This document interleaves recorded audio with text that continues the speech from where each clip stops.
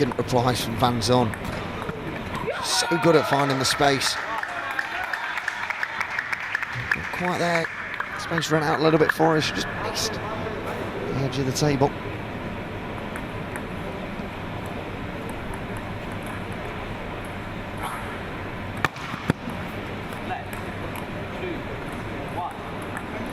Serve.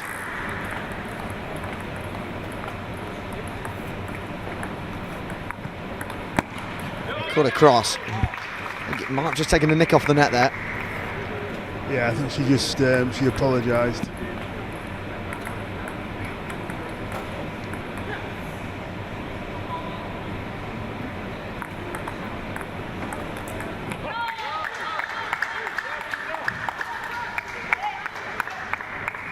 Good game already, this 3-2, and at such a pace. Such the calibre of these two players. Just over the top of it a bit there. Yeah, she got the ball she wanted, but just got a bit overexcited, I think, and just went a bit long.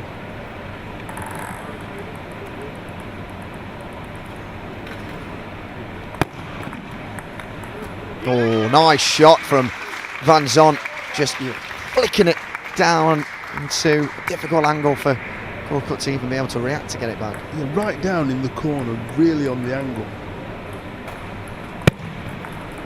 So it's a great serve really from Kelly Van Zon then. She moves her wrist so well, doesn't she, every time she serves. Yeah, and that's where she gets the disguise from, to do the different serves.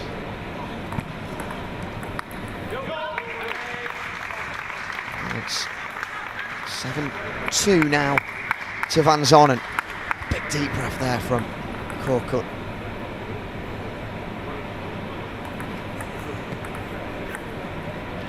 She's calling a let.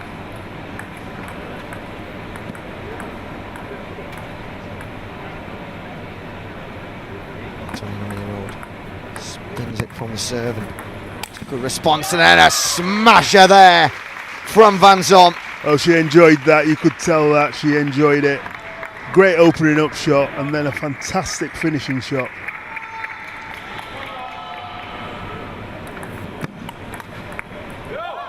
And this has been a supremely impressive display, hasn't it, in this opening set? It has.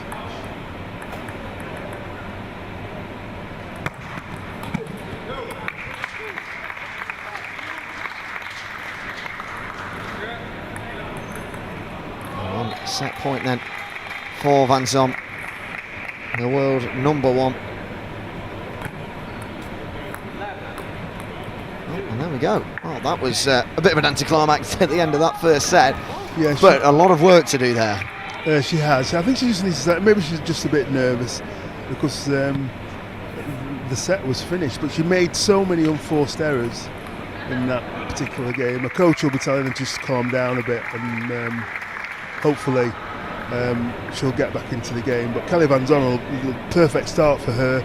She's serving well, she's hitting the ball well, she's into her groove straight away.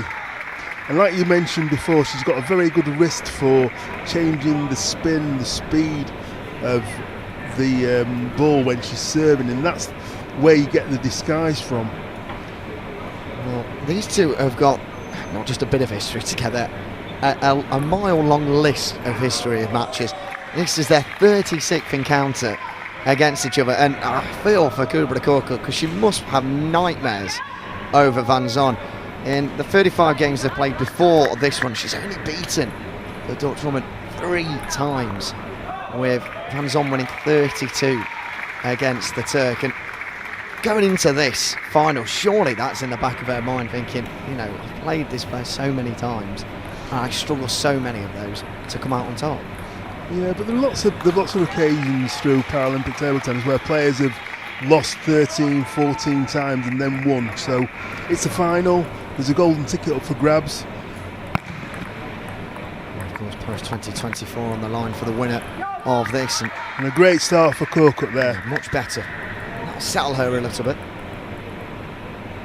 Watching the ball as precise as she can, and just there's a fantastic forehand. I know it's clipped the net, but the intent was there. Yeah, definitely.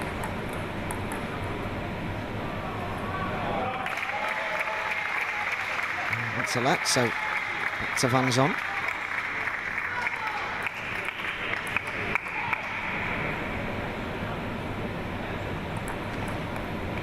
Oh, brilliant good serve again there from the vicious Turk. side spin. You could see what Callie Van Zon was trying to do. She was trying to get it right in the corner, but there's so much spin off, it took it off the end.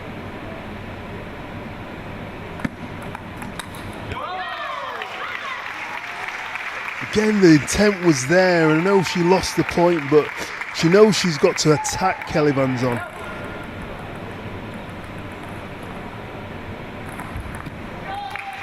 Oh, what a shot. Brilliant. And it's a very good shot from Kelly Van Zon. It turns her wrist over so quickly. Creates the speed in the ball.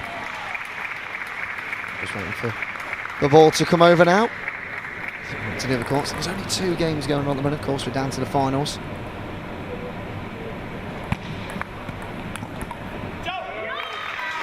Again.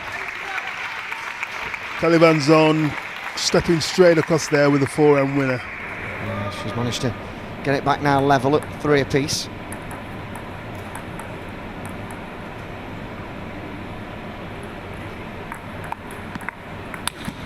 Oh, brilliant. Smash back. So ready for that forehand when it goes across.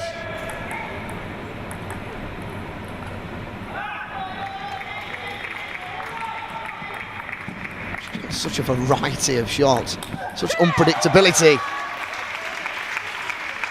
Just cannon there off Van Zon's paddle, but the ball hadn't landed on the table, so she gets the point. Hence why she cheered so delightfully.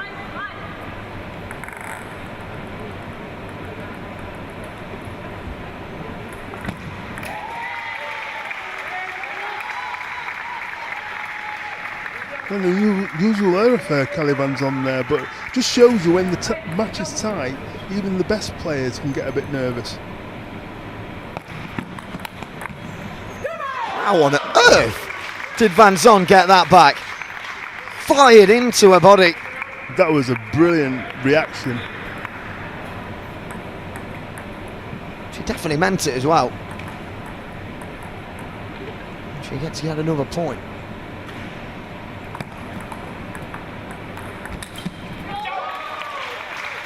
And that's that backhand again, it's causing Korkut a lot of problems. Seems maybe if the Turk loses another point here, timeout could be called. This is a really important set for her. She can't really afford to go 2 sets down against the world number 1. And that's better. She forced Van Zon into a little mistake there as she missed the table.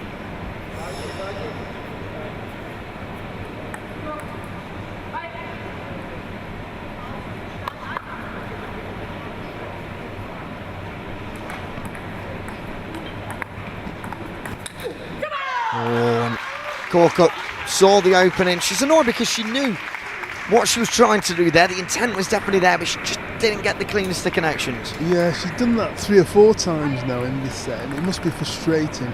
But she's going for the right shot, she's just not pulling off the execution.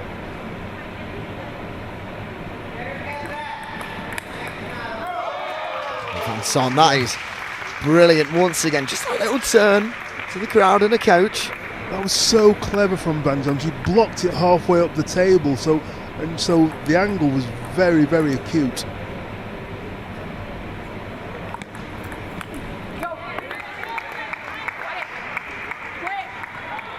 A big applause there for Korkut from her coach. Understands how important this is at the moment.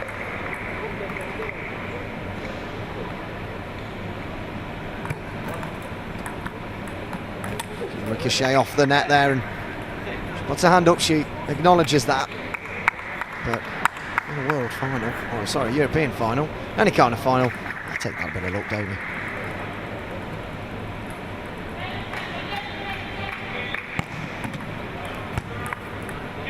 And there we go, second set goes to Van Zon, and it's an uphill battle for the Turk in the world number 2 in Karabardak, and Well, she did show flashes of brilliance in that second set. She understands the job that she now has to do. Yeah, it's an uphill task, but it is the best of 5. So Kelly Van Zon, although she's 2-0 up, she won't be taking her foot off the gas. She started well in both games. All the shots that she wants to do, she's executing well. She's serving well. She's getting with the forehand and the backhand. And Corcott's just struggling with some of the shots that would normally go on.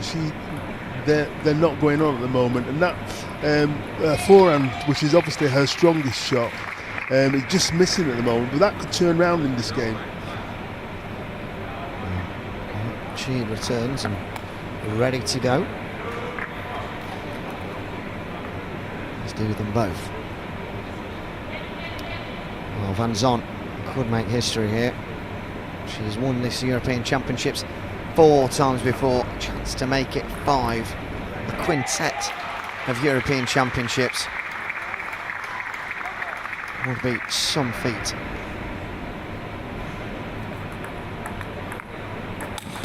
Oh, what a return. And again, it just shows the confidence of Kelly Van Zon. She played it into Corcott's backhand, then she played a forehand winner down the line.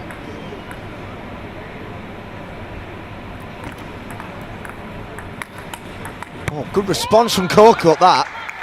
But and it won at the point, but you had to have lightning quick reactions.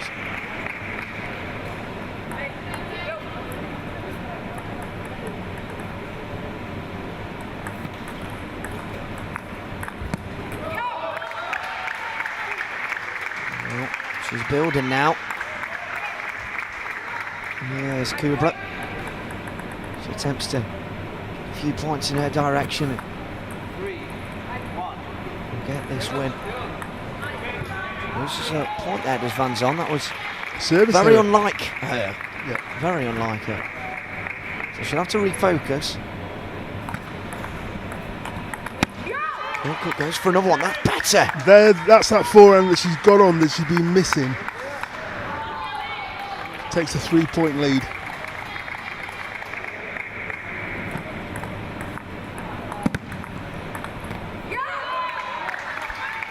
There you go, she's putting a bit more pressure on Kelly Van Zon now. So Kelly Van Zon made a few unforced errors.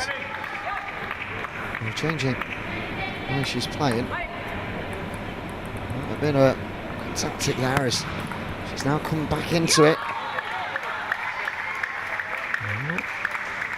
Van Zon misses again. It's not been a good third set, this.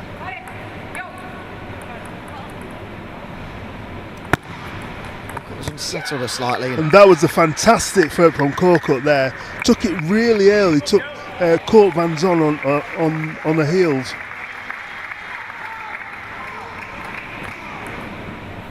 And that was a brilliant serve. She came across and round, creating side spin, and it went off the table. So this has been a fantastic third set from Corcott so far. It's been almost flawless from her. Leads by 8-1, and so just getting over it again, and she feels really unsettled at the moment. And just those shots that she'd be expected to make, she just hasn't. That's why this, I was about to say, has gone to Corcott, but of course it's not over until it gets to 11. She misses it. She will have a serve here.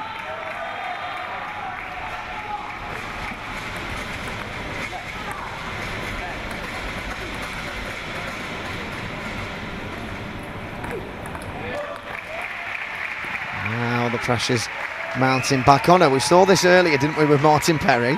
He was in a similar situation, down by so much, and he nearly brought it back. If anyone can, Van Zon can.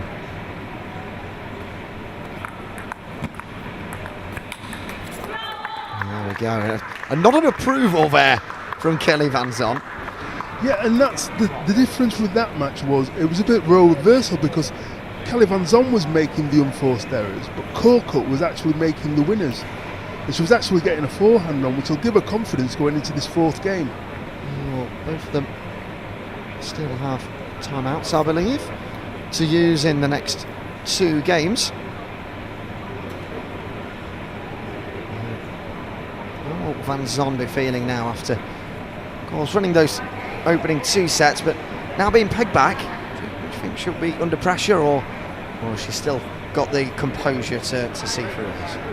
Well, I'm sure she's got the composure to see through. I think she realised that Colcott is a world-class player, and sometimes, you know, the first 2 games might go away from a player, but then they'll come back and win the next 3.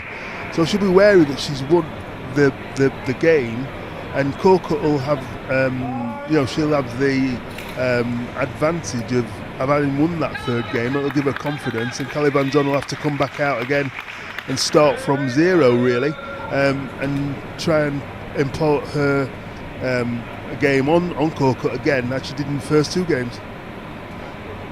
It's a big moment for Colcott. She'd absolutely love to be able to come back into this game and, of course, win this championship. 29-year-old has mixed success over the years. She's never won the singles European Championship. Compare that to Van Zon's 4.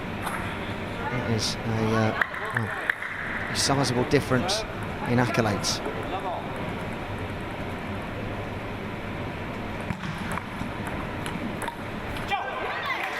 Good start to this first set for Van Zon.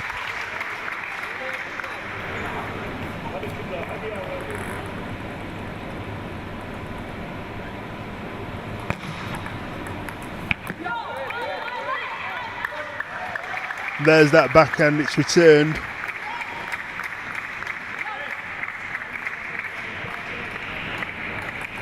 It looks like she missed. I thought she's got the 4 point then.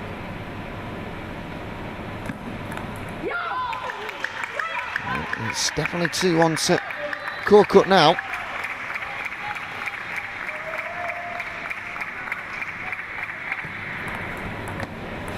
It's over the net, and that clip over the net from the Turk. Well, it was fortunate, and that Van Zon couldn't return it the way she wanted to. It's a really good serve, though, to get her back on. Yeah, loads of heavy backspin on that serve then.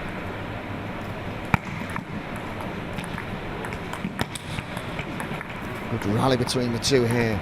Van Zon trying to reset herself. Oh, a big bellowing cheer that. Very well constructed rally, made Kelly Van Zon stretch for that ball, and that's why it went off the table.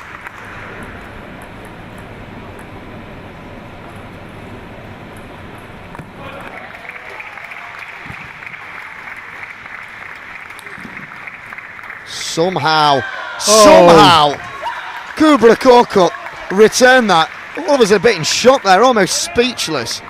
She returned it, and it caught Van Zon so far off, she couldn't get it back. It's brilliant from the Turk.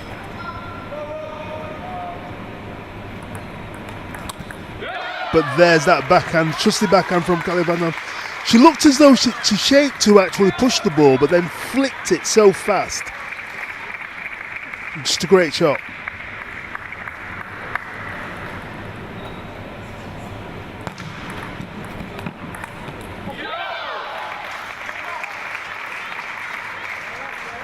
Every time Colcott loses a point, she has such wide facial expressions of anguish and of frustration.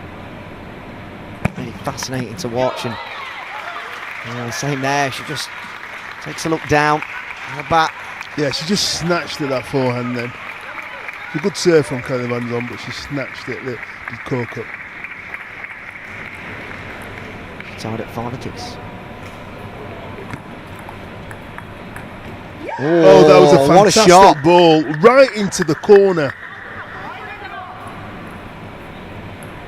So she seems to have found a different level of table tennis at the moment, Colcott, which has put her back into this game.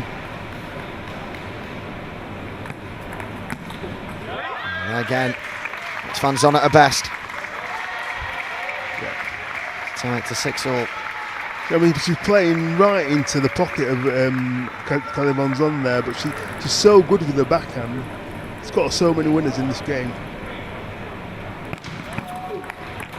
Oh, what a return! What a return!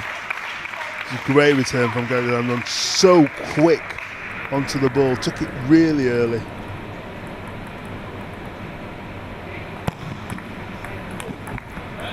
Oh, brilliant rally again between the two, and still, oh, shit! It was a good, I mean, she hit the net on the way through, but it was a well-constructed rally. Oh, the net took a couple of ruffles there. 7 points apiece, these two titans of the Class 7 game, taking each other right to the wire.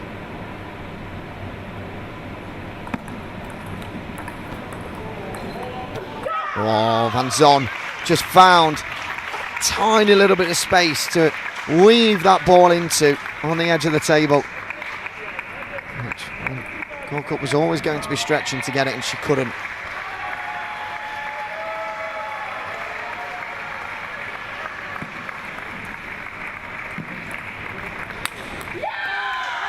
What a cheer from Corcutt. She knows how important that is. Brilliant from Corcutt there. And she's wanting to let Callie Van Zon know that she's not going to have it all her way in this final.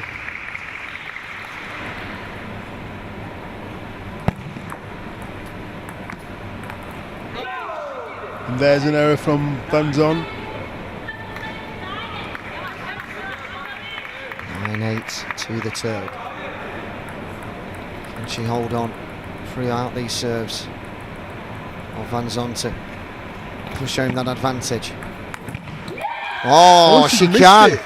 Van Zon clips the net, which sends it high and over the table and puts Corcutt 1 point away from levelling up these sets.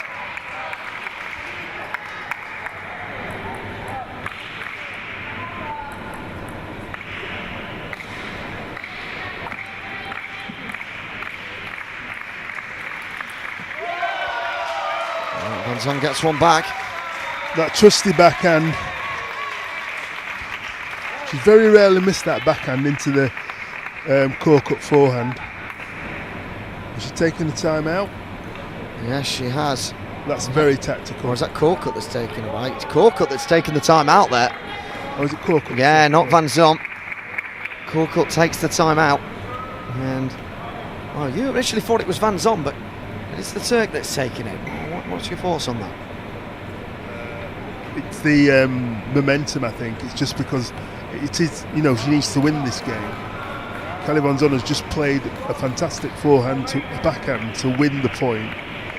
And obviously she doesn't want to get it to 10-all, because then it's Callie Van Zon to serve, so she'll have the advantage in terms of the juice game. Just at the far of the picture, you can see the Turkey coach going through, but with a board. And you mentioned that the other day, not many coaches do that. What's the difference in without the board and with one? Well, some people actually see things better than hear them. So she might be more visual in terms of instruction than actually somebody's telling her about the instruction. So she can see it on the board, she knows exactly what she can see. So she sees it in pictures rather than in words. We'll see if that's had any effect on her as she comes out for this set point. Or will we be going to a juice between these two? Oh, we are going to a juice. Just clip the edge then. Corcutt looks to the sky. 10-all. First to 12 now. You have to win by 2 clear points.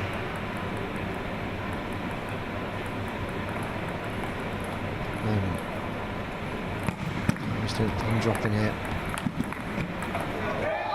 Everyone watches on, and well, you can't hear anything now bar Corcutt's loud screams of delight. Yeah, she knew how important that was. Now she'll just compose herself before she serves.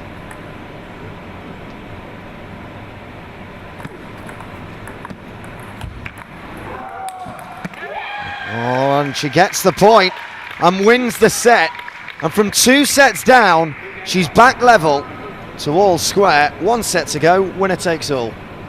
That's right, and it's and that's why it's called the best of 5. So the first half, Kelly Van Zon was flying, and it looked as though she might actually win it 3-0, but Corcut in the third end turned it round dramatically and made Kelly Van Zon make a lot of errors. And then in that game it was really tight, and it could have gone either way, but it's gone Corcut's way. And so in the 5th game now, it's just all to play for. And Kelly Van Zon has got a timeout left. She'll be hoping she doesn't need it, but at this moment in time, it's hard to call who actually win this game.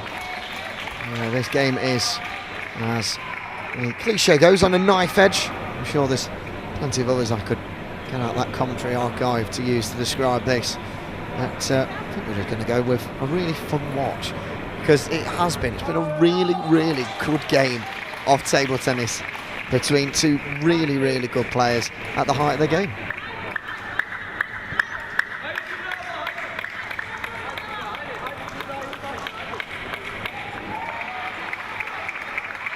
Now as they return to the table, they both know what needs to be done. Not only a European Championship gold, but that ticket to go over to France and take part in the Paralympics 2024 on the line.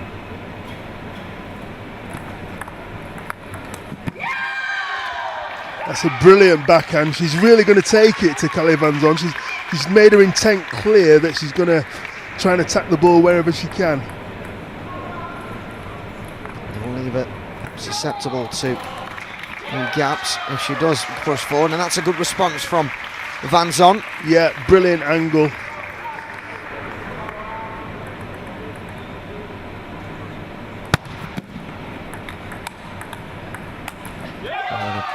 Fiery rally there, both of them just going with full attacking intent. And that was the first time that Corcut had got that backhand back, and she didn't get the follow-up, but Van Zon onto the table, and she just delicately chips it on, and it's Corcut that takes the point, and with every point she gets, we hear that loud Turkish scream. And is that just to encourage herself and essentially give herself a pat on the back? Absolutely.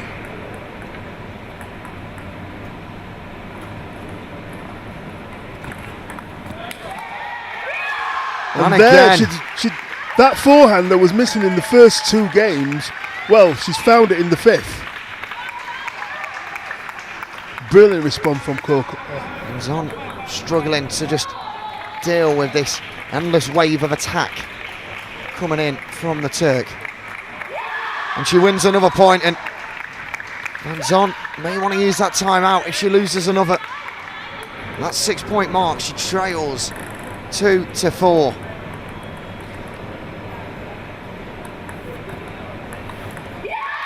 And again, 5-2.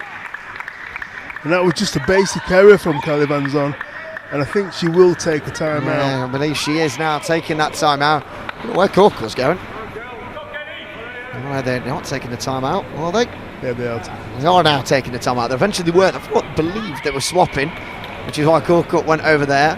But well, they were swapping as well. Yeah, they swapped, and then the timeout's been called out. Yeah, absolutely. It was just both things at the same time. Yeah, so catching us out. But, yeah, this is a big moment now for Van Zon and her coach, just to go over this. She was 2 sets to the good. She's been pegged back to 2-2. Now she's trailing by 5 points to 2. She's got to do something just to change the tide of this game. Well, the thing is now, Corcut is the one who's the more confident at the moment, and it's Kelly Van Zon who's making the unforced errors. So calling the timeout, she's just hoping that will stem the flow of Corcut's confidence. Well, we'll see when she goes back to the table. Usually, if you're bouncing back and you're jogging and you're running and you're just looking very excitable, you're in a confident and good mood, ready to go again. Yeah, she'll still believe she can turn this around, Kelly Van Zon, but she has done the right thing by calling the timeout. The timeout is now done. Van Zon eventually leaves her coach, sleeping out an extra couple of seconds there. That long almost minute and a half wait now, 90 seconds for Korkut. Gives time for Van Zon to just refocus and be ready to attack again. Has to be a good start to this for Van Zon, and it's not. Snatches at it, and those are the kind of shots that usually she'd make. In this game she's been making them, but in this particular fifth set she just made a few unforced errors. There you go, that backhand's back. She played it down the middle though, she didn't play it cross court, she played it right back into the body. 6-3, Turk leads. Van Zon trying her absolute best here with a relentless drive, and that brilliant change-up. She went down across the table to the left on several occasions, and then at the last minute she shaped up to do the same, but then went to the other side. She did very, very good.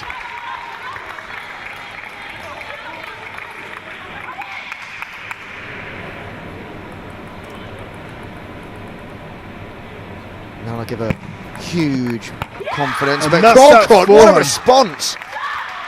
Now the forehand she'd been missing in the first two games, she's now found in the fifth. Oh, no better time. And Korkut wins another point. This is putting pressure on Kelly Van Zon now. She is 3 points away from being crowned European champion for the first time.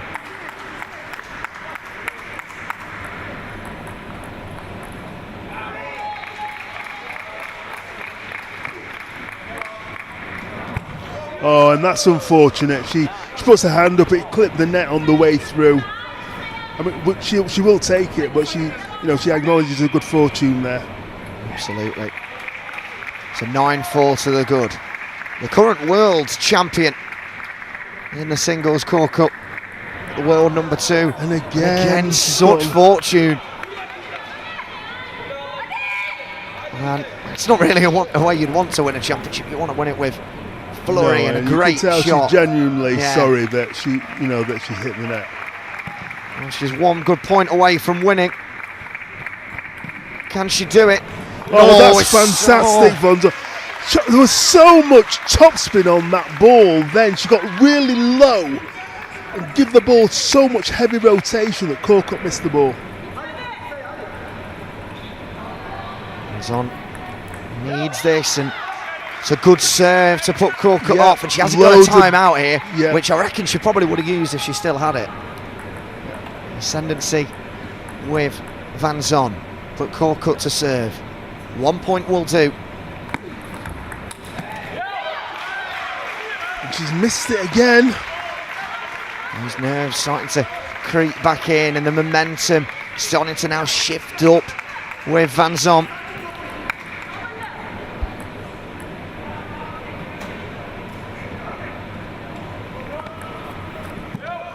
Oh, she's missed the table. Missed the table from the serve. And this is not a good place for her to be in now. She's lost 4 successive points. And Van Zon with the serve. Yeah, this is huge. 2 good serves and we're back level. And we'll head into a deuce in the final set for this European Championship. And there we go. It hit the net. We all just sort of stopped in amazement. But there we go. Karabardak is your European champion. She's in floods of tears, and understandably so. She wins the gold here for the first time in her career against the number 1 in the world in Kelly Van Zon. She lost the first 2 sets. She bounced back to win the next 3. And what a fantastic victory that is for the Turk, who will be heading to the Paralympic Games in Paris 2024. Yeah, a great performance from her then. Just, she lost the first 2 games and it looked as though Kelly Van Zon would, win it 3-0, but, she dug in, and then her shot started to get on the table, and Kelly Van Zon started to miss, and the confidence changed from one player to another. And then as she found it more difficult to get over the line, It's always difficult to get over the line, but she's managed to do that, and like you say, she's won the gold medal for the first time in the European Championships, and she's also got the golden ticket to appear in Paris in 2024, and that's fantastic for her. Well, what a fantastic final from both of those players. That is exactly what we want. The world number 1 versus the world number 2, taking themselves right to the end. Brilliant from them both, and we do hope that the rest of the finals we have coming up will be in a similar vein. We've got coming up for you very shortly, in around 5 minutes time, the Class 10 final between Natalia Partyka and Merv Demir, Poland versus Turkey.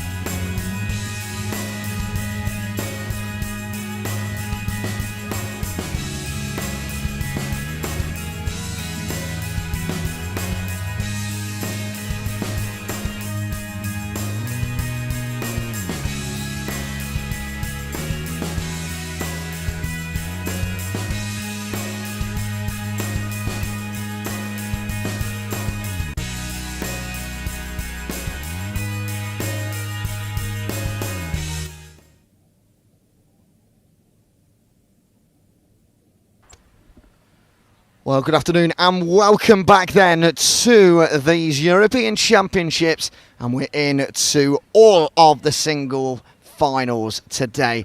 Very, very happy to say that we've got this game coming for you with the singles class of 10. Natalia Partika taking on Merve Demir. Partika searching for her 10th European Championship gold. Merve Demir searching for her first. This is a rematch of the 2019 final, where of course Partika came out victorious. These two have also played each other 6 times across the last few years, Demir losing all 6 to the pole. Well, alongside me to take you through all of the action, delighted as always to be joined by Farrell Anthony, the former cerebral palsy world champion and 3-time GP champion. How tough of a task is this for the world number 5, Merve Demir? It's a tough task. It's a very tough task. But as we saw with Korkut and Karabardak, anything can happen. So, there is a golden ticket up for grabs. So the person that wins here actually gets an automatic ticket to Paris. And it's going to be a compelling game. Both left-handed players, both explosive. The thing about Partika is she's actually played in the Paralympic Games and the Olympic Games, so she's very unique in that way. But it's going to be quite an interesting game. I know that she's won the previous 6, but she won't be taking that for granted at all. Absolutely. She has got such rich history, has Partika. Funnily enough, she's not actually the world number 1 at the minute. She's the world number 2. But I'm sure if she is victorious here, she'll be moving back up those rankings. She's won 32 major titles across her career, 13 major medals and 44 minor ones as well. She has had such a fantastic career, and still she bombs on, the 34-year-old. But to get that 10th European medal, she has to come across Merve Demir. She's going to get us across. And a good strong backhand start from Partika there.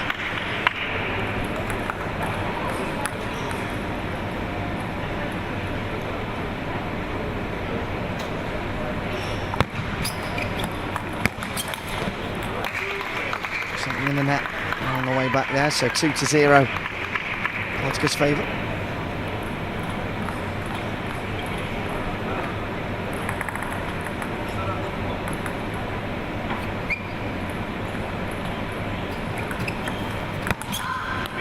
Really clever serve, and the way it fed back to it, just a fire back to take that 3-0 advantage.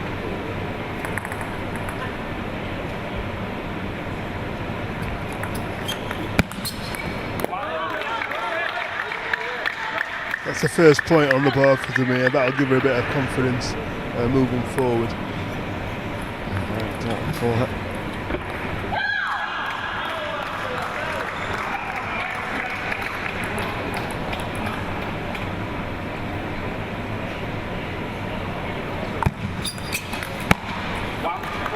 Again, just clipping the top of the net.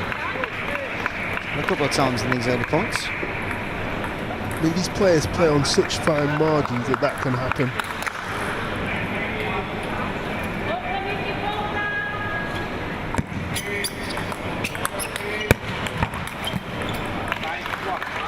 There we go, that trusty backhand. Partika is very strong on both backhand and forehand wings, so it's going to be a difficult task to actually put her under a lot of pressure. We're not really expected to see many unforced errors, are we, from Partika?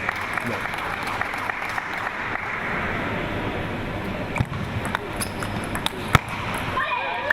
But there you go, she really forced that backhand back into the backhand of Partika to force the error. And that's what Demir has to do if she wants any chance of winning this game.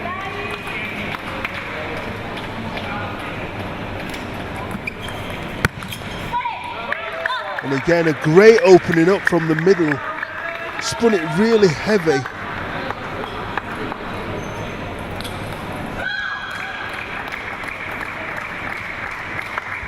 5-3 in front. Or the pole. They're fighting on.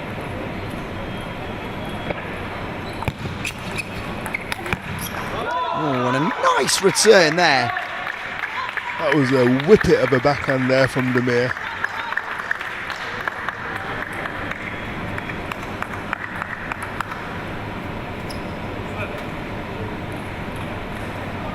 Just taking the time to be prepared as the 22-year-old.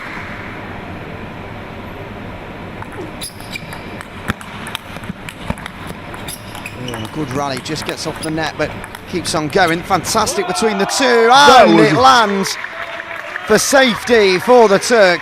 Great rally, great point. Brilliant from both players, and that brings it back to 5-all. Demir now all level, confidence oozing through her paddle.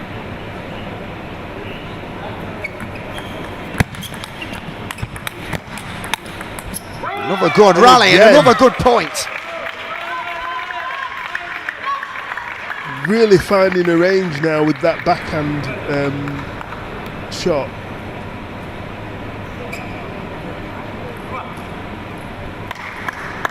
And after a slow start, she's actually taken the lead. To give her masses of confidence. And there, what a fantastic return from Demir. Kept it really short. Partika struggled to get the right contact on the ball, and that's why it went off the table.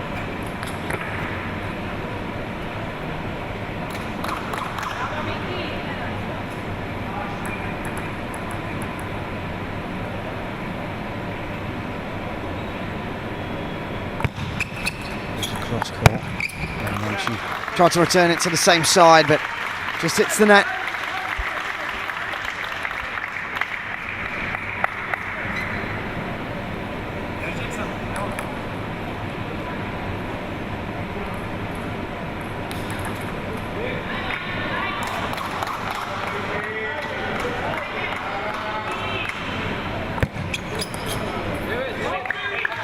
That takes the point. Now that was a bit odd from Partika, but she tried to go down the line, I believe. Yeah, she did. She tried to go. She tried to do something different because the ball was quite wide.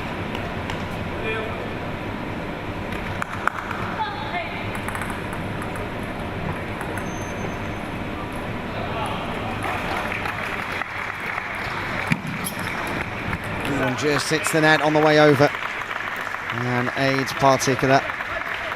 She brings one back.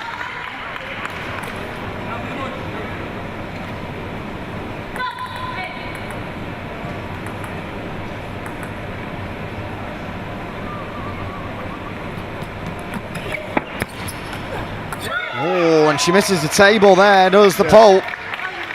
Yeah, and you can see the disappointment in Partika's face there. But again, a great return from Demir.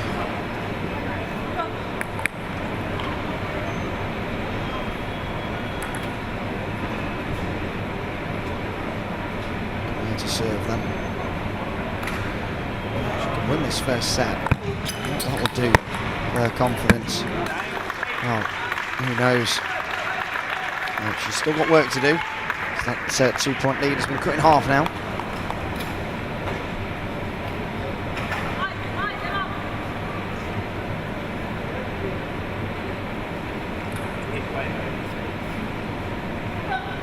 It's maybe a slower pace this game. Both of them just taking their time. Shots themselves not as fast as you'd expect.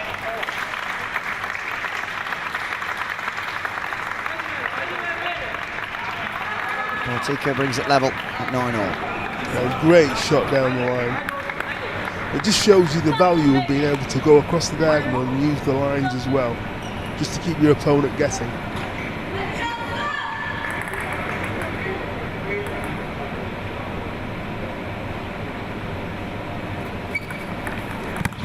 From the serve, and didn't make the table there on the return, did Partika? No, she came across Demir and flicked it really fast with her backhand into Partika's backhand, and she couldn't cope with the return.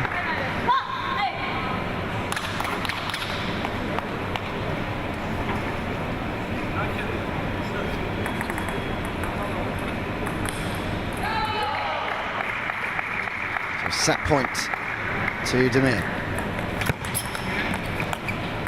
And she gets it!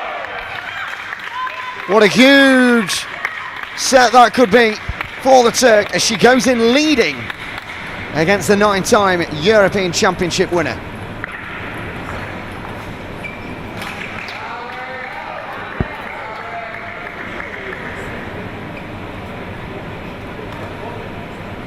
So after that, they've both gone back to the corners now, talking to the respective coaches. Portugal will be disappointed with that, but Demir will absolutely be buzzing from the fact that she won the first game. It'll give her a lot of confidence going into the second game. If Portugal won't panic, she'll come back, she'll have a few words with the coach, and she's been here so many times before.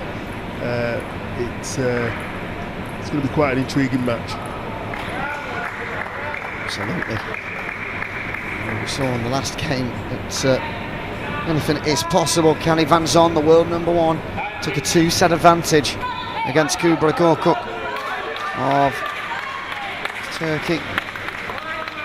And it was Karabardak that came back and won by 3 sets to 2 to win her first European Championship. Well, one Turk has won already. Can another? In fact, after this game, there's yet another final taking place with Turkey's representative. So it's been a really good week so far for the country. We'll be hoping that Demir can deliver even more. And it was a quick, fast-paced rally to start off this second set.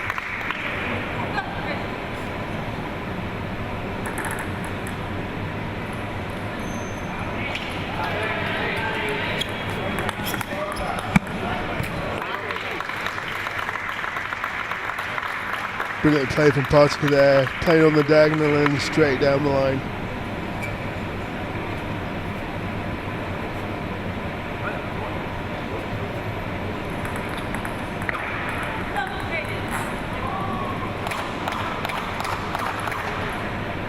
Demir to serve.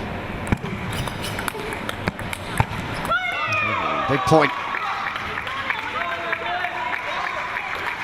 Holding her own, Demir, in this game. Great combination play as well.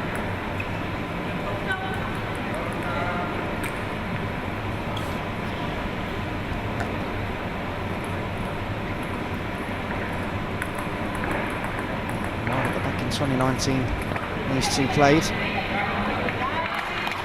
4 years ago when he was only 18 years of age, and she came up short then. But she's absolutely holding her own here against Partika. She loses that point, and another really strong rally between the two.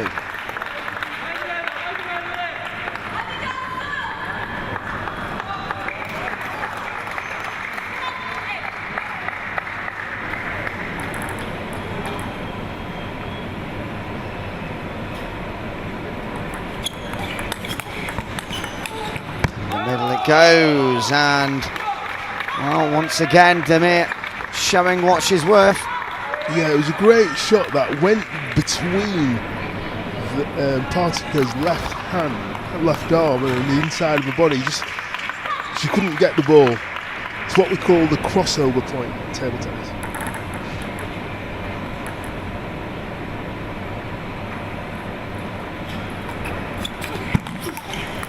Oh, that's a powerful shot from Partika there. Put everything into that top shot then. By 4 points to 2.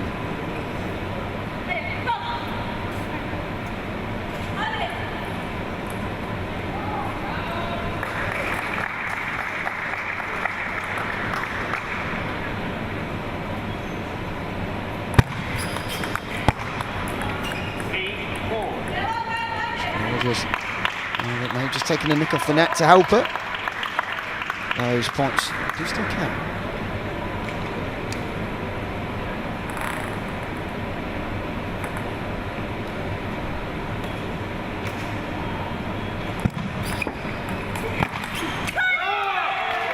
Big cheer again. Partika looks a frustrated figure at the moment. Back level to 4-4. Yeah, she's not looking happy at the moment, Natalia Partika.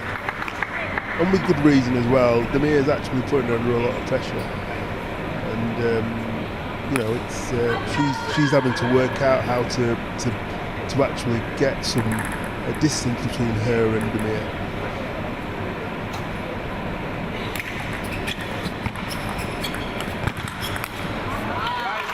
But those are the kind of shots that do that, right in the corner.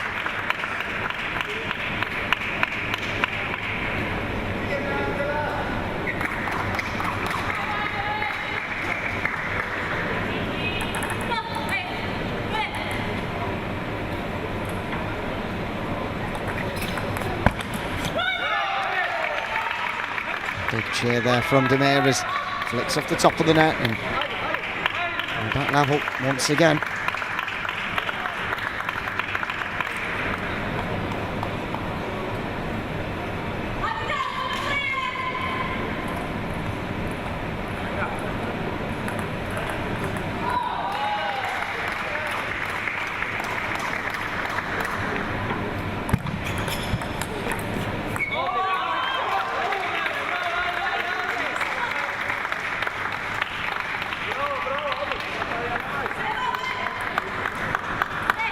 Again for Demir to serve.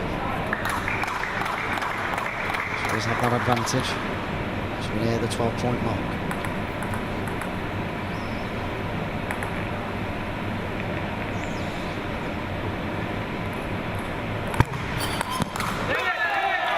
Great serve there from.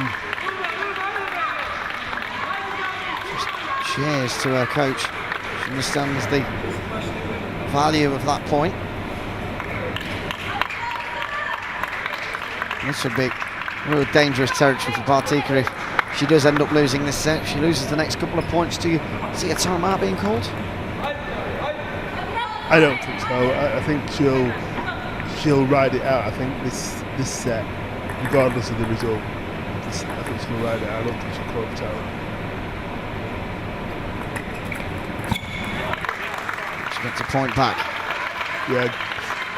Great serve there, puts lots of backspin on the ball, which forced Demir to put the ball into the net.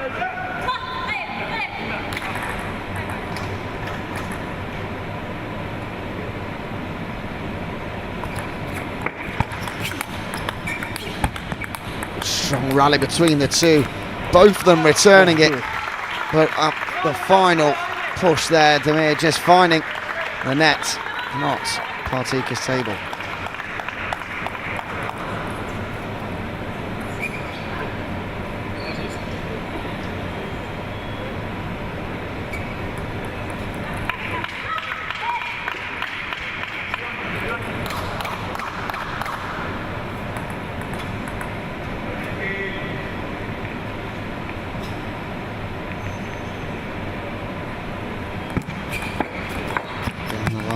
Serve and quick flurry of frustration shown across her face there as she trails 8-7.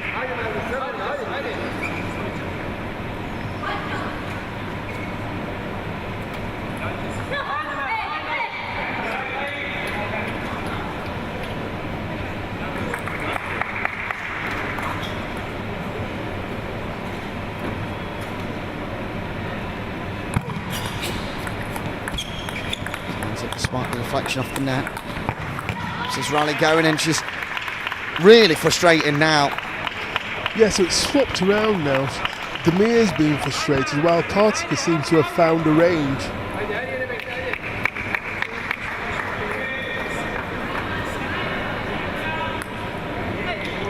There's a lot of time being wasted between points here. I think the referee might call it at some point in time.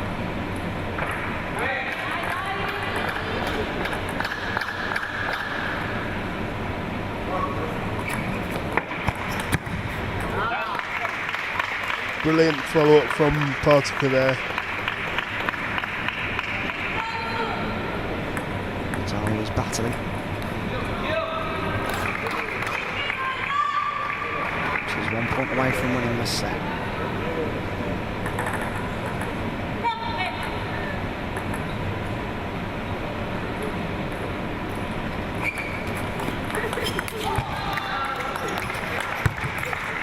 And there we go. Partika wins set number 2. And we're in level 1 each after that 11-7 victory from Paralympics. Yeah, and she'll be happy she's done that. She did a bit of a fist pump at the end. You know, she knows she's going to be in the battle, but she knows she has to play. If she's going to take this title, she's going to have to play well.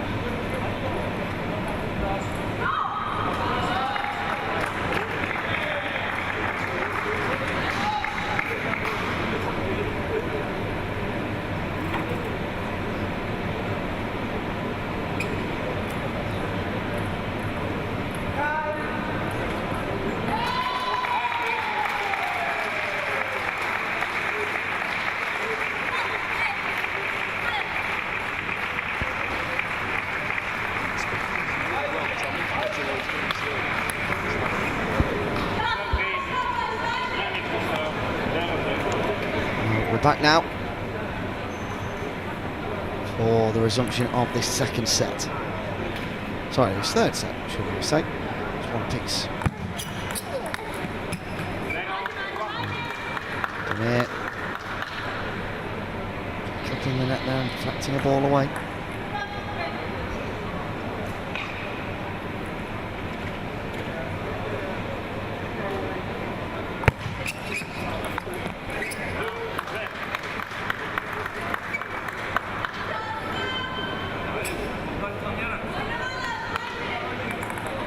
Good start to this third set from the 9-time European champion. Yeah, and frustrated, and a couple more points against her here, and timeout might just come out, and well, there we go. Speak of the devil, and it shall come. And that's a sensible option there for Demir. She comes straight back out from that second set, having lost it. And well, that is continued with her being 3 points down within around, what, 20 seconds?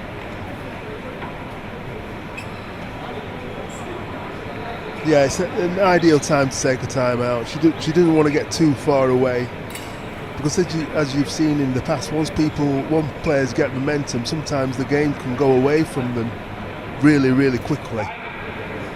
You know, before you know it, the game's over, and she won't want that, so. But she's back at the table now. Relatively short time out, and she's bouncing again. She'll be bouncing following this serve from the top.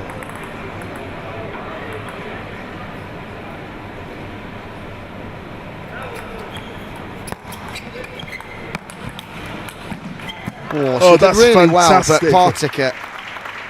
Wow, that was so explosive. Real intent there from Partica.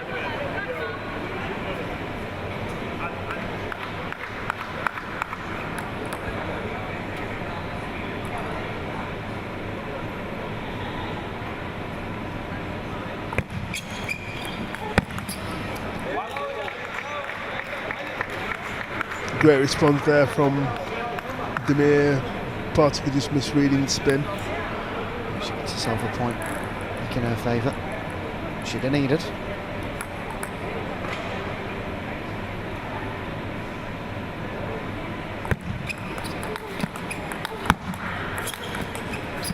And there she really put everything into that particular punch to win the point. And that 6 point interval allows them both just to essentially have a mini timeout, just 5 to 10 seconds of right down with the towel, and of reflection.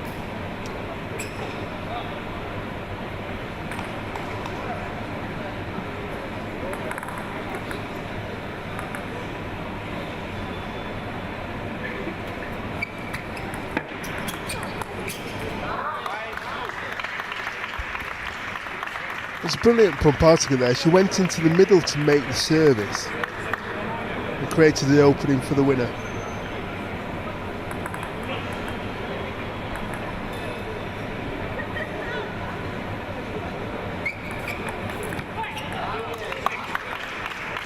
just quite getting that shot off the way she wanted to there. Demir 6-2 behind.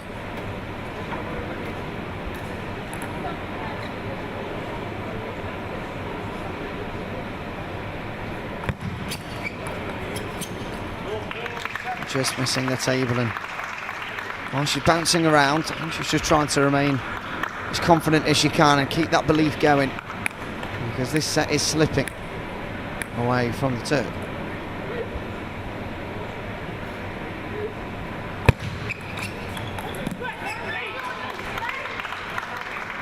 She just rushed that shot then, but that was because Partica pushed it so quickly into her backhand.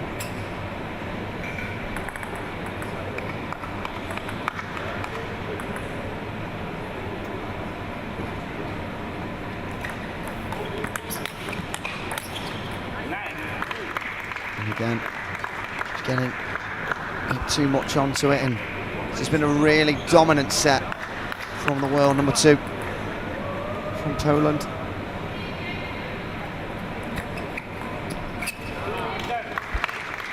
And a great serve then, just moving it down the line this time.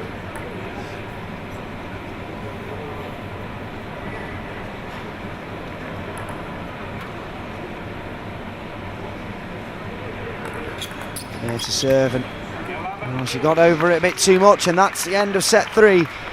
And work to do for the Turk to try and regain that fantastic confidence and shots that she was getting off in that first set. Yeah, I think in this particular set, Partica made very few errors at all, but Demir seemed to, the errors that she wasn't making in the first, she was making in that game. So our coach will be telling that he's still in this game, and to try and do the right things and put pressure on Partica, but not to go so big initially before she tries to win the point. Yeah, there's a lot of work for her to be done, but Partica, she's had a really wonderful third set there. She'll be going into this next one full of confidence.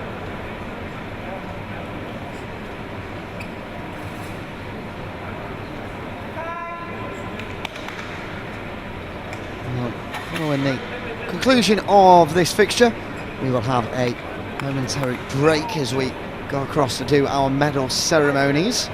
We will be taking you through, of course, on our live stream, both on the ITTF website and of course here on Channel 4.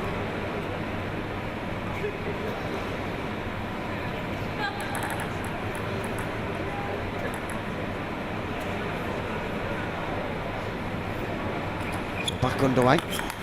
That's a really good snapback shot, and Demir tried to fight it back, just too much on it.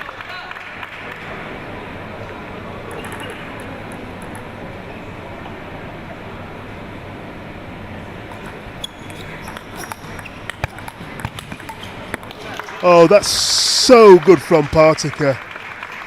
Combination play and a fantastic finishing backhand shot. More of the same, please. That's what her coach will be saying to her from a distance. She'll know it anyway. A few more of those, that European Championship will be hers. And nearly again, a good return from Demir, but not quite. Brilliant play from Partica. Again, forehand winner down the line this time.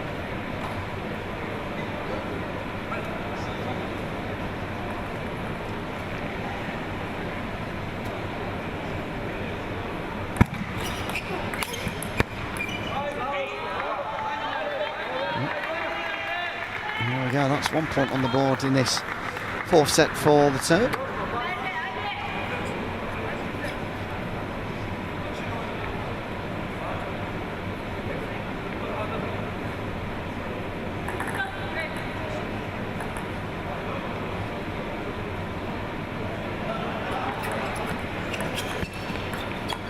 Being helped over with the net. Didn't unsettle Demir. Brilliant across the table and clawing her way back in this fourth set. The fantastic return from Demir then. Lots of side spin, taking it away from Partica.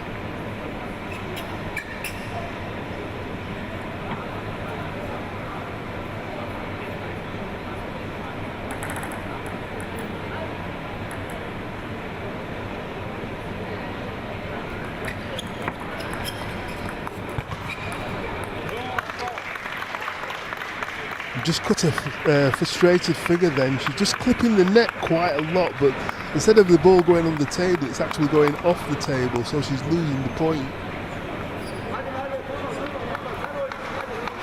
And she'll refocus, ready to take these serves. 2 big serves for her now. On them both, she's back level.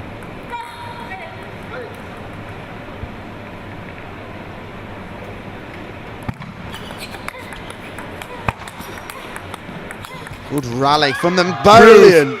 And Partica sends that ball to the sky as Demir turns in celebration.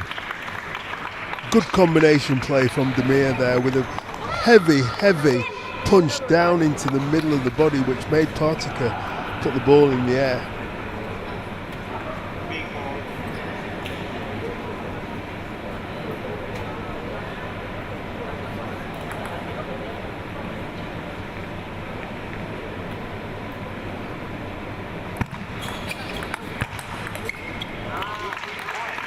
Again, this time Partica coming back at her and just regaining that lead of 2 points.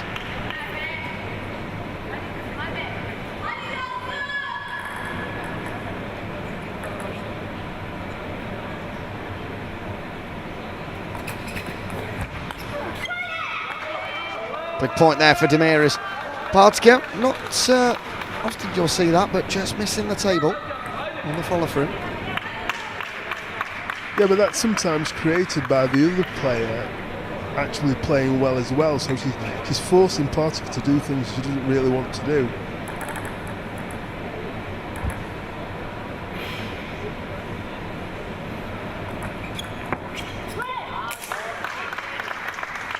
Frustrated at herself there. She feels this game is slowly getting away from her. That was a brilliant serve from Partica there. Lots of side spin and top spin on the ball. Kicked up into Demir's service return.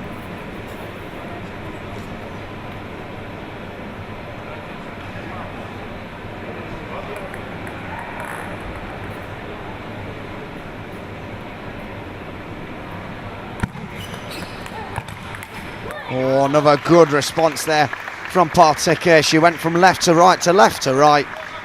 And just on that continuous change, Demir couldn't keep up.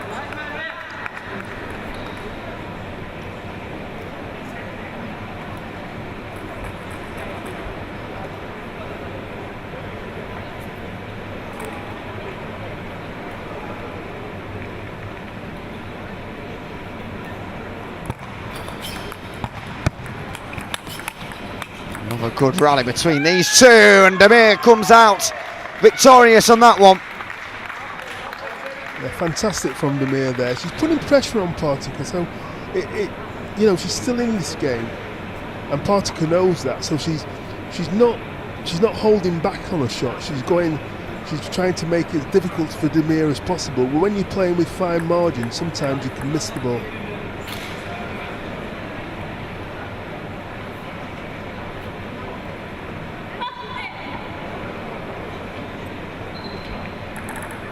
Good to serve following resumption of that towel break.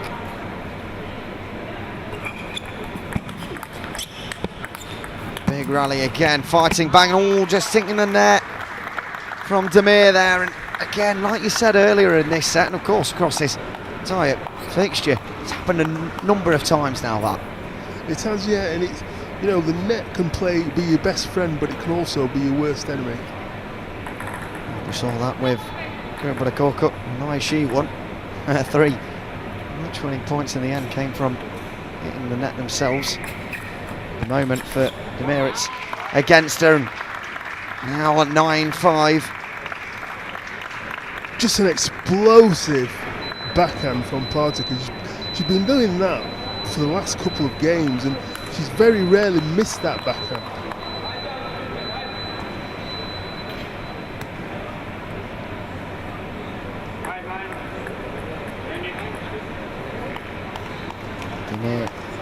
to serve. She's got to get these points. 9-5 down. The European dream slowly fading away, but there's still time. This is an 11-point game, but Partiker powers through there down the middle into the crossover area, and she is now 1 point away from wrapping up another gold medal at the Euros. It'll be Demir to serve. The 22-year-old knows what she has to do.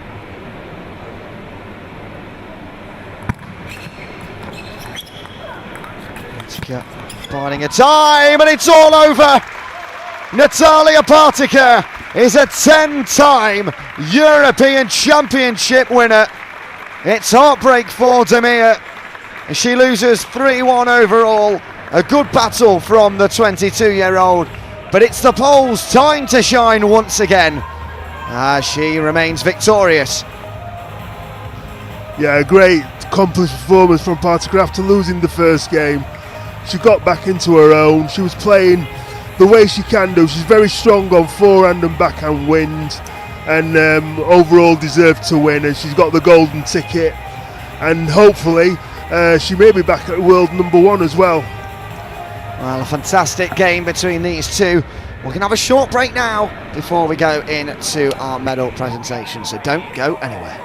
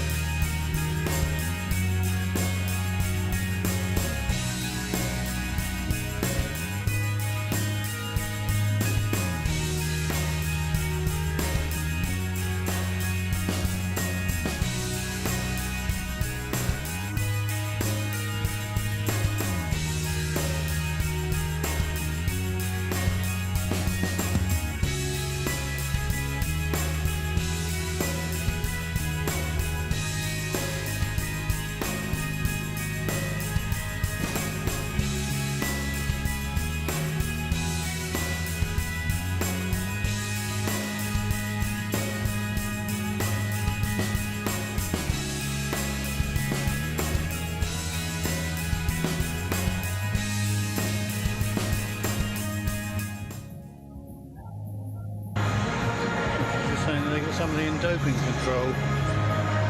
Sorry. You're one of the players in doping control. Well, welcome back then to the 2023 European Para Championships here in Sheffield. It's time now for our medal presentations, and I'm delighted to be joined by Matea Pintar, who's been taking us through over on table one some of the wheelchair action, and she'll be taking you through the first few medals for the wheelchair athletes.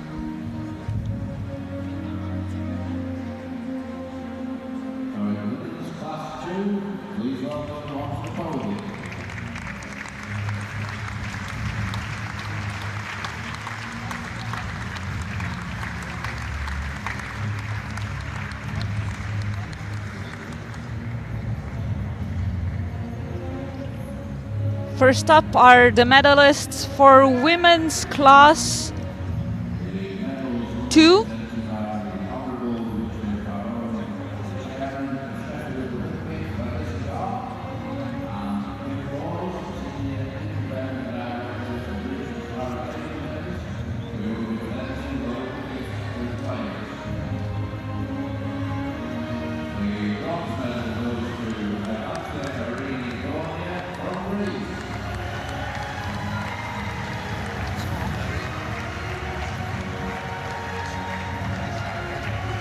Bronze medal goes to Greece. Congratulations.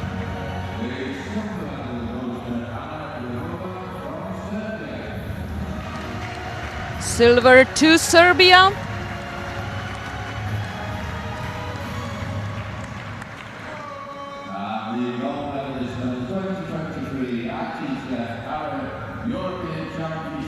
And the gold medalists, European para table tennis champion in women's class 2, Giada Rossi for Italy. In her honor, we'll listen to the national anthem of Italy.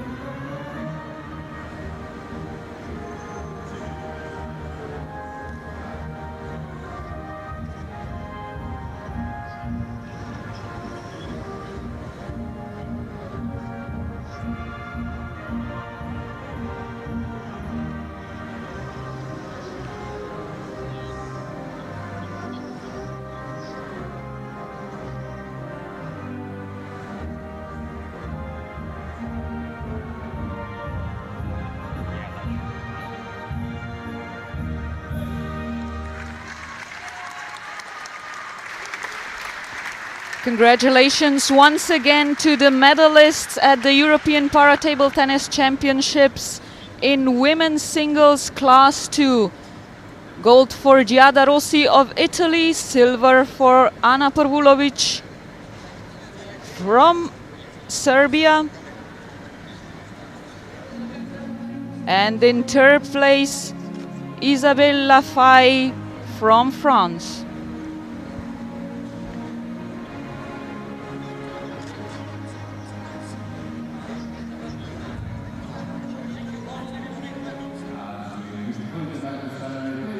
A picture with the presenters, the CEO of British Paralympic Association, David Clark.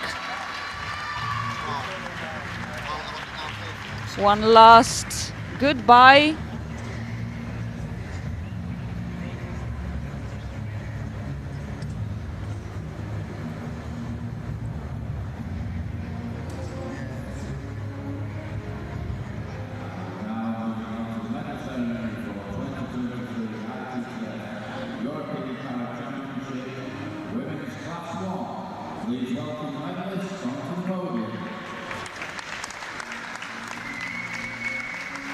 We're continuing the medal presentations with women's singles class 1.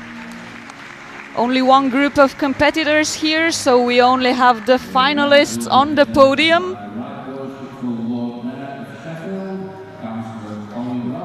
The medals will be presented by Councillor Colin Ross, Right Worshipful Lord Mayor of Sheffield, and Mayoress Miss Susan Ross.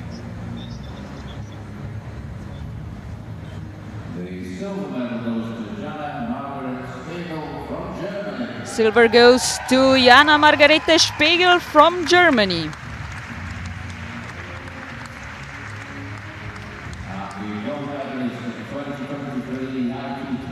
And the gold medalist, European champion, Dorota Buclaw for Poland.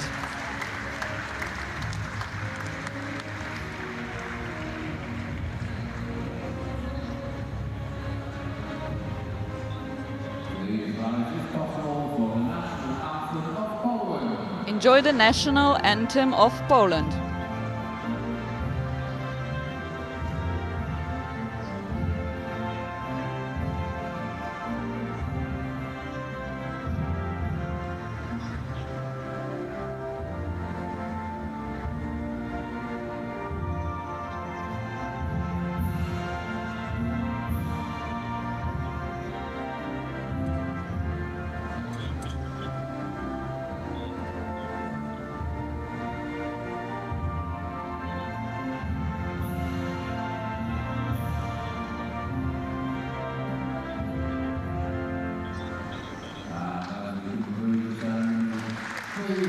One more applause and one more time congratulations to the best in Europe in women's singles class 1, Dorota Buclaw from Poland and Jana Margarete Spiegel from Germany.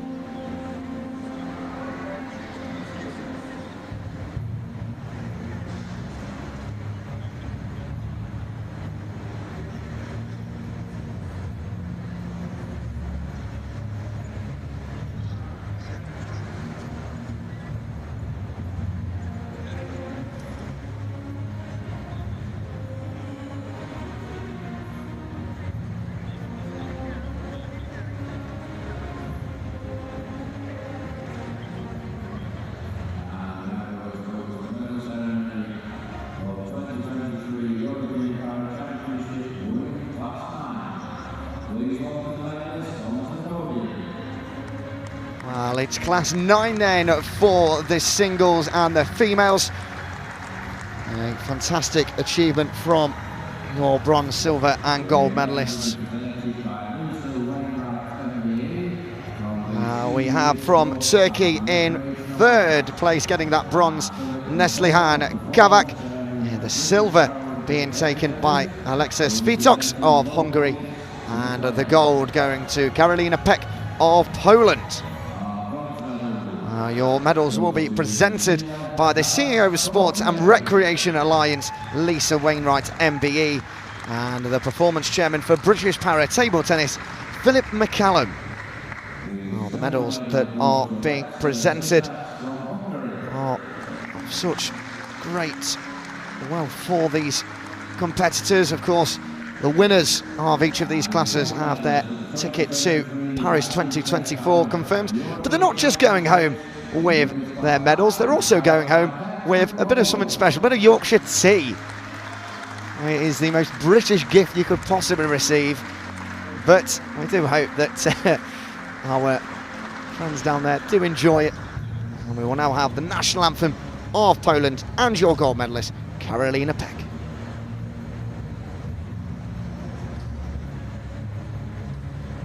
Please rise if possible for the national anthem of Poland.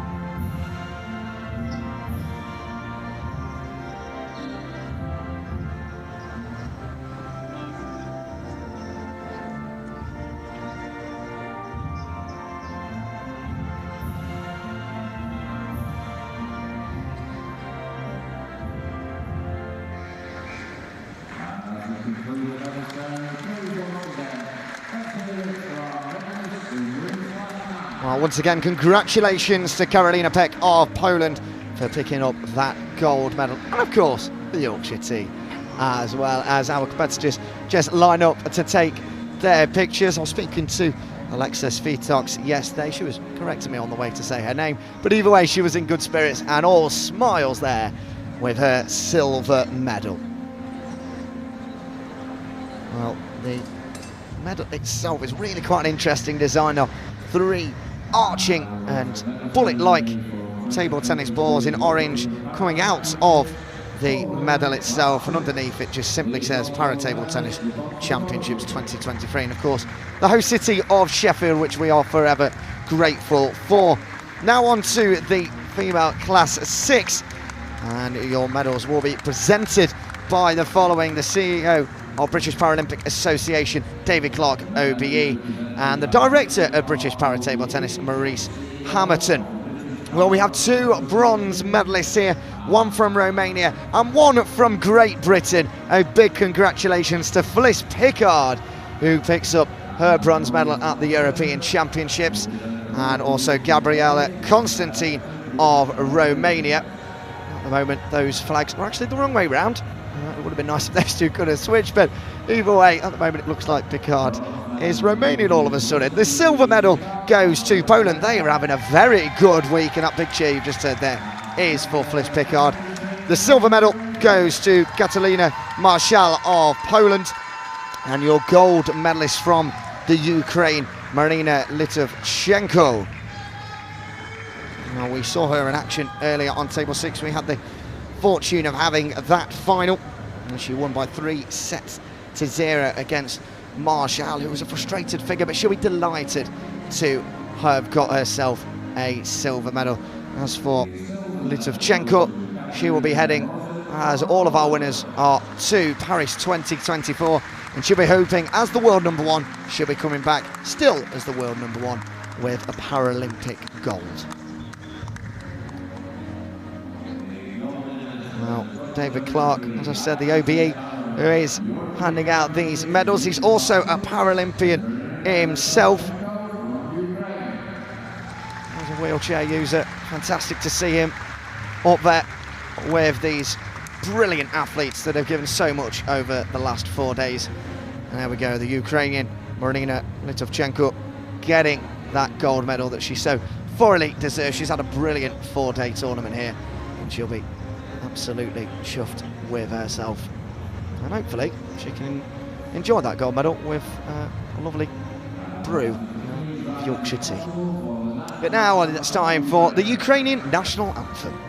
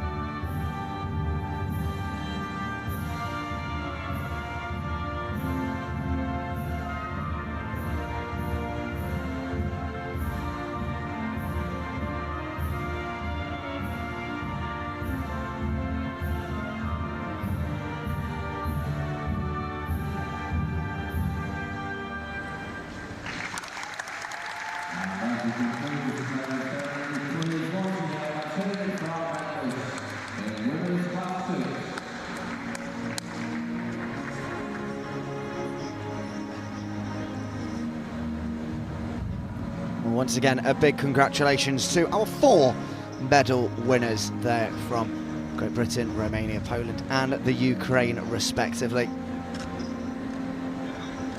Just a reminder that later on today we do have some more finals coming your way. Grace Williams, number 19 in the world, will be in action on table 6 in around 10 or 15 minutes time. Now we head on over back to the wheelchair medals, which means we're back to Mattea Pinto. There's some more action here on the podium, presenting the medals to the best of the best in Europe for men's singles class 1. The two bronze medalists on your screen, Thomas Matthews and Federico Falco, the two semi-finalists. In second place, another home hero, Robert Davis, and the new winner, the new European champion in men's singles class 1, Endre Major for Hungary. They'll be receiving their wonderful medals designed by the British Para-Table Tennis Association with the emblem of the championships, along with some Yorkshire tea, presented by Right Worshipful Lord Mayor of Sheffield, Councillor Colin Ross, and Mayoress Miss Susan Ross. Once again, the first bronze medal for Thomas Matthews, and another one to the second semi-finalists, Federico Falco for Italy. One more medal in this men's singles class 1, the silver for Rob Davis, ending his streak of 4 consecutive golds at the European Para-Table Tennis Championships. Nevertheless, certainly happy to be on the podium here in front of his home crowd. The new European champion, after 12 years, a new name with a gold medal around his neck, Endre Major from Hungary, in his honor the national anthem.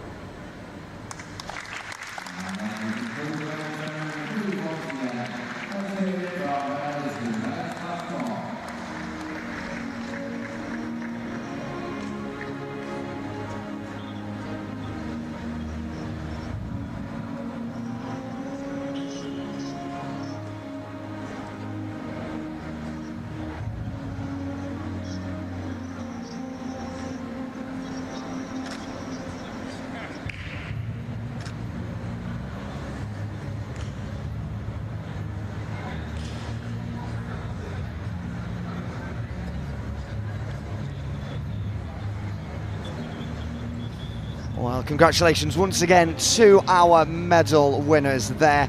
We'll be back shortly for another final coming your way, and we're really excited for this one. Grace Williams will be in action on table 6 as she does her best to defeat the Norwegian Ada Darlin. An almighty task, but the best of luck to her. Like I say, we'll be back with you in a short while.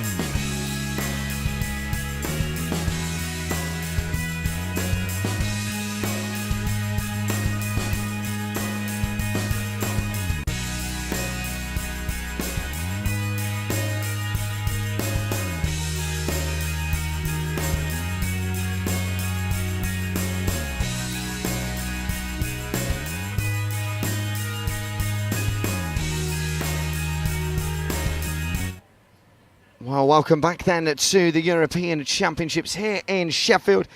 We've had our medal presentations, but now it's time to see who can win some more of the medals on offer with this Class 8 final, where we have, well, probably the underdog and a half, ranked number 19 in the world, Grace Williams, in action against the number 3 and the two-time European winner, Ada Darling of Norway. Delighted as always to be joined by Farrell Anthony, the former cerebral palsy world champion and 3-time GB winner. This is such a huge game, isn't it, for the GB athlete? It is, because one, she wasn't expected to. Yes, it is. She wasn't expected to get to the final, but it's fantastic that we've got GB representative in the final. But there is a golden ticket up for grabs here, so whoever wins here guarantees a place for Paris. And you know, although Ada Darling is a favourite, Grace Williams is an up-and-coming player. She's not been on the circuit very long, but she's already making an impression, and that's really good. Yeah, absolutely. Ada Darling, she is definitely in the mood to be getting this medal across the line. She'd love, like you say, that golden ticket to the Paralympics in 2024. Well, she's 32 years of age, 12 years the senior of Williams. How will that experience play out in this match? Well, it could make a massive difference. But Grace may feel a bit nervous at its first sort of major singles final, but she's the current world doubles champion with Fliss Pickard, and so she's already proved that she can actually win a medal at this particular level of table tennis. All ready and raring to go then in this Class 8 final. Best of luck to both players as they gear up.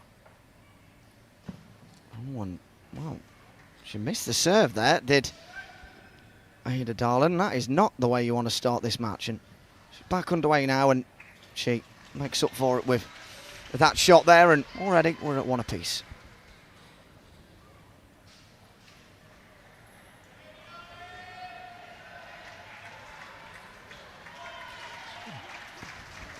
Great serve there from Grace Williams. She came round the ball and underneath to create backspin and side spin to win the point.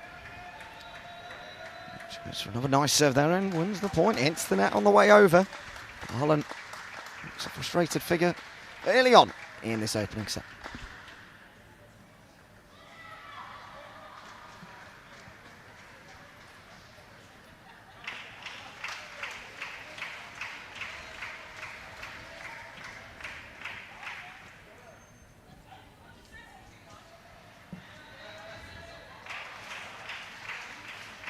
Goes off the net, and Williams, like a lot of the GB athletes, likes to take that towel break every opportunity she gets at every 6 points.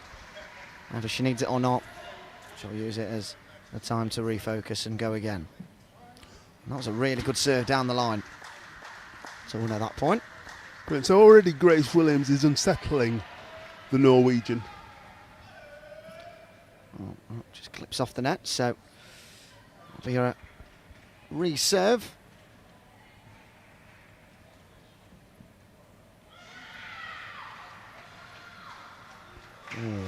A great spin there from Darlene. Heavy top spin to win the point.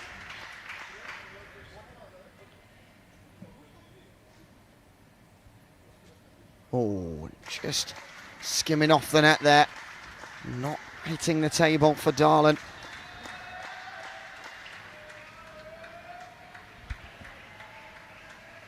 Again, her serves are causing her trouble, and a lot of the mistakes that she's making are ones that you would not expect from someone of her calibre. It's better though, better faster replies, and yeah, good combination of backhand and forehand there. Want to work the channels.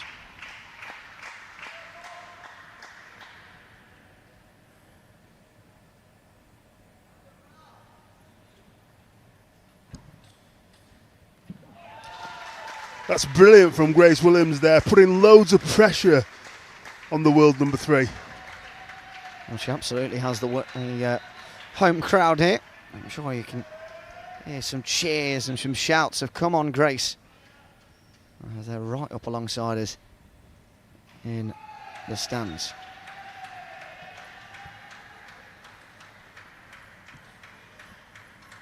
Oh, nice return back down that channel. Williams just couldn't get underneath it. Yeah, great combination from Darling there.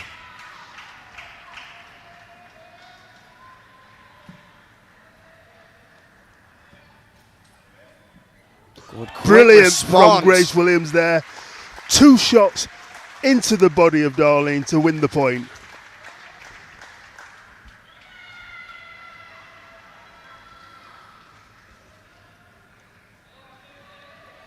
So down the middle, good response, and all just got under it a little bit there.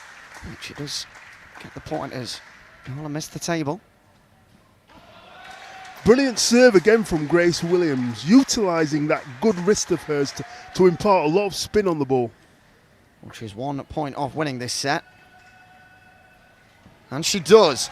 Really good opening set there from Grace Williams. She'll be absolutely delighted, and any pre-match nerves for this final completely gone. Yeah, I think, you know, she started well and she put Darling under pressure, and as Darling was walking back to the corner, she was shaking her head, and she's the one who looked a bit more nervous than Grace Williams. So her coach will ask her to be settling down, but Grace Williams will be absolutely on top of the world at the moment to say that she's, you know, it's her first major final in singles. Talking to a coach there and just taking some fuel on board. Yeah, getting a bit of potassium on board. Bananas are known for that. I've just got a question for you about the type of paddles that they're using. I've noticed that Ada Darling's paddle isn't in the traditional shape. It's more of a hexagonal around the side. Does that sort of affect things, or does that kind of help her? Well, lots of the table tennis bats now have got different shapes, and that's come from, I think, one of the Swedish companies.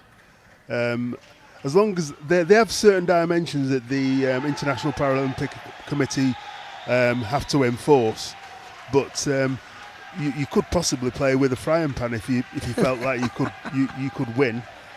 Do you reckon you could? No.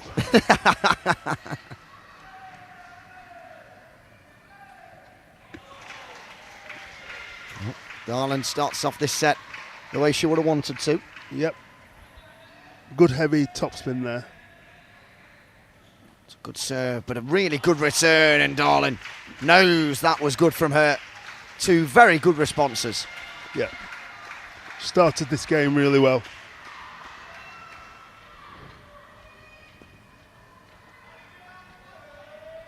Nice rally between the two, and just a little bit too far there, and Williams not having the best of starts to set 2.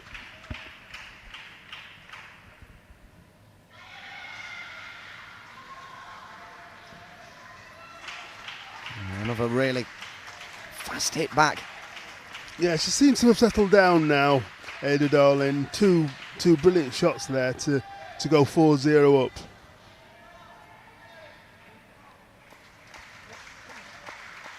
A point on the board now for Williams. I'll do her the world of good.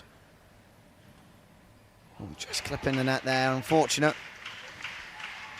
At 5-1 she trails at that 6-point mark.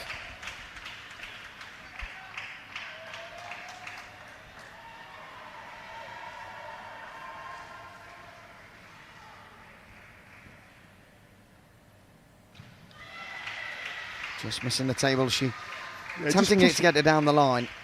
Yeah, just pushing it a bit wide there.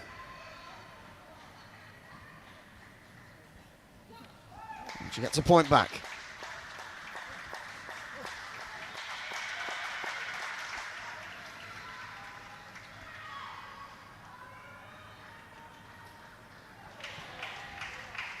And she trails by 7 points to 2 in this second set.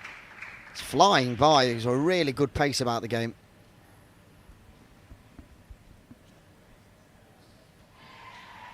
Oh, she's aware of how lucky that shot was. It just hit the top of the net and didn't really even bounce down. It just creeped over and rolled off the table, leaving the Brit with no chance to be able to reply to that. Oh, and that was really quick and vicious play.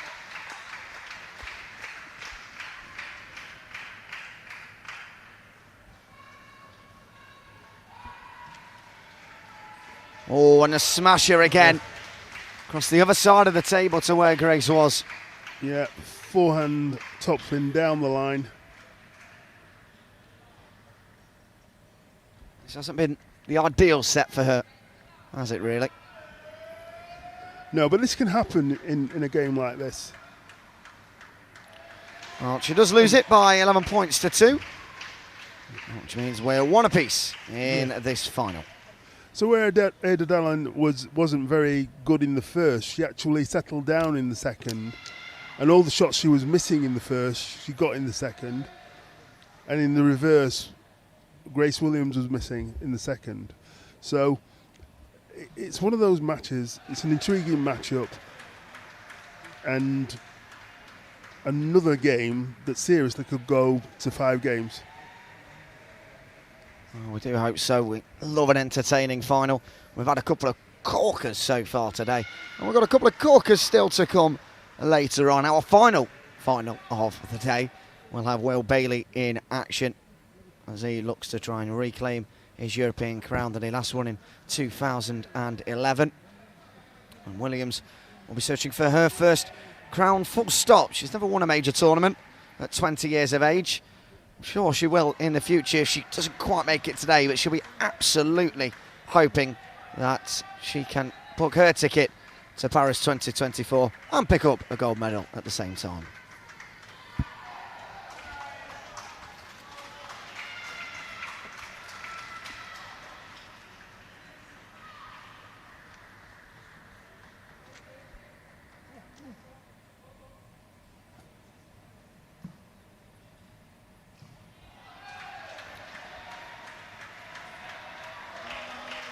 Nice start to this third set. Yeah, Darling just working the opening to make a finishing shot.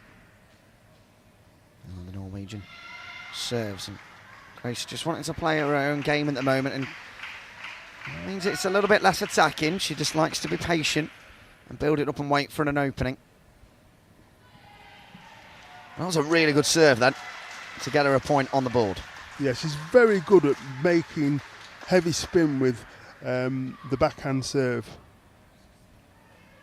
Fired it into the corner, but on the reply back, just missing the table. She tried to put it in a central area.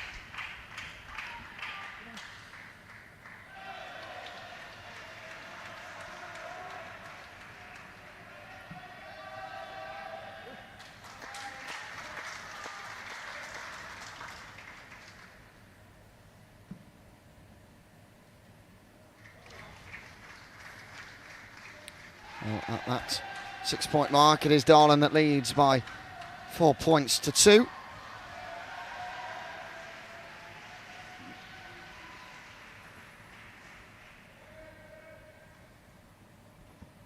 Oh, what a return that.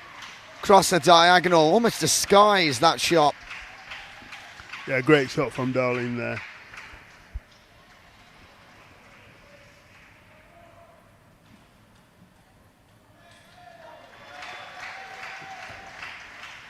It was a good idea from Grace Williams there. The execution wasn't correct, but she was trying to get Darling wide to her forehand side.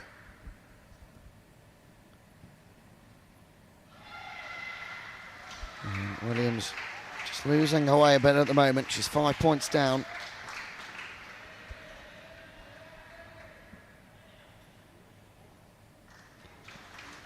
But still life in it as she wins that point there.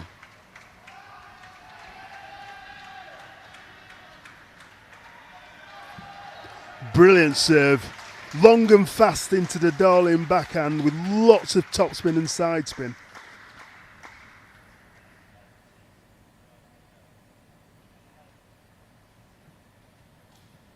Oh, and just a bit unlucky there, hitting the net on the way back, missing the table.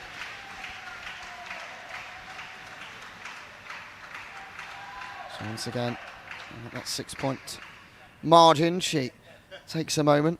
Do both of our players out on court before going again in their battle for this championship. That was a really cheeky serve, that, from Darling. It wasn't like she geared up for quite a powerful and then just slightly chips it over.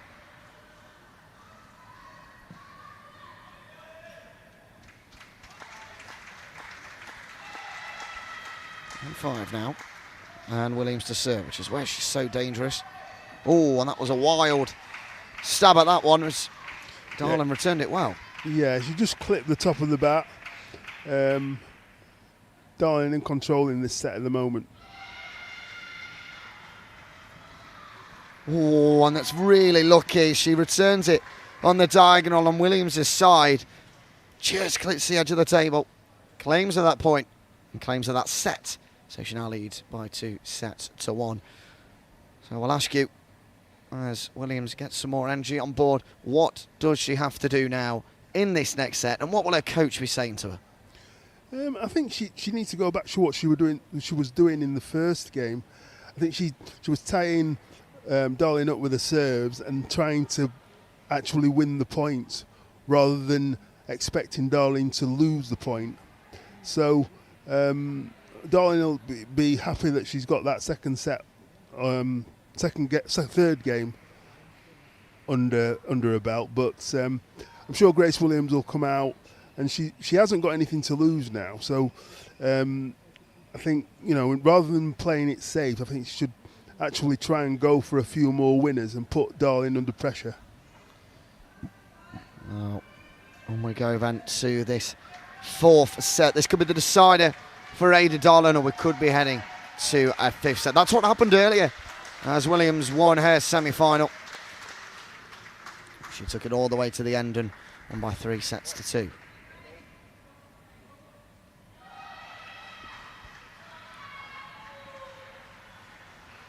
This is a bit more like it from Grace, bouncing around. Got a bit of confidence about it and playing the way she likes it. Biding her time and waiting for that opening. When it gets quicker, that's when Darling comes into play like it did there.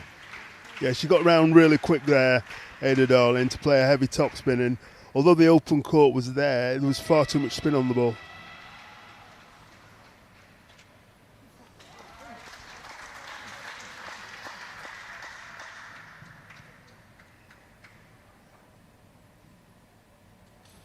Oh, and she reeled back that. You could see that was coming from a mile away with the amount of power she was intending to put into it, but she smashed it straight into the net. So 3-1 to Williams. It's been a good start to this set for her, but I believe that's been called for a let. So 3-1 it remains.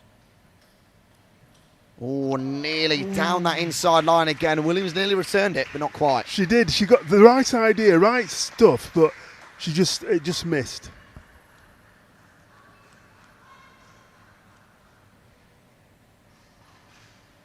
Brilliant again from Grace Williams. Heavy topspin and side spin, and Darling misread it to lose the point.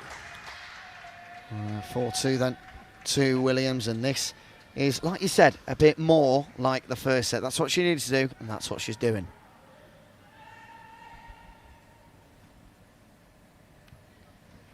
Good response back from Darling there. She just looped it up, scooped it from underneath the table.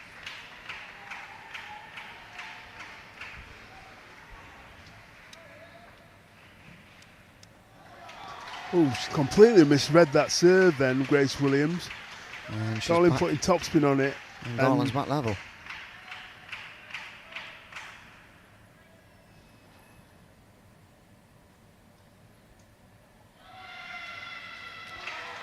She just missed that shot there, and timeout has been called by the coach of Grace Williams, and that sensible 3 points lost in a row in a must-win set. That timeout has been called.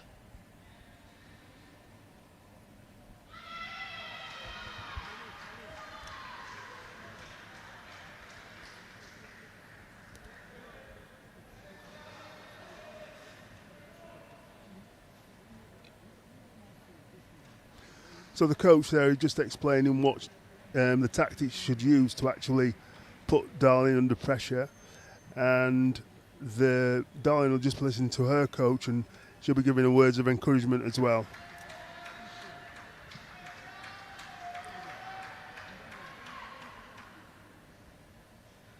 Well, Darling looks fairly composed at the moment. Williams, it's hard to tell with her back to us, but just from our commentary position, she's intently listening to every word her coach is saying. Yeah, she's listening, and you can tell she's nodding and nodding her head as well, so she's actually listening actively as well, which is good.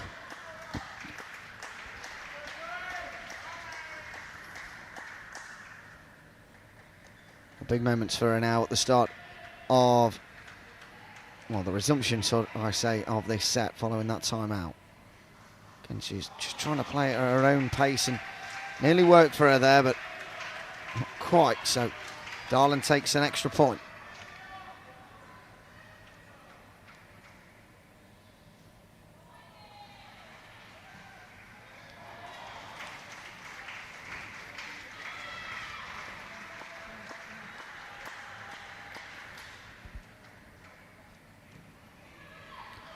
Lucky with the net there. Sometimes you need that, and ooh, just on the reply back, she just sent it a bit too far, put a bit too much behind it.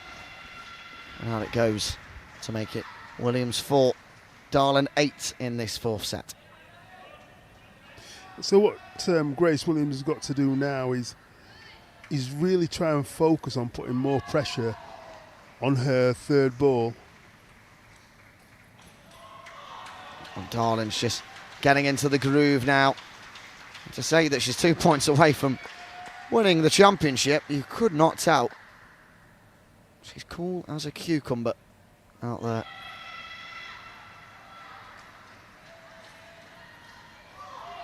That's another point gone her way, and Grace Williams is on the back foot here. Darling knows what she has to do.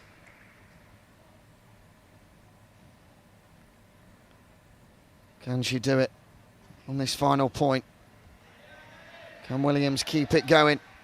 Darling goes for the finisher. Good responses. But there it is. The Norwegian wins the European Championship for the third time. In 2015, in 2017, and now 6 years later in 2023. A brilliant performance from her, but give credit to Grace Williams, number 19 in the world, getting to the European Championship final, claiming silver, and a fantastic game from the both of them. Yeah, it was brilliant, that from Grace Williams. Congratulations to Ada Darling. She's the world number 3, and the quality showed in the end. But a fantastic performance in the European Championships from Grace Williams to win a silver medal, to add to the world gold medal that she got with Fliss Pickard in the World Doubles Championships, and she'll be really happy with that. Go back to the shot, please, of those two, quick. Yeah, both of them just deep in conversation. Really good to see that following a final. Both of them smiling, and it's fantastic to see that sportsmanship still right alive in the game. Williams, of course, will be disappointed, but she will definitely bounce back from this. Yes, it's the first major final. I mean, to get to a major final is very, very hard. It's not an easy thing to do. And she's done it, and she's not been playing that long internationally. But she's already got 2 major medals, one in the Europeans and one in the world. So it all bodes well for her future. Absolutely. Well, we'll be back with you shortly here on Table 6 for yet another final. We've got 3, let me just stand corrected, 4 more to come. But up next we have the Class 6 in the men's as Peter Rosenmeier takes on Matteo Parenzan.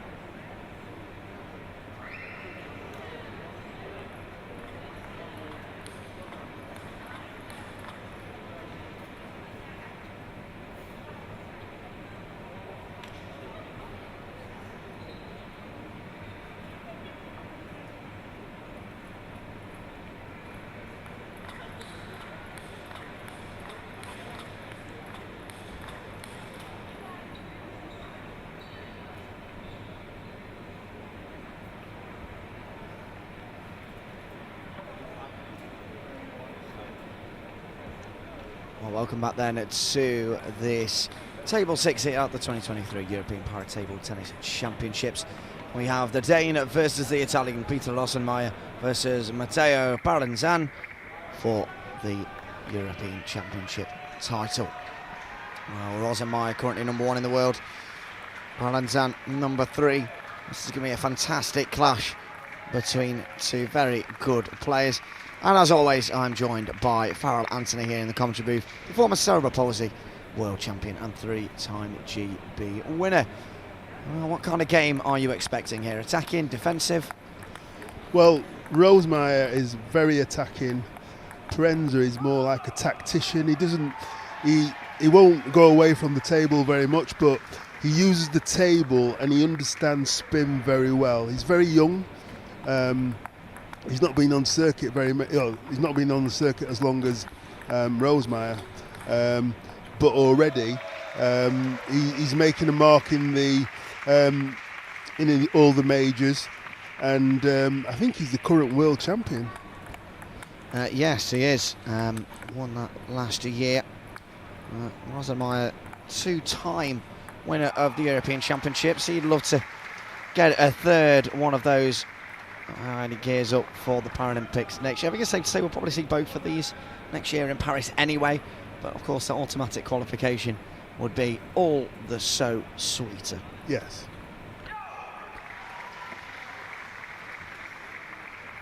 Well, a couple of younger ball carriers coming in. I do believe they're volunteers from a local school. They've been volunteering across the whole event and have conducted themselves excellently throughout.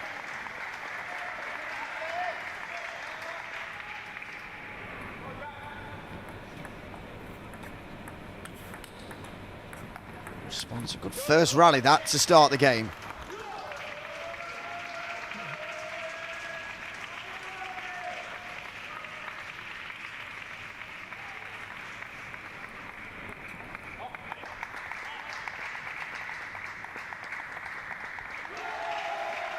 Good return there from Rosenmeier to level up.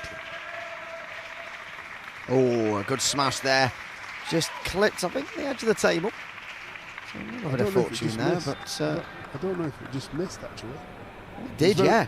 Yeah, very close. Missed, yeah, well, it was that close. I thought it had, but yeah, keen eyes there. Farrell has you noticed that.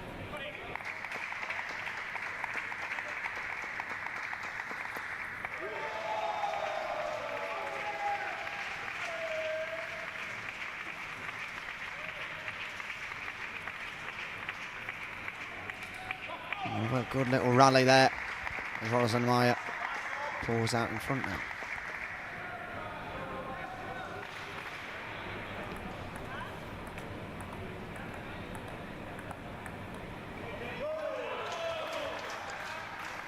And 6 points gone. And it's 3 apiece. And a fist pump there from Parenza. You enjoyed that.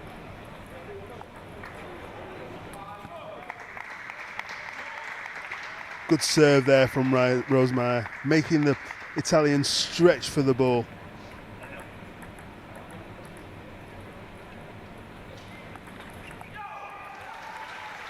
Tried to smash it. A great return. Not once but twice from Paralenzan.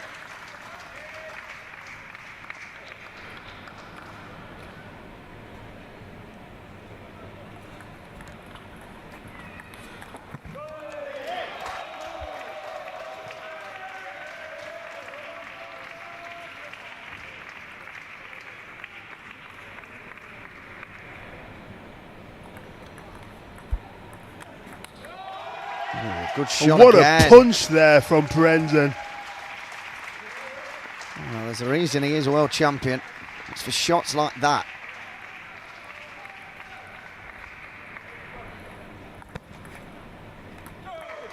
And again, great from Rosenmeier, playing it really wide with topspin. It's nice back on the inside, and Rosenmeier dealt with it well. Still, this battle continues, and Paralenzan extends the lead. He's very vocal, Parenza. You know, he wears his heart on his sleeve and let you know that he's in the game.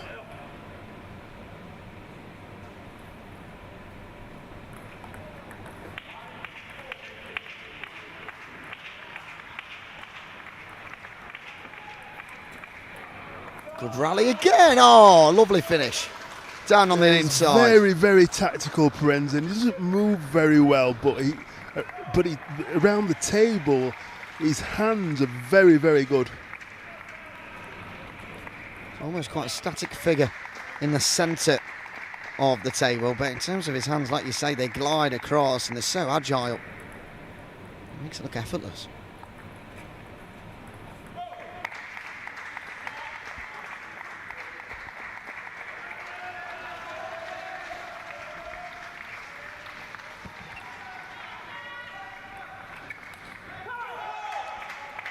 Big point there on the board.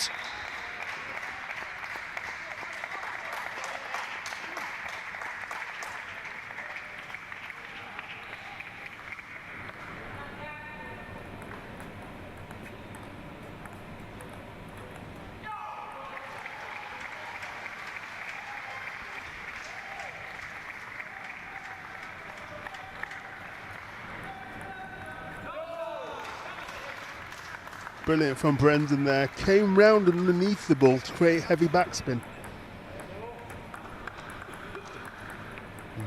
He is 1 point off now, wrapping up this first set. Here's the Italian.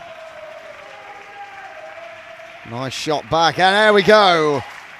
He wins the first set, 11 points to 8. A fantastic start for the 20-year-old. Yeah, and a few fist pumps to his corner as well. He'll be happy with that. Like I said, this is going to be a very interesting game because Rosemar likes to attack the ball on both wings, but Prendzen doesn't give him anything to do that, so he's having to create the openings, and it's very difficult because Prendzen's moving the ball around, keeping it short, making sure that Rosemar can't get it in with his big forehand and backhand, which normally win him points. So it's going to be quite interesting to see how Rosemar deals with this. What does the Italian need to do? I presume exactly the same as what he just does. Yeah, he's more. I mean, he just knows how to play around the table. He doesn't play big backhands and forehands, but his hands are fantastic, and he understands spin very well. He executes spin and also understands spin very well, so it makes it very easy for him to just guard the table. I mean, he doesn't go away from the table. Just knows how to stay there. Yeah, absolutely.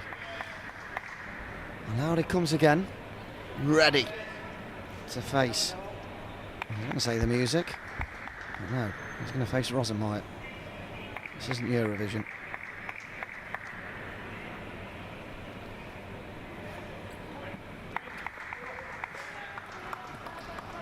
So it'll be Rosemar to serve. And he just missed the first serve. I can see what he was trying to do, play it really wide and to get Prendzen to stretch for the ball. Good response that from Rosenmeyer. Great reactions from Rosemar. Yeah. That was a rocket from Prendzen, and it went back with interest from Rosemar. Over to the Italian to serve.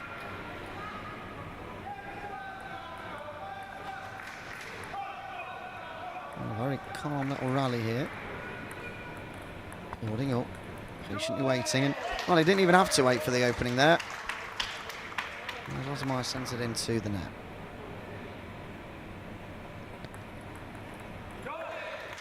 Good serve again. Again, Rosenmeyer just misreading the serve from Prendzen then.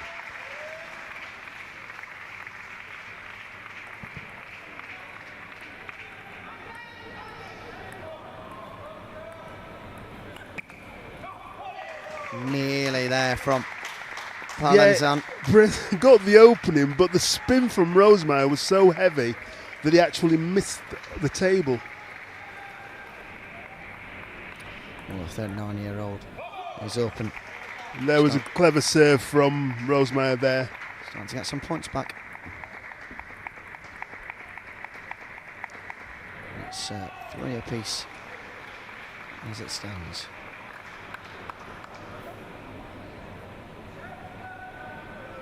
Parenzan to serve.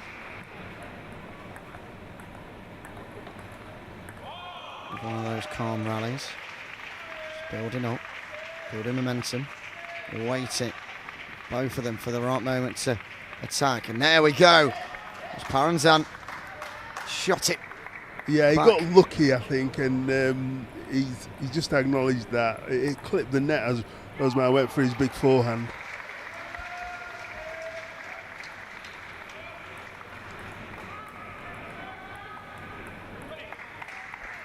Right, 4-4 now.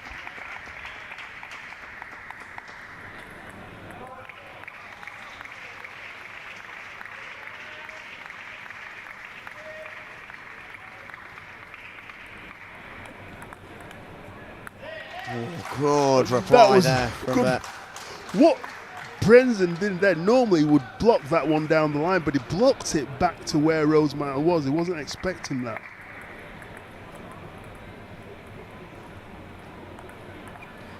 A scooped kind of serve there, and it worked in his favour. Parenzan tried to punch it back, couldn't do so 5-all. So Rosemeyer getting that famous forehand topspin in.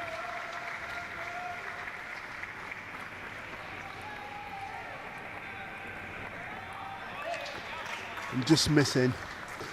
This is not the game that Rosemeyer's used to. And Parenzan's getting him to he's actually restricting Rosemeyer's big shots.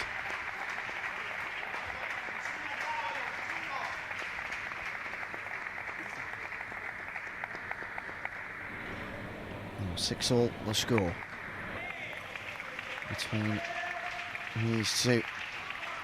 Right at the top of their game, number 1 and number 3 in the world. Good response that from Rosemeyer, and Parenzan wins the point. It fired back to him on the diagonal. He tried to just delicately scoop it back, but he couldn't quite make the table.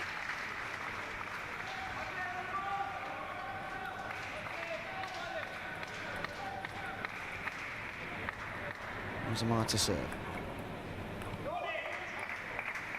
A good serve at that. He's coached like that.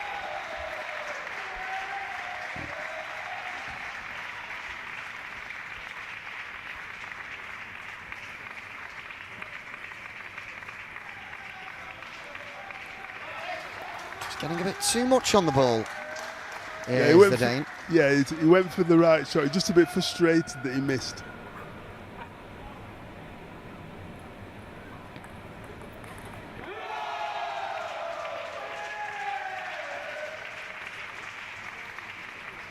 Another one of these rallies. Fantastic to watch. One of them will pounce, and Parenzan will pounce. Yes.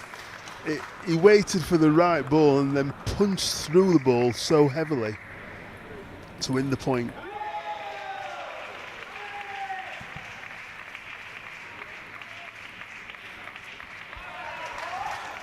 Again, using the table very well. It's Parenzan.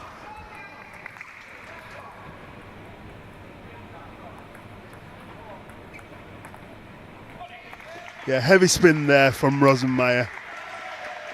He's not been able to do that very often in this game. He's having to play a completely different game to win points. Well, Parenzan will serve. He only needs one more point to wrap up this set.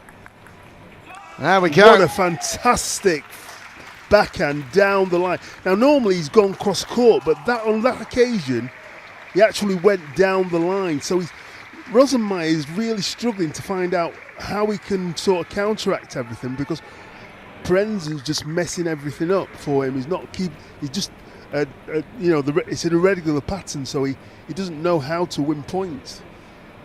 Oh, Parenzan in control at the moment. A really impressive performance so far from him against a player who's been around, like we mentioned earlier, for quite some years, so he's got a lot of experience in these kind of situations.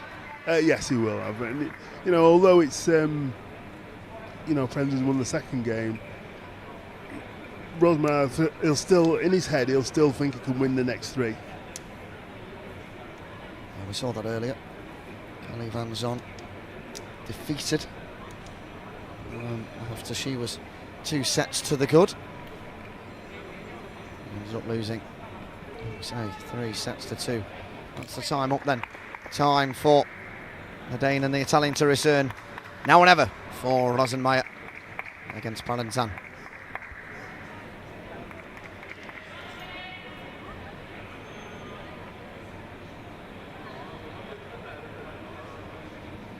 Palanzan to serve, although Rosenmeier just has a bit of sweat there on his arm.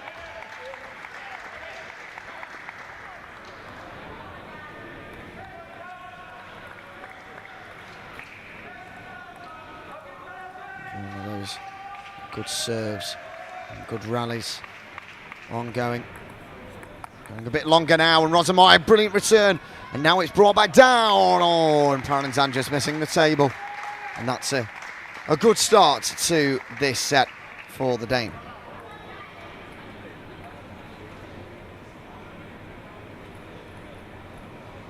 Resetting his focus before he serves. Just clips it down in the channel. Oh, and misses the table. Really close there.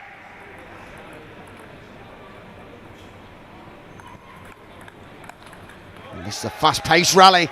Oh, and it's Rosenmeier that comes out on top. 3 to the good. What a start to this third set. Yeah, it's a great start from the Dane.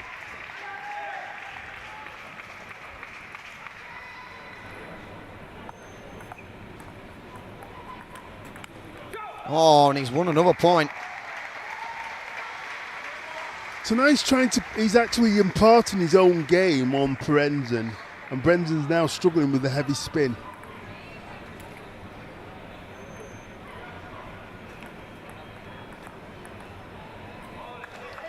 Well, he does get a point back now, does Palanzan, and that'll help him just resettle and focus again.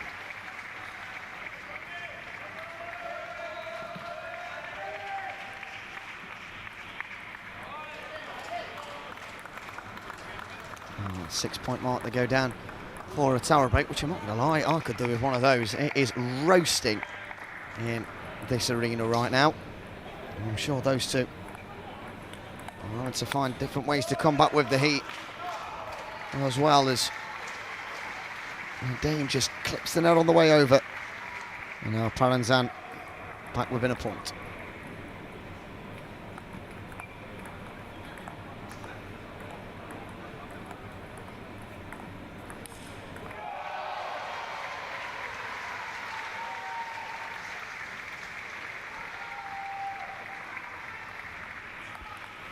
Oh, good response from Palanzan there. That was a really patient rally. And he gets his point there and brings it back level.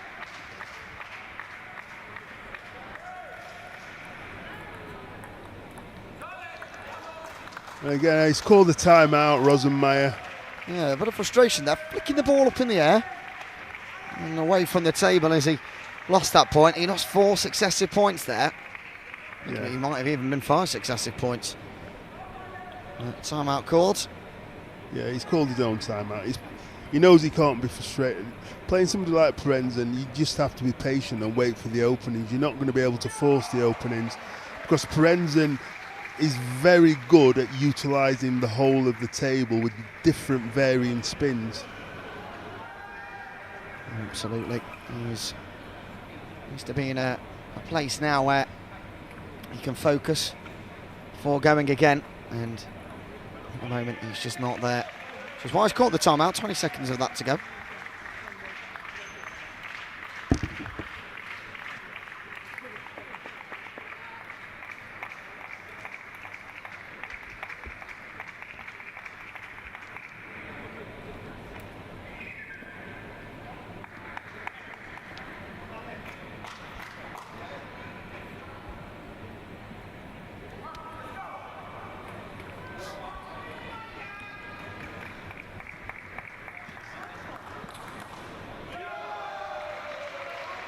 It's Palanzan to get us back started, and Rosenmeier needs to be focused here, and that is not what he wants.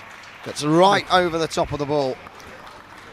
Yeah, just showing a bit of frustration there. He wants to get his big forehand in. Wants to do what he uses best, And and again, loses another point.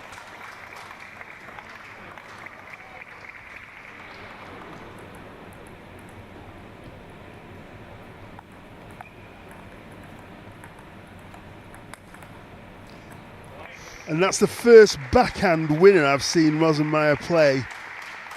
It's so difficult for him to do that, but he's got to look for that opportunity to actually try and put pressure on Parenzen. 2 points the difference at the moment.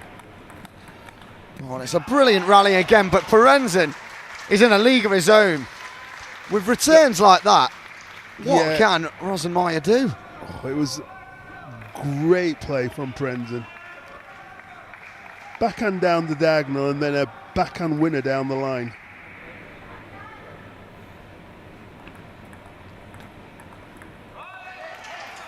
And then imparted heavy backspin. Good use of his wrist.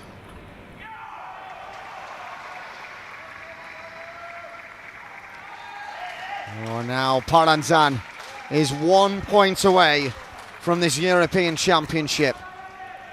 He's the current world champion, and he has a chance now to become the European champion, but not without Rosenmeyer having something to do about it. He's still fighting. It's first to 11, and Parenzen is still 1 point off that.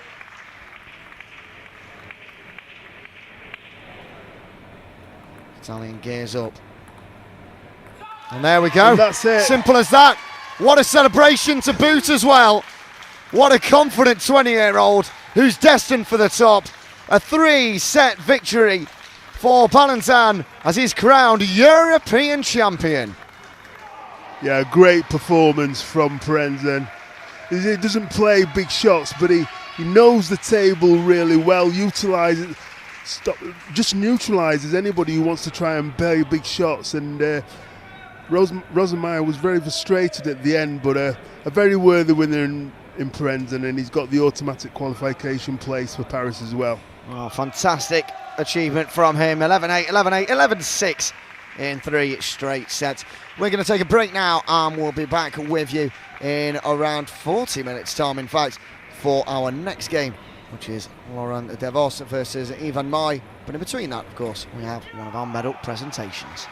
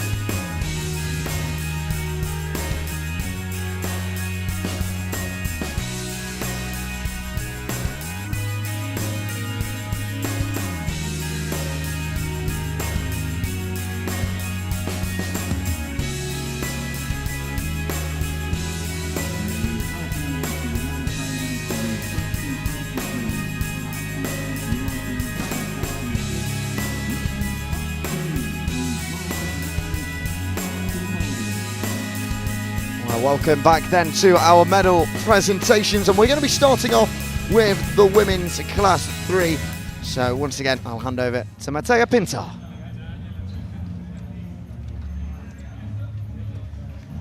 Coming up on stage are the 2 bronze medalists, Carlotta Ragazzini of Italy and Alena Kanova for Slovakia, as well as the 2 finalists. Silver goes to Michela Brunelli, another Italian, and gold for Angela Muzinic-Vincetic, Croatia.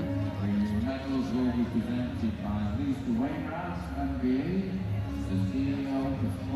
The best in Europe will be presented with the wonderful medals.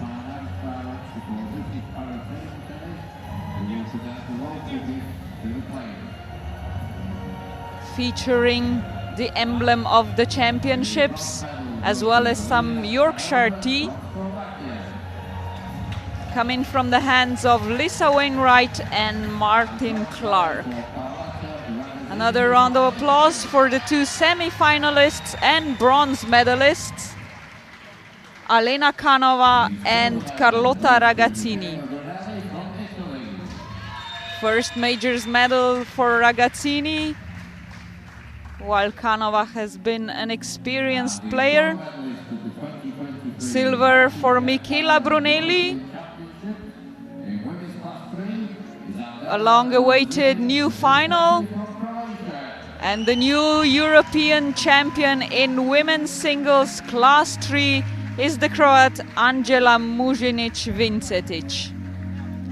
In her honor, we'll be hearing the national anthem of Croatia.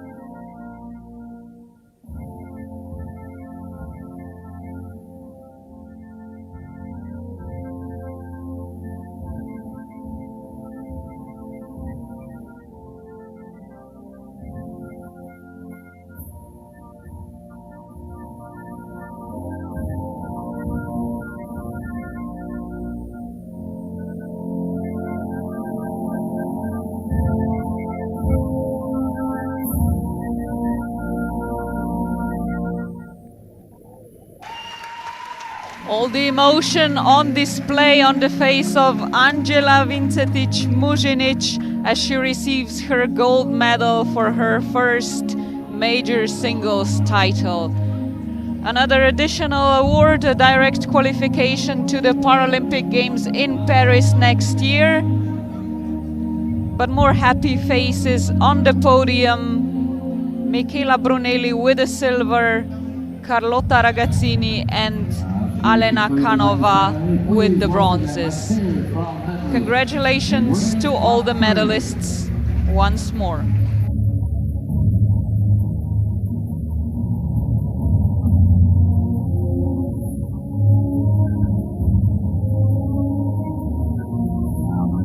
Medal ceremony for 2023 European Power Championship for women plus 4 times. Next coming to the podium are the medal winners in women's singles combined class 4 and 5. Representing Turkey, Irem Oluk, and for Germany, Sandra Mikolasek, the 2 semi-finalists who will take home the bronze. In second place, Alexandra Saint-Pierre for France, and the new old European champion, 5th time in a row, Borislava Perić-Ranković of Serbia. The wonderful medals featuring the emblem of these championships will be John Dawson and Kim Law, also awarding the players with some appropriate souvenir from England, the Yorkshire tea. The 2 bronze medals for Sandra Mikolasek from Germany and Irem Oluk from Turkey. Silver goes to Alexandra Saint-Pierre for France. And the golden ticket to Paris 2024, the gold medal and the title of European champion in women's class 4 and 5 for Borislava Perić-Ranković. Please enjoy the Serbian national anthem.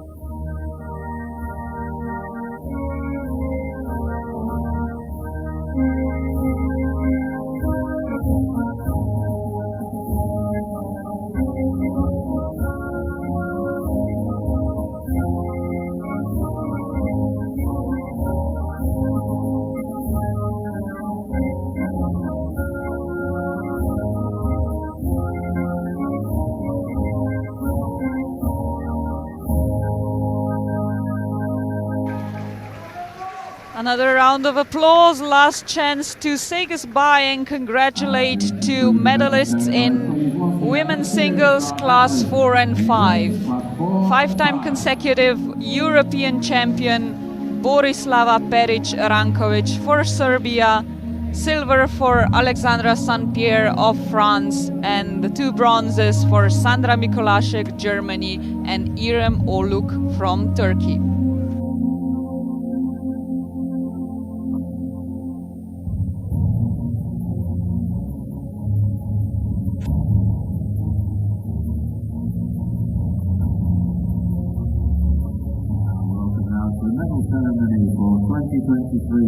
Well, time now for your next presentations. A big smile on the face of one of the medal winners. Well, it's their first ever major medal, and we could not be proud of her here in Great Britain. As Bly Toomey enters the stage in the third spot.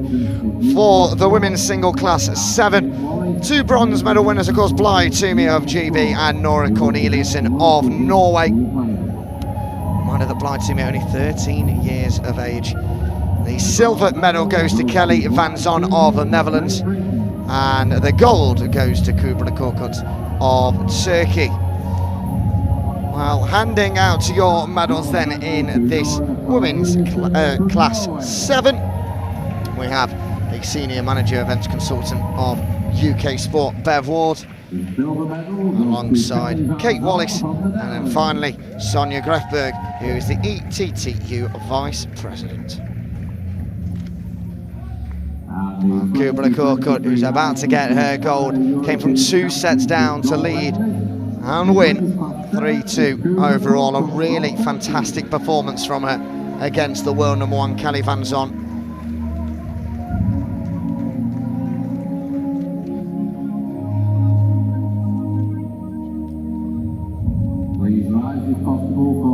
Now we will have the national anthem of Turkey.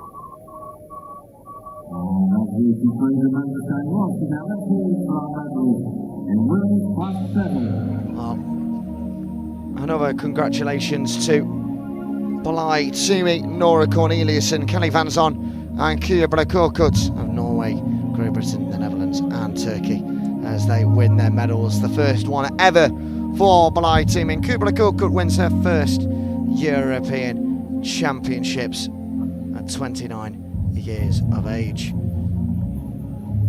Once more, congratulations to those four. It's been a really fantastic time watching them and being able to just lend my voice to their fantastic abilities. European Championship for women's class 10. Please welcome the medalists. On to the next class then. Move on to the women's single class 10 as they enter the stage. The medals this time round being handed out by Sonia Gletberg and Marlies Hamilton. Both of them are the ETU Vice President. And Marlies Hamilton is the Director for the British Para Table Tennis. Your bronze medal winners from Germany, Marlene Rieg, and from Sweden, Anja Handen.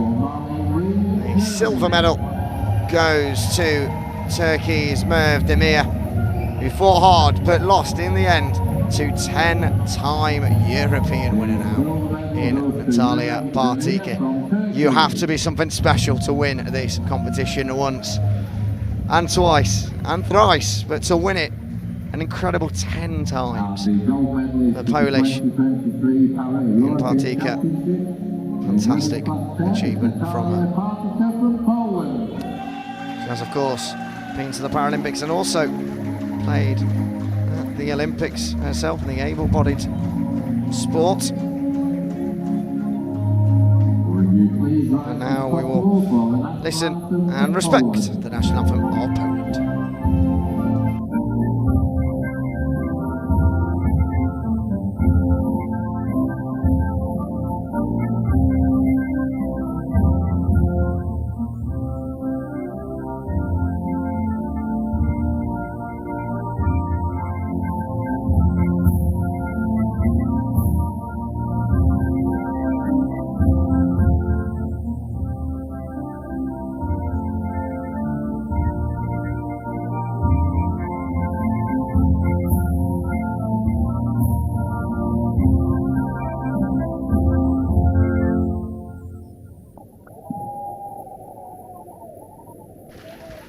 Once more, congratulations to your medal winners, Anja Handen, Marlene Rieg, Merve Demir, and your winner 10 times this European Championship has been hers, Natalia Bartika, who will be heading on that plane and over to France for 2024.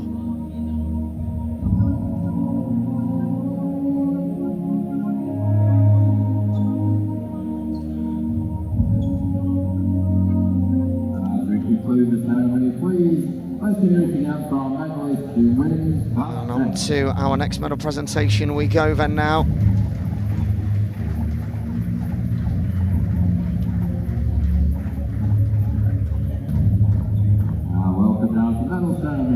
And this is for the women's class 8.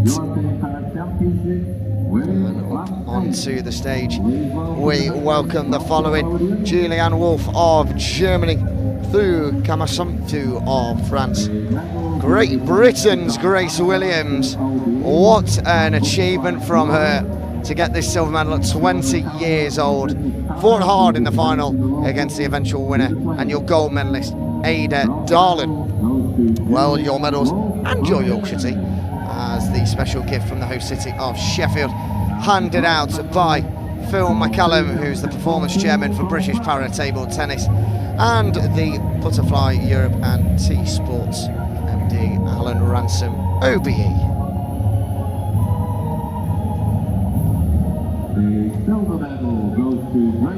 And it was the third time that Ada Darlin has won the European Championships. She won in 2015, 2017 and now 2023 after that 6-year break, which of course was hampered slightly by the pandemic. And Grace Williams now just receiving her medal. awesome stuff from her. That's the only way I can describe it. Her first major final. She's ranked 19 in the world, by the way. 19 in the world. Up against Ada Darling, who was number 3. So even get to the final was a good achievement. Pushed her all the way. From all of us here from Great Britain, we're incredibly proud of you, Grace. And a big congratulations once more to Ada Darling, who celebrates by putting her hands in the air and go woohoo, which is absolutely what she deserves to do, with a Yorkshire tea in hand as well.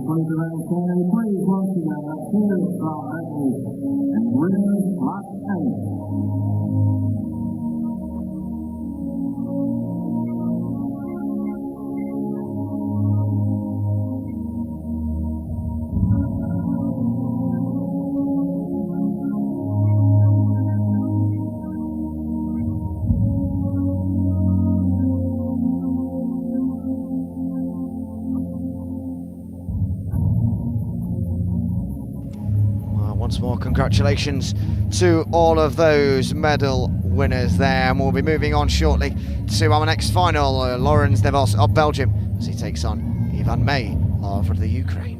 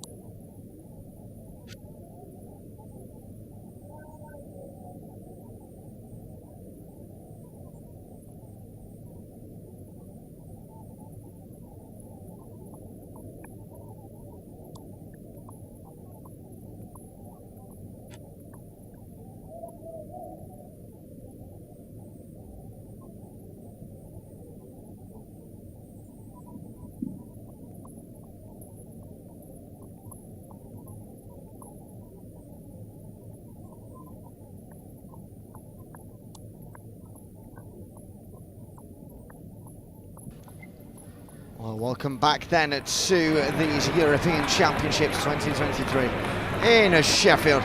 We're on to game 8 of the day on day 4. And we have got the world number 1 versus the world number 4. Belgium versus Ukraine. Lawrence Devos against Ivan Mai to decide the winner of the Class 9 Championships. Well, the 23-year-old Lauren Devos has won quite a lot in his short time in the game. His first tournament was way back in 2014, but for a 23-year-old, he's won a heck of a lot. Won the 2019 European Championships, the 2017 ones, and then again in 2015. So, 3-time European champion and off and away. It's a good start. Devos there, getting a point on the board.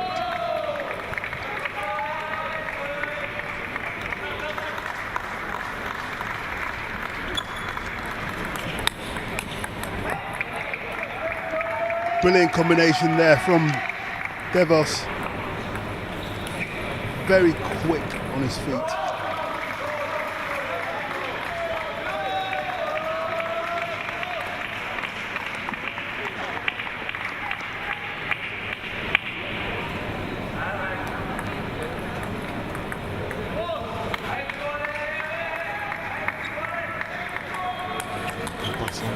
That was on to leap across to gets there again. Tries to calm things down. He's at a distance away from the table and in his favour. This is a repeat of the 2017 Championship final where these two met 6 years ago. Devos came out on top, of course. And Amar, we're hoping to change that.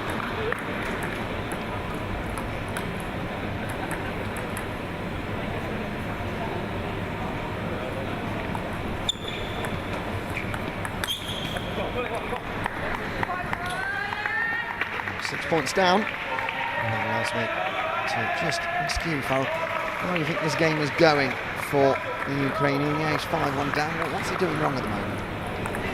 It's not much doing wrong.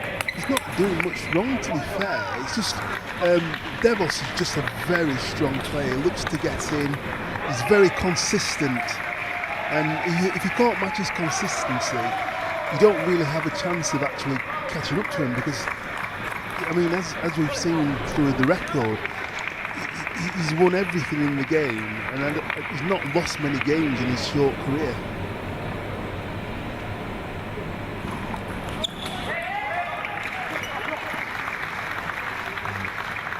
Slowly but surely. Admire is a good player in his own right, and he'll know that he has to put pressure on Devos all the time.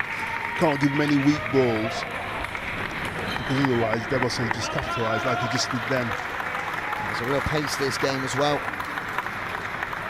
7-3 now already to Devos in his first set. It's flying by.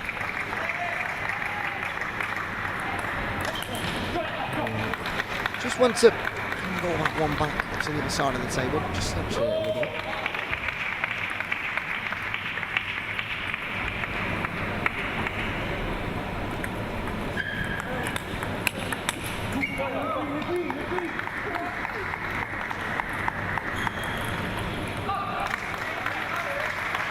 Just the consistency of Devos when he opens up.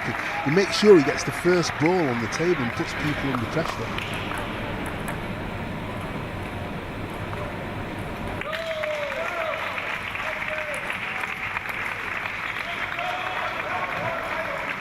He's a little bit better for my eyes. Devos missed the table on his return.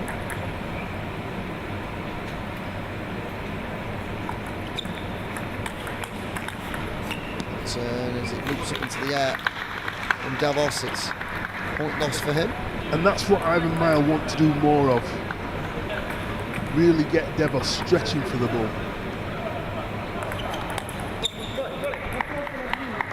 Serve that. Plenty of spin on it. Jumped across the table. Certainly getting from Devos. You're absolutely on the money, aren't you, when you say he's just not really doing many mistakes. It's why he's doing so well, and that's why he's won so much.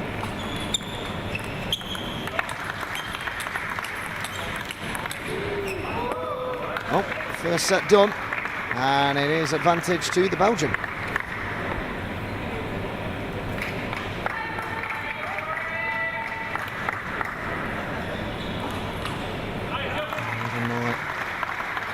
Work to do for him in this second set. It is upcoming.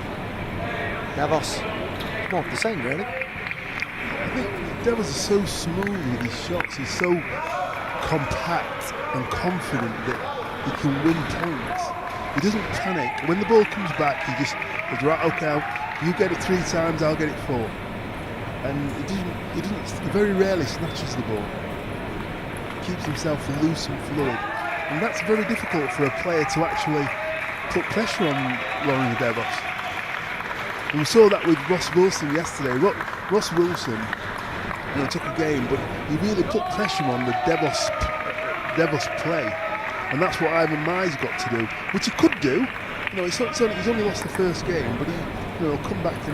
He'll just have to put a bit more pressure. Look to get in very strong to try and win the points.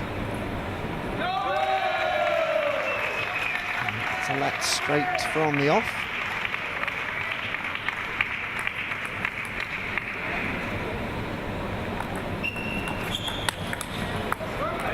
You can understand what he was trying to do there, tried to actually punch it down the line.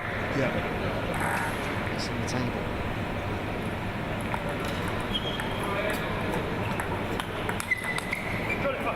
And that's better from Mai there. Just play. He was skipped. You see, Devos had to really stretch to get that ball then.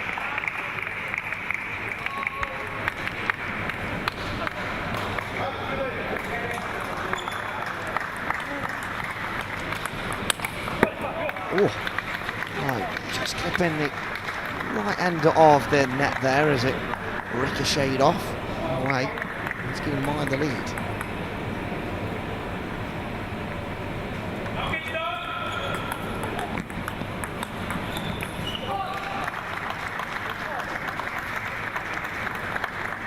To the score.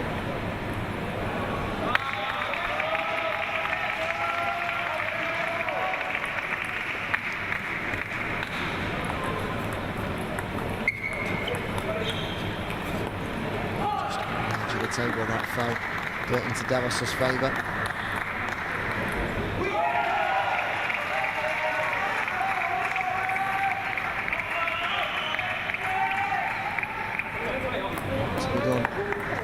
For these parties as they get to the 6-point mark.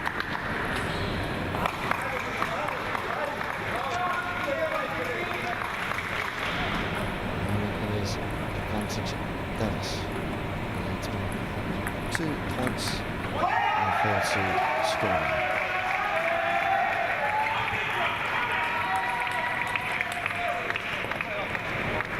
Really fast-paced rallies. Eat straight into the way that Lawrence Devos wants to play. He's an attacking player and doesn't like just standing there and playing the patient game. He just wants to get on with it.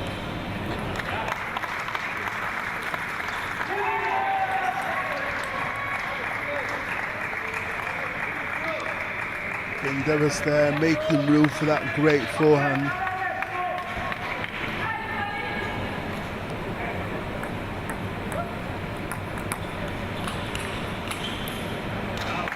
Goes again. And just a little bit short there from Mike. Coming off for him, 7-2 now the score. And there he just switched it over, played the backhand down the line.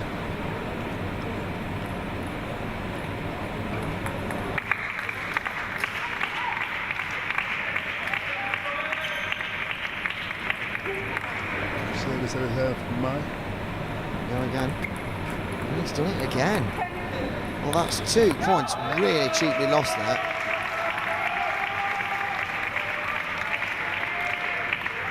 And that is a rarity to see.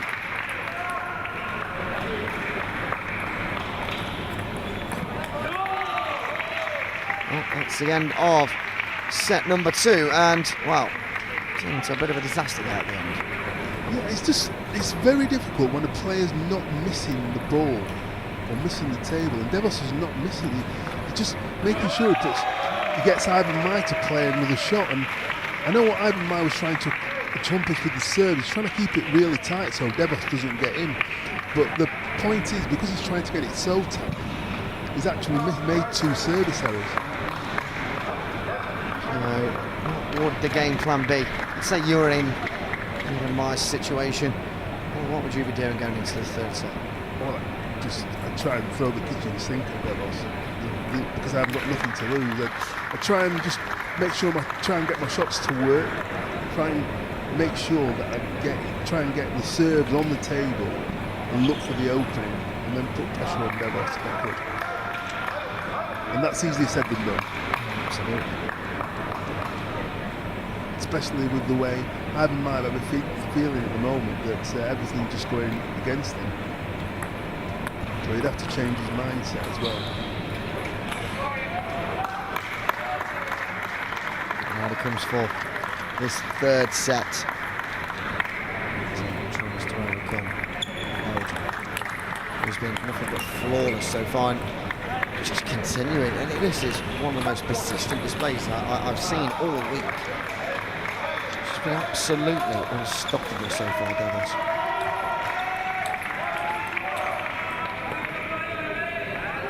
She's not making any mistakes.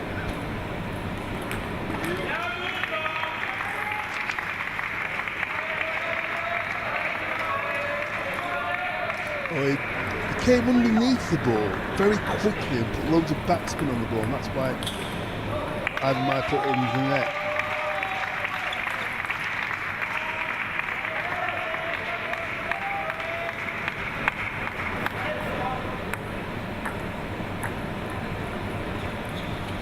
He still has his time out. Like if he loses this point, might be the right time to call it. Devos is just not missing a single shot. I mean, this is incredible stuff from him. Everything that Ivan Mai is just throwing at him, he just can't. And to be fair, he said he throwed the kitchen sink. He's trying. He definitely is trying. That's a brilliant flick from Devos there. Straight in there, quick.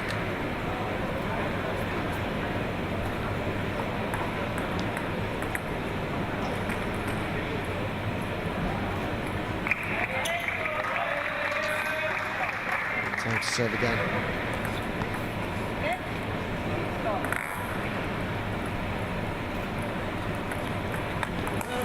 That's better from Ivan Mai. Responds finally to the relentless Belgian wave.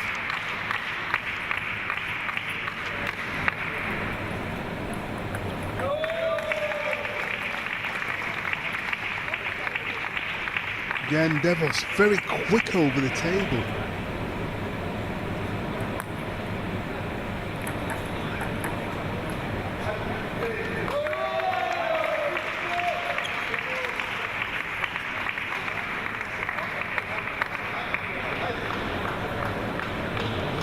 Called by Ivan Mai.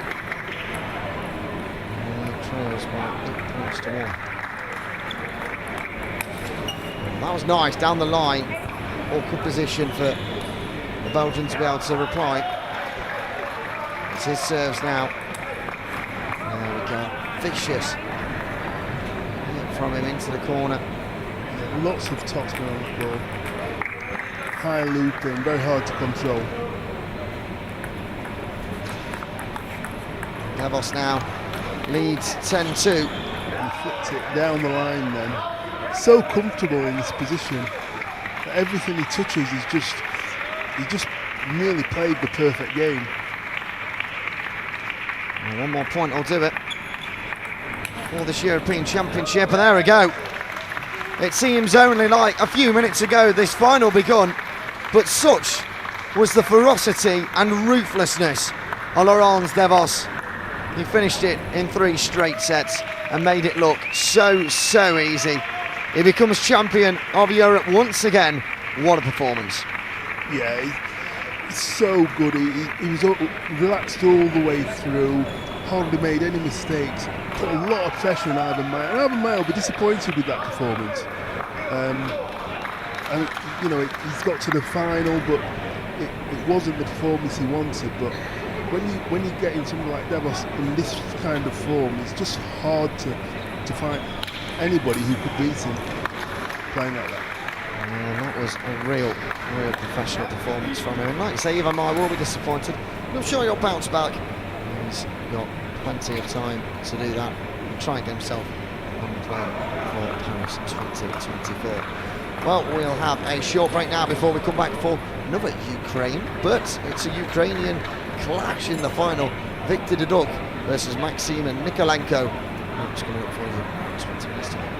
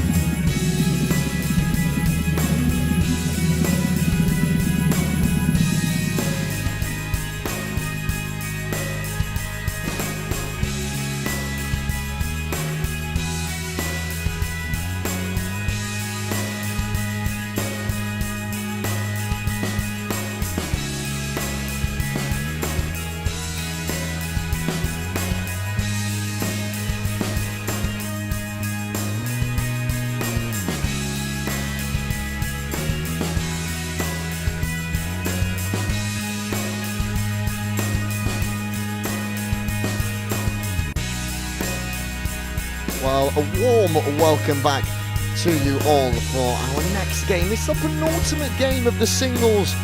It has absolutely flown by. And now we're on day 4 and we're nearing the end before we move on to the doubles tomorrow and on Saturday. Well, we have an all-Ukrainian clasher for you in the Class 8. It's the world number 1 versus the world number 6. Victor Diduk versus Maxim Nikolenko.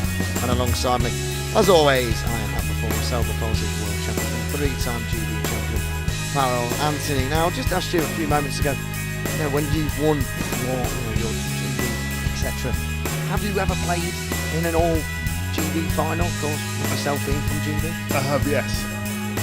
They're not nice to play in because you train with the same player and then all of a sudden you're playing against them. So, unfortunately, I lost, but it was, that's what you play for. Unfortunately, you want to do best for Great Britain, and if you get 2 players in the final, it's fantastic. Somebody's got to win, somebody's got to lose, and unfortunately, I lost. Well, a lot of players have these sort of tips and tricks that they keep up their sleeves. But with these two, of course, with them training with each other and knowing each other presumably quite well, they can't really use those kind of tricks that they'd usually use against other players. Yeah, but they've probably got tricks that you use against your own players that you don't actually show against them normally. So I mean, it'll be played in the best of spirits and stuff, but they'll be both trying to win. As you know, obviously the golden ticket up for grabs. So absolutely. Paris 2024 on the line. The European Championships on the line as we're off and underway in the Duck. Winning the first point and then around about 2 seconds. Fantastic start there.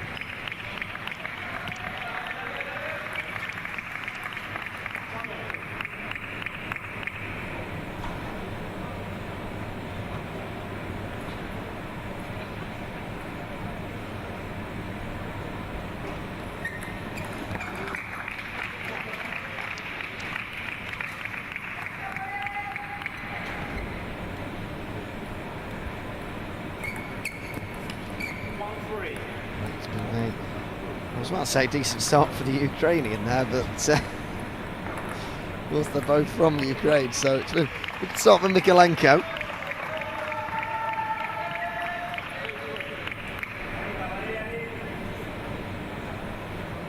Leads 3-2.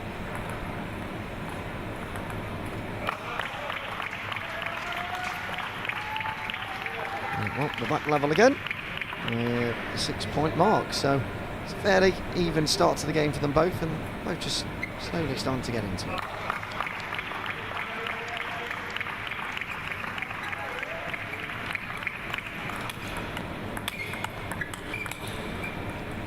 Space rally there, ends with the Duck just finding the net.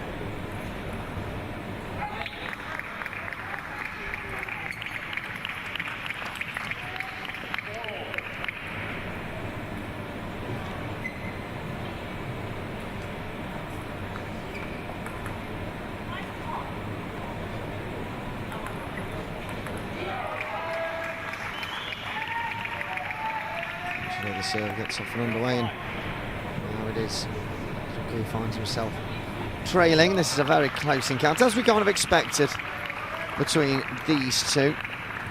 Yeah, I think rankings go out of the window when you're playing your countrymen, because they know your game so well. It sometimes neutralises itself.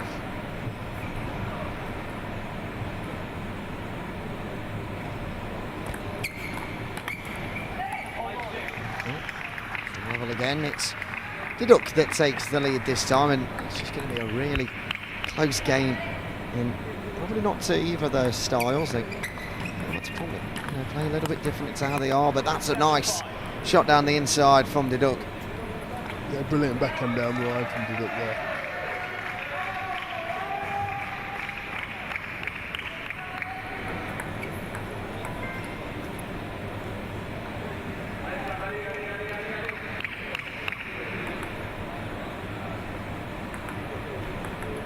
To get us back off and underway in this first set. He leads by 7 points to 5, and that was a nice shot, angled it to a really awkward position for Nikolenko.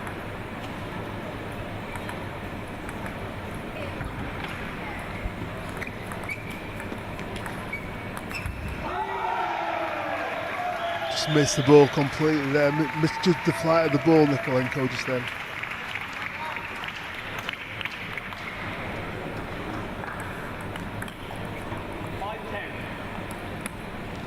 Fast response from Dugat there, back into the Nikolenko backhand. Viciously shot back at him. He leads 10-6 does the Duck. So the world #1 in Class 8.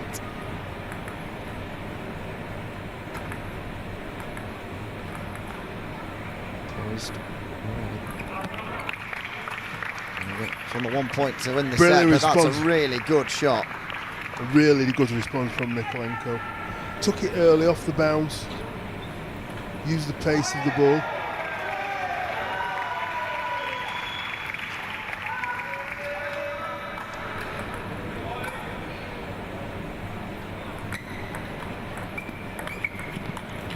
Oh, and just missing the edge of the table there was Didoki. Arrowed it nicely, but no, the score reads 10-8, and Mikolenko slow to come back into it.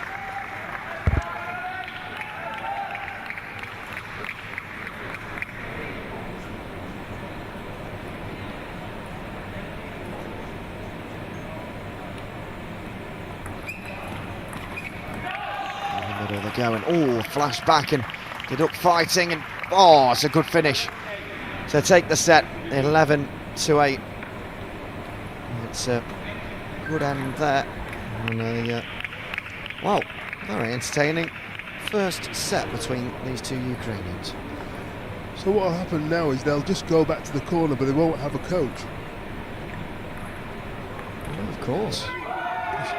Because they're from the same country, the coaches will have nothing to do with it, so they'll just be with their own thoughts. And how does this play into it when, you just have to sort of recollect your thoughts, because they've got to play their own timeouts, they've got to decide when they want to do that, and then going back, they've just got to essentially coach themselves. That's right. How difficult is that?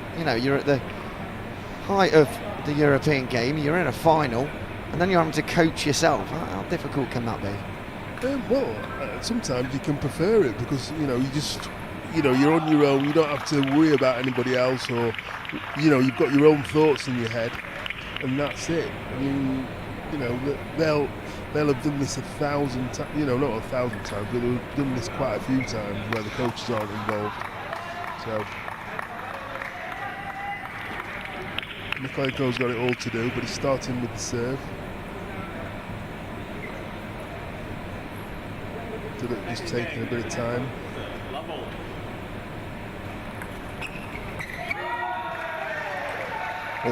Flashed back, but just missed. I think just missed the table. For confirmation, what goes at such a speed? Struggle to keep an eye on it on the table.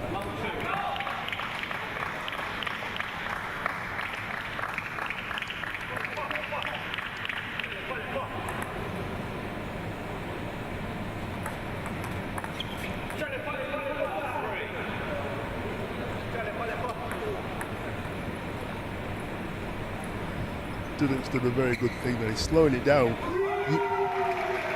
Nikolenko wants to get on with it, and he's saying, I'm having none of it. Well, they're having a few words with each other as well across the table. I'm sure they might be friends off the court, but on it, right now, there is no harmony between these two.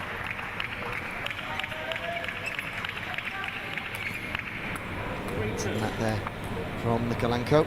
Yeah, just overstretching to get that point.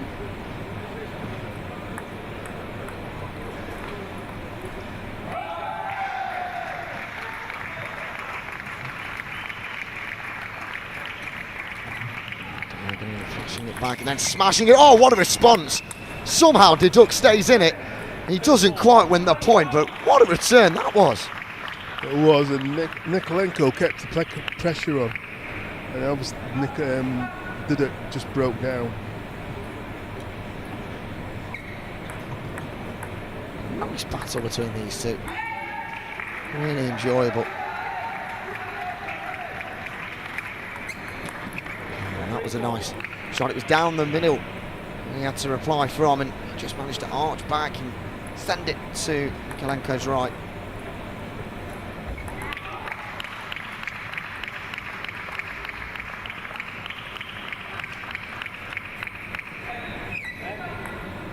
He's been stopped there, I believe. Be retaken potentially.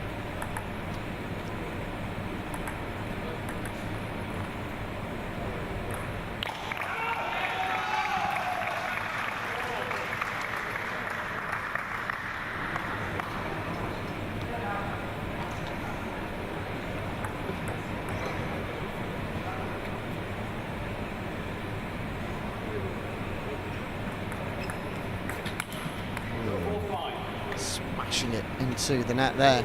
Yeah, he just overarched his back there. The intention was clear though.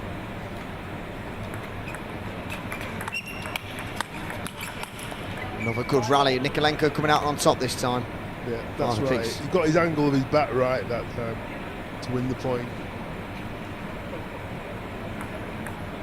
Against another close set between these two. Nothing to separate them at the moment.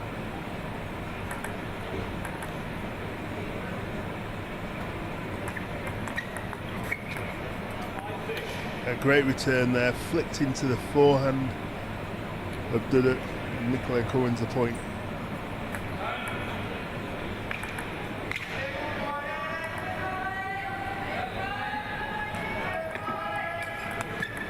Response from Nikolenko being equal to him, and then just missed the ball there.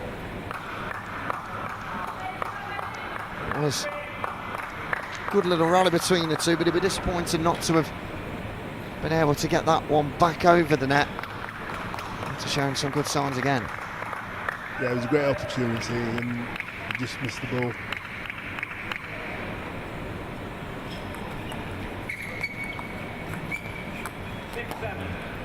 Just over the top that goes. 7-6. The Duck leads.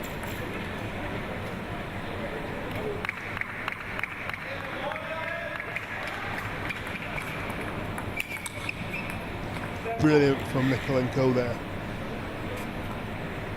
Good stuff from it.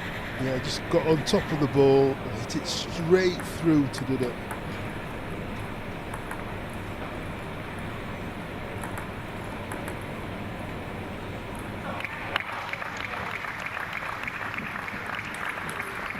Oh, nicely done. Nikolenko, fantastic response. Down that left side on the diagonal. Gets himself in front. Yeah, and the sweat monitor is being called for. That's right.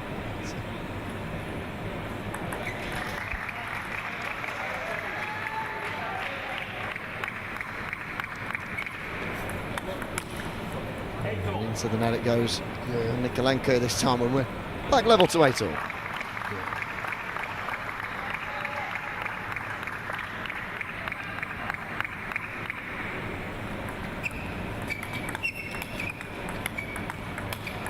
Good rally from these two again. It's Nikolenko, who, when they go into these long rallies, he's not getting many of the points from them.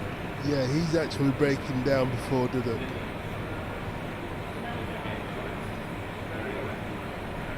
Yeah, it's quite warm down there. There'll be a lot of moisture on the table, maybe moisture on the bat as well. And obviously that affects the ball if it hits the ball or the bat.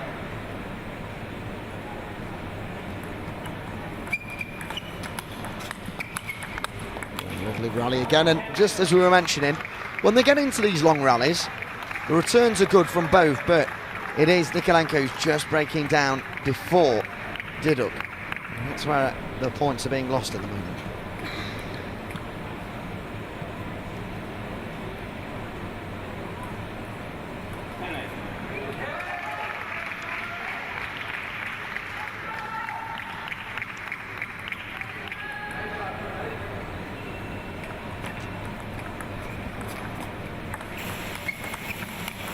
Good rally. Oh, good shot there. One off the inside line. Yep, brilliant.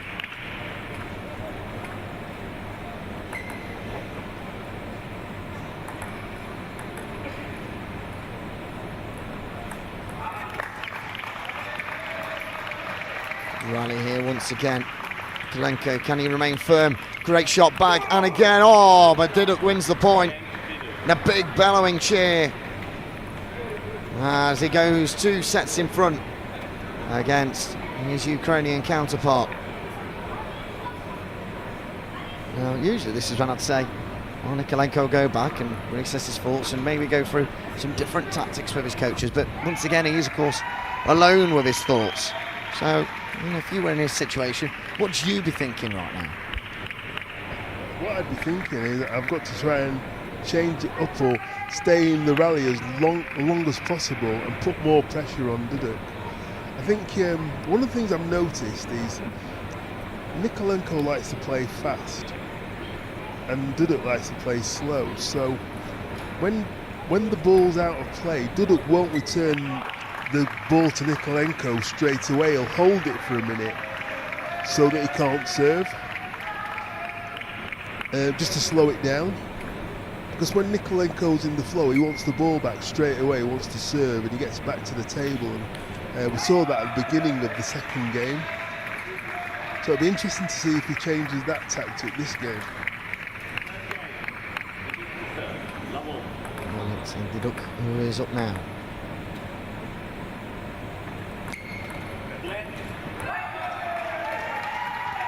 The serve will be retaken.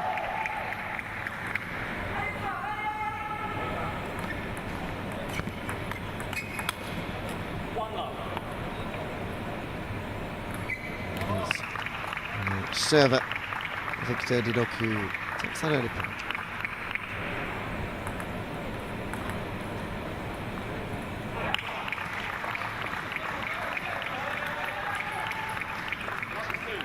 Again, it's the long rallies. Duduk's winning, coming out on top.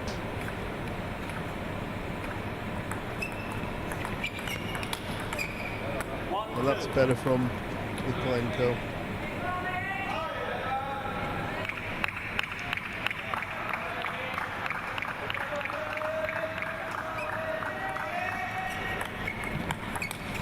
Good rally again, and Duduk just used that line so well, didn't he? He did. He shaped to go across court, but then just went down the line at the last minute. Very deceptive.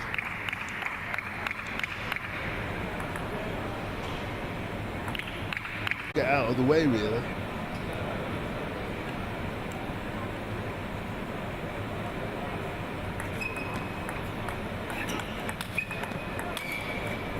See the net it goes this time, so 3-point advantage back in the favour of Duduk. He's looking to be a 5-time European winner. It's frustrated figures. I think he's actually just having a quick word with coach in the stand then. Or at least speaking to someone in the stand, be it his coach or someone else.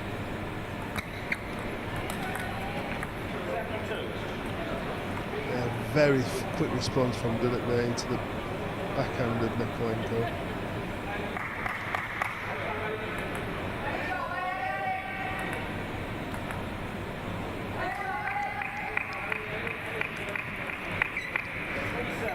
That was brilliant from Nikolenko. He came round to the backhand, to the forehand side, and used his backhand and flicked it really strong. Caught Duduk out by surprise. And that's better from Nikolenko. That was really close to slightly falling off the edge, but it made it onto the side of the table. Great shot. And it's Duduk now that calls a timeout.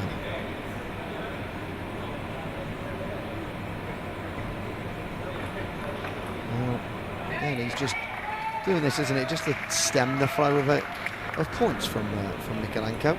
Yeah, because obviously Nikolenko just played 2 fantastic points, and he doesn't want that to carry on. So Nikolenko's come back because he's ready to go. Duduk's still walking around, and it'll make him wait. It wouldn't surprise me if he took the full minute, which he's allowed to do. Absolutely. Getting some. He won't be in a rush to get back to the table. No way. Well, comes back now with about 10 seconds to go, but he won't just get on with it in 10 seconds time. No, he'll go and towel himself down, he'll get himself ready. And then probably take another few seconds. Yep. Were you ever this kind of player? Couldn't possibly comment. Back now, and some more good rallies from the two of them, and Duduk comes out on top.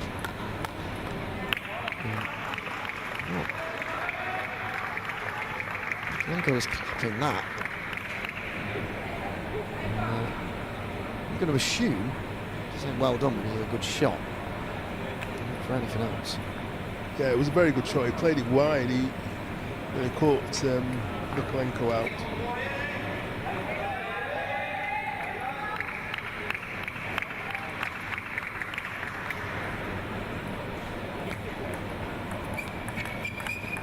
Short ones down the rally and clipping off the net.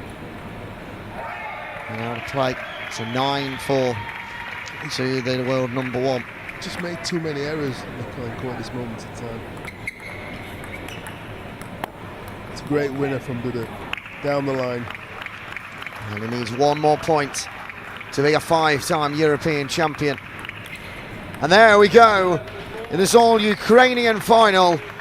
It's Viktor Duduk who comes out victorious against Maxim Nikolenko to become a 5-time European champion. Yeah, and well deserved. He was nearly, he was just better than Nikolenko today. Nikolenko missed a lot of balls, and Nikolenko will be disappointed. He would have thought he would have had a chance to win. I think you can look at him now, he looks a bit frustrated and everything, but he got to the final. He wasn't seeded to get to the final, so to get to the final of the Europeans and win a silver medal, he's done really well. Oh, absolutely. That's his first major medal in the singles, as a silver, should I say, since the last European Championships back in 2019. So big congratulations to him. We'll have a short break now before we head into our next medal ceremony. One more game of these singles championships to go. That'll be Will Bayley versus Jean-Paul Montanis.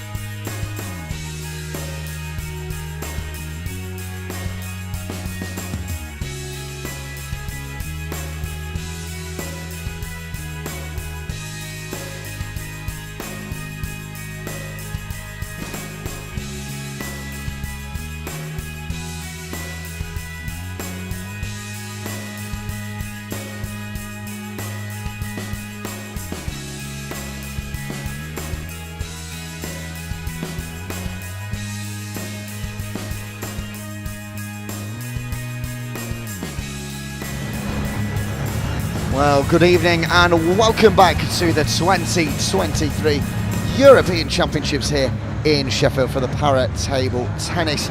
We've got our medal presentations about to take place, starting with our classes 1 to 5. I believe we'll have 5, 3 and 2 before we move on to our standing with 11 and 6. Plenty of medals to hand out. It's been some fantastic few days of action, of battling, of fantastic shots, and these players absolutely deserve the chance to go up, receive their medals and some Yorkshire tea, and get all the praise and recognition they deserve. Well, we've got a couple more games coming up for you shortly after this. On table 6 we have the men's single class 7 match. There is Will Bayley taking on Jean-Paul Mantinus. He lost that game, did Will Bayley, back in 2015 in the final. 2011 was the last time he won the European Championships. He'll be doing everything possible to do that. And then one more game over on table number 1. It's also starting at around 5 to 7. I'm sure there'll be some delays. That is Abdullah Ozturk as he takes on Philip McHazel.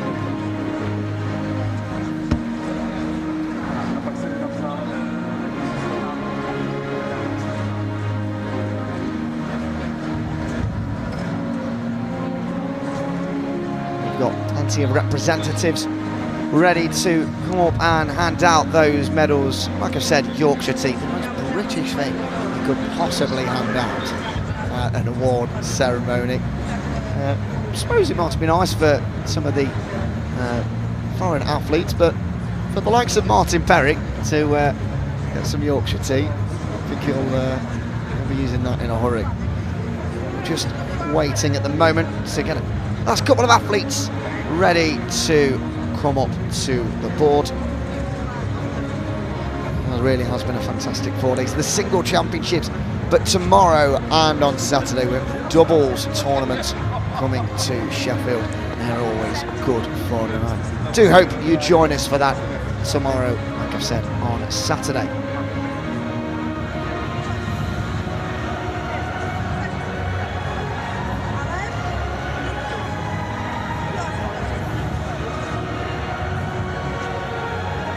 We are about ready then to get off and underway with our medal presentations. So, as always, delighted to be joined and hand on over to Mattia Pintar to take you through the next few medals. Welcome to the medal ceremony for the 2023 ITTF European Championships for men's class 5. Please welcome the medalists up to the podium. And we're starting off with men's singles class 5 medalists. Coming on to the podium are Mitar Palikucha of Serbia and Ali Ozturk from Turkey to pick up their bronze medals. Joined by the home hero Jack Hunter Spivey, winning himself a silver, and the reigning champion defending his title is Valentin Baus from Germany. Coming on with the wonderful medals with the emblem of the championships are Karen Tong and Sheng Wu, along with the before mentioned British tea. No doubt the players will be able to find some cookies to go along with that. Congratulations again to the semi-finalists and bronze medal winners Ali Ozturk and Mitar Palikucha. Congratulations also on winning his first European Championship singles medal, Jack Hunter Spivey with a silver, and the European, Paralympic and World Champion remains Valentin Baus for Germany. Please enjoy their national anthem.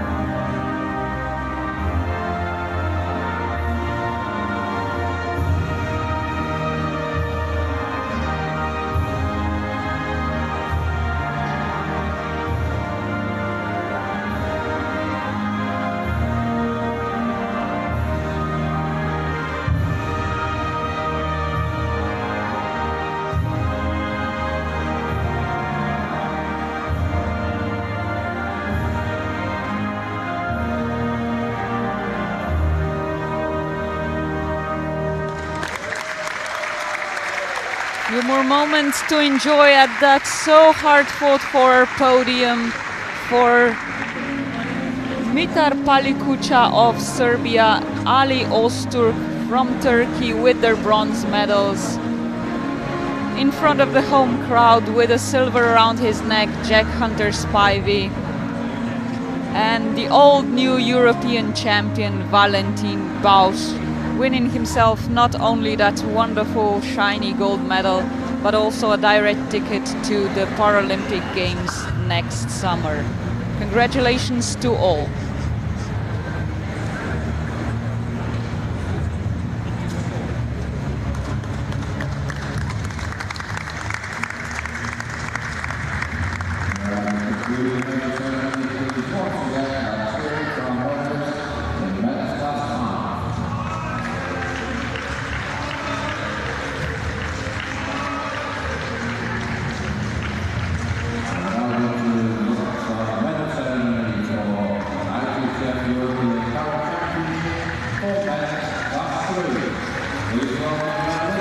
We're now welcoming to the podium the best in Europe in men's singles class 3. Colin Judge for Ireland and Thomas Brückle for Germany, taking the bronze medals as the semi-finalists defeated against Florian Merien in second place and Thomas Schmidberger, another new and old winner at the European Championships for Germany. The medals and the Yorkshire tea will be presented by Mohamed El Dawati and Maurice Hammerton.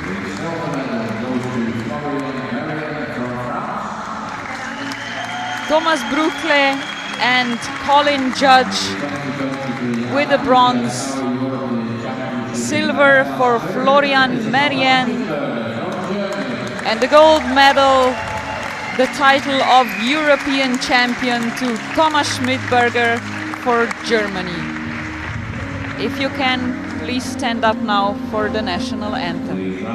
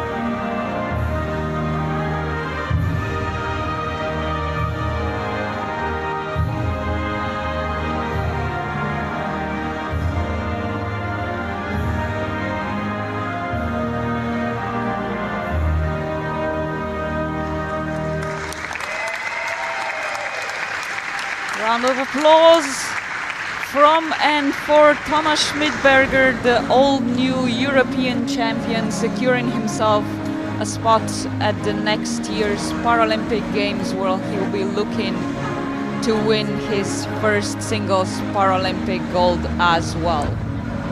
And another picture to go into those memories also for Florian Merien with a silver for France, and the two bronzes, Thomas Brückle and Colin Judge.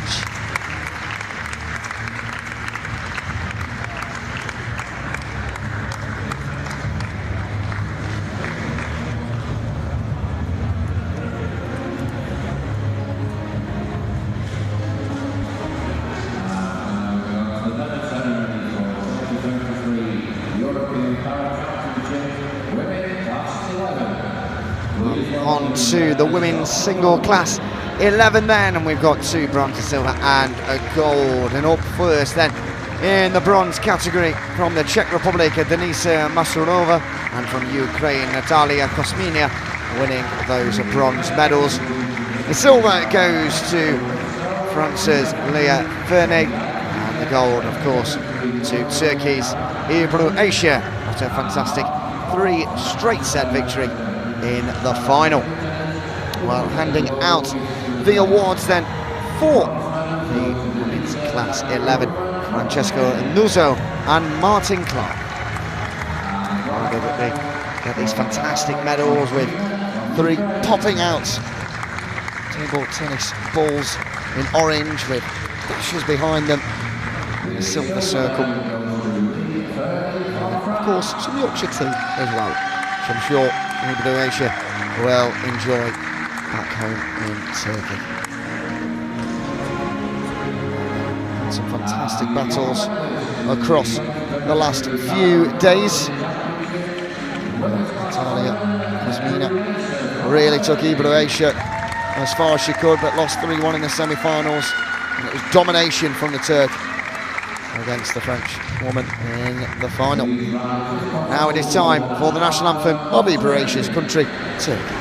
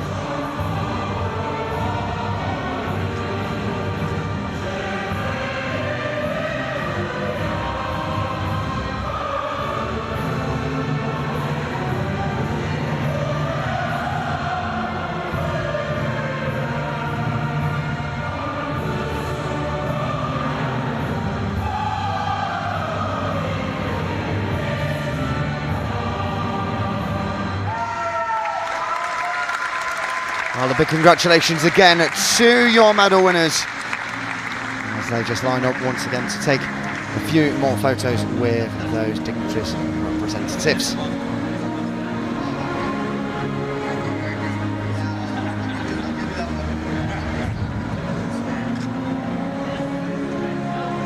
Up next we do have one more in the standing classes with men's singles, class 6. In a few moments' time.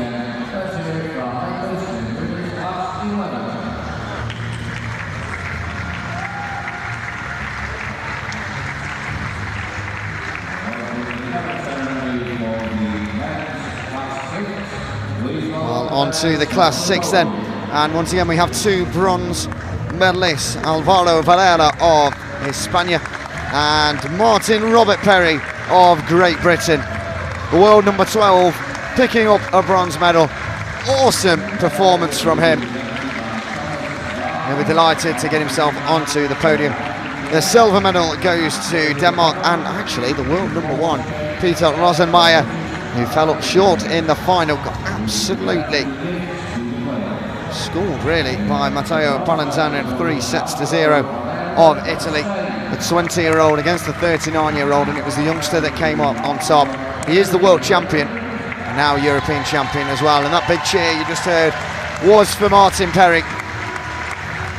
He's got a big grin across his face, and why not? It's his home tournament, the second one since the Olympics in 2012, with the Commonwealth Games taking place last year. But brilliant stuff from Martin Perry, and Peter Rosenmeier will be disappointed to be getting that silver, but still a very good performance from him, and I'm sure he will be there battling at the Olympics in 2024 in Paris. But he will have to get there another way because the automatic qualification goes to the winner, and that is the Italian Matteo Paralympics. The 20-year-old wins his first European Championship title, and what a career he has ahead of him.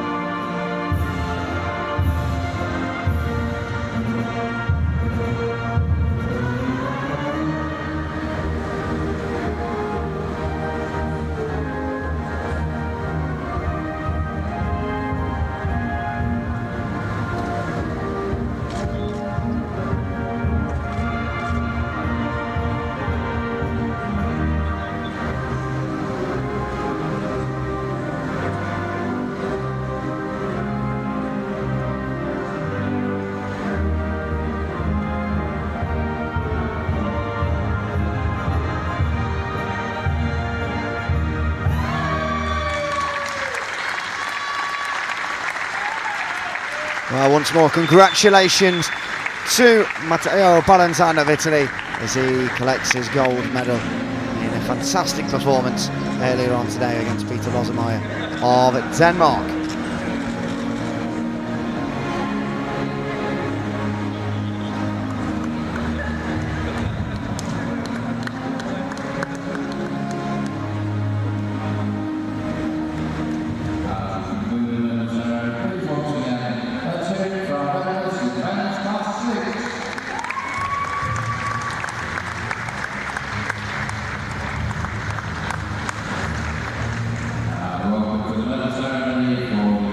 We have one more round of medal presentations to do. It's to men's singles class 2.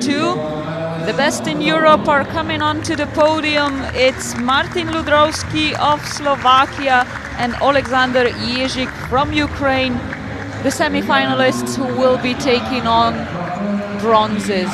Silver medalist Fabien Lamirou, unfamiliar with this position, as he's beaten in the final by Rafał Čupar for his first ever majors gold medal and the title of the European champion. They'll be getting their rewards for the hard work from the hands of Tina Krota and Kim Loos. Some Yorkshire tea to go along with those beautiful medals featuring emblem of the championships. Once again, applause for Martin Ludrowski and Alexander Jezik with their bronzes, Fabien Lamirou for the second place, and the new champion Rafał Čupar from Poland. Enjoy listening to the Polish national anthem with him.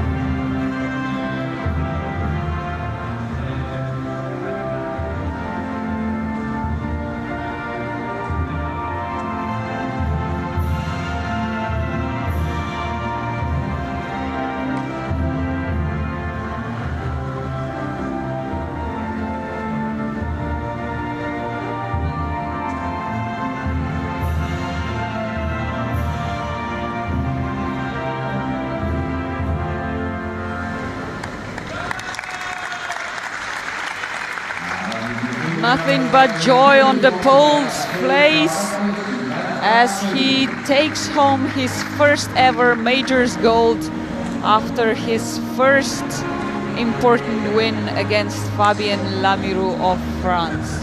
Rafał Čupar is the qualified player for next year's Paralympic Games, where he'll surely be looking to repeat this brilliant performance. Congratulations again to Slovakia, Ukraine, France and Poland. Join us again soon for the next round of the finals. 2 more matches to go to finish off this final day of the single events at the European Para Table Tennis Championships in Sheffield.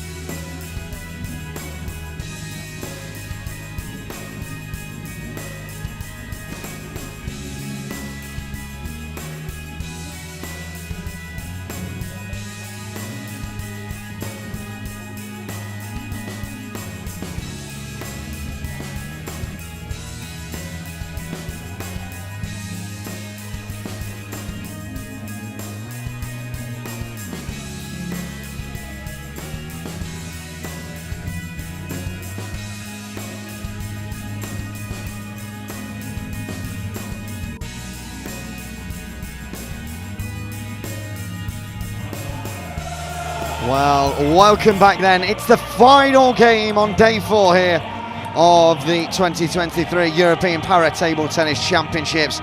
And what a game we have to finish off the standing classes and of course the single classes before we head in to tomorrow's fixtures where we have the doubles 8 and 9. Well, like I said, we have got a fantastic game in prospect here. Will Bayley, the world number 1, versus Jean-Paul Montanus of the Netherlands, the world number 2.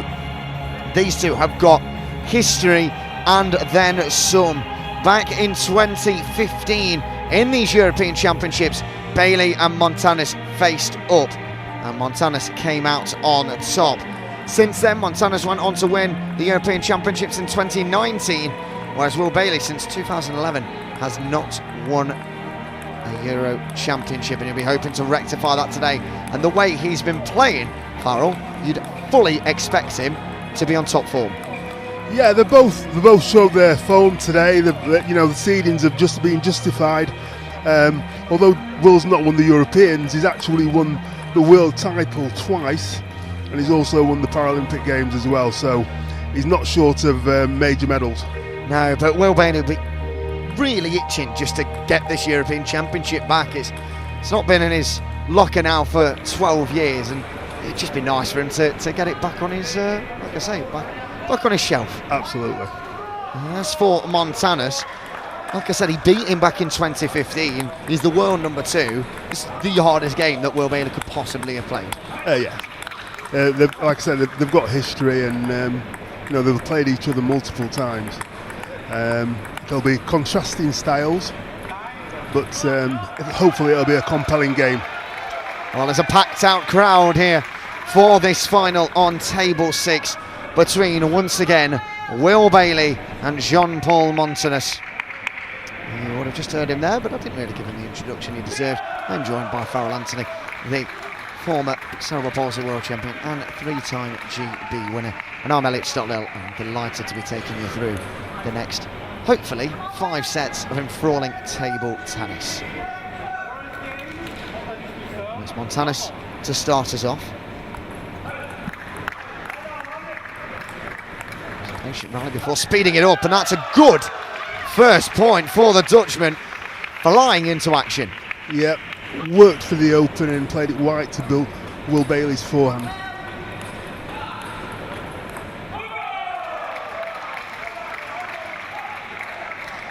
Montanus to serve again.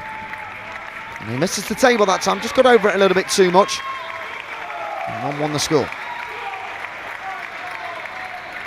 Bayley likes to take these long walks around, doesn't he? Just likes to take an extra few seconds whenever he can.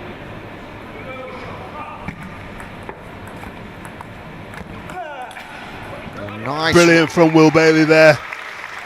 Heavy top spin into the backhand of Montanus.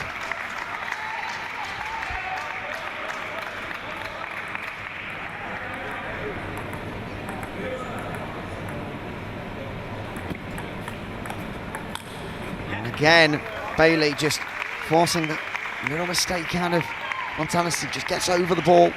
Pretty much a carbon copy of the second point that the Brit won.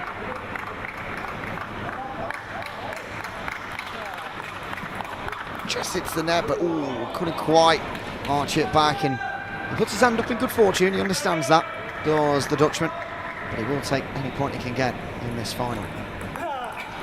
Oh, that's better from Bayley. Brilliant from Bayley there. Punched into the diagonal. Well, at that 6-point mark, he is in front by 4 points to 2. Like I discussed before, this is part of their ritual, so they will take the breaks every 6 points.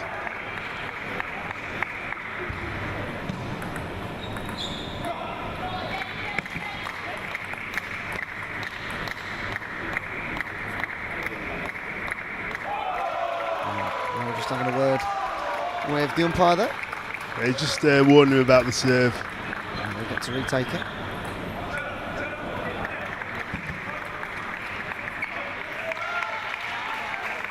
And that's the point.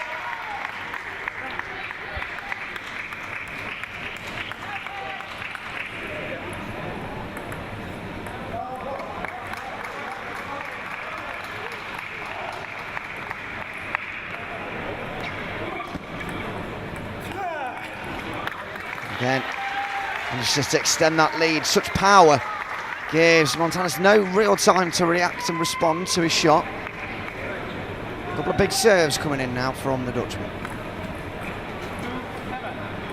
Just missed the edge of the table there. See what he's trying to do, long and fast into the forehand of Bayley, and he just missed. Steps again. Oh, nice from Bayley, just whipped it back. And Montanus couldn't quite catch on to the end of the table there and loses the point. Yeah, Bayley will be looking to get in as soon as he possibly can, as strong as he can. But that's a brilliant response from Montanus there, straight down the line.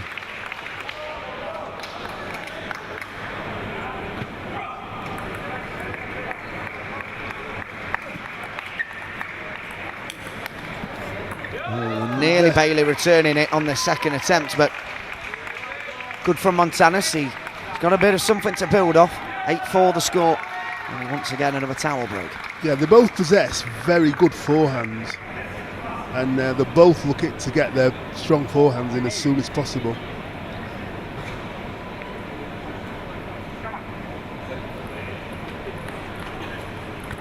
Bouncing around, ready to whip it back. Oh, what a return from Montanus. Caught Bayley unaware. Wins the point.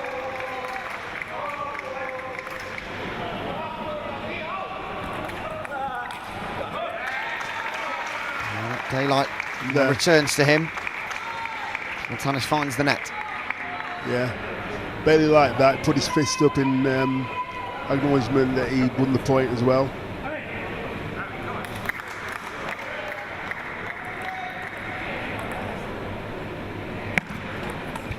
Good serve there, forcing Montanus to try and scoop it back onto the table.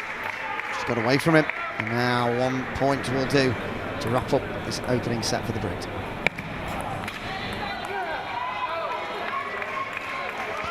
And the heavy push there from Montanus just made sure that Bayley didn't get it over the net.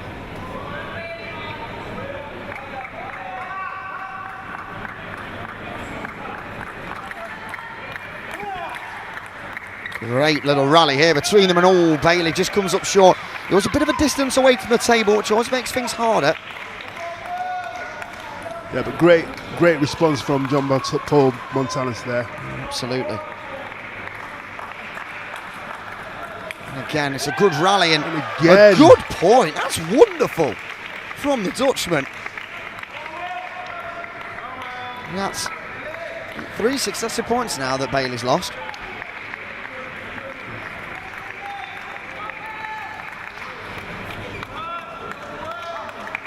He's got the home crowd behind him as Bayley. He goes up to serve.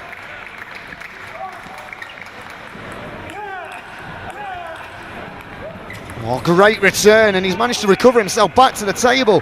What a rally this is between the two. Who can get this point? Oh!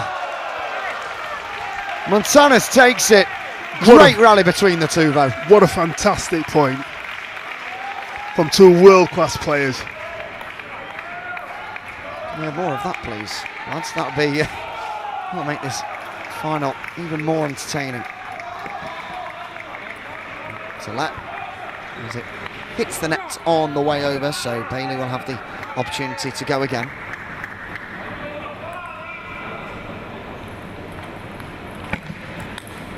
And there we go, that is the set done. Fantastic serve to finish off. An entertaining first set that it does go to the Brit, Will Bayley. Yeah, very tight game, as you'd expect from the world number one and the world number two. Both playing fantastic shots. Both look as though they're on top of the game, so you know, a 2-point margin, it could have gone either way. Some fantastic rallies in that. Just shows the consistency of both players, but also the speed and precision of both players. Both of them gearing up with their coaches, just going through what is necessary.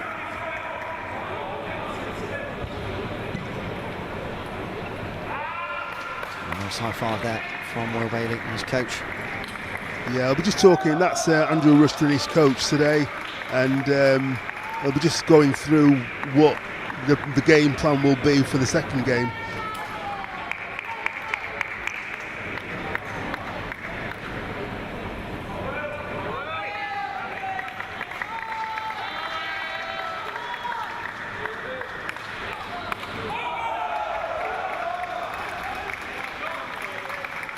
And away we go then in the second set.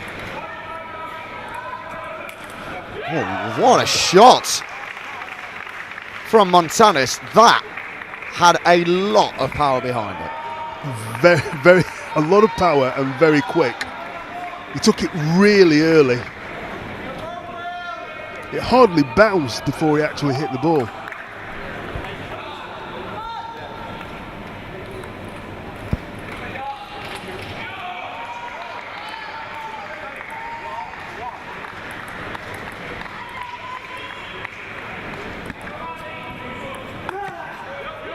Just that all the way over, and he loses another point.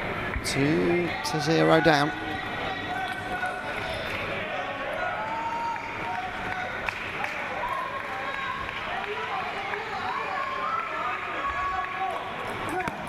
Oh, and just miscues it from Montanis' serve. Good ace from the Dutchman. Yeah, a good fast serve into the forehand of Bayley there.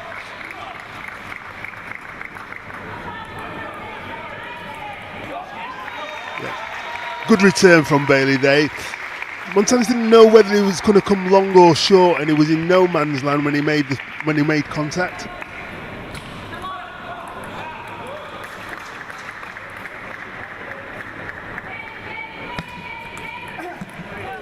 Oh, and he's just clipped the edge. He does get the point, despite the fortune. Sometimes you just need that good bit of fortune in these games.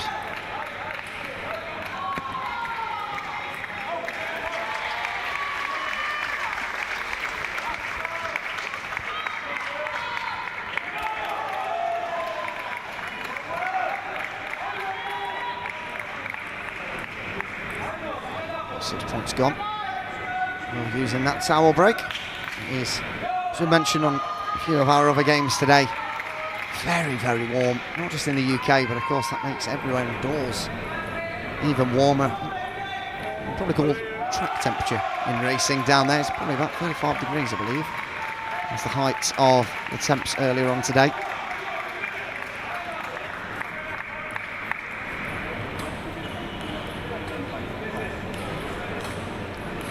Looks like they've both been warm for service. Oh, good response though. I've got to say, Will Bayley's initial response was fantastic, but Montanis, instant reply, fantastic. Yeah, they've got very quick reactions, both of these players. Well, both of them having a warning about their serves. What happens if they get another one? Well, it can result in a point being deducted, or a point being given to the opponent. And Bayley hits the net and looking over at his coach, and he remains okay, applauding, giving him encouragement.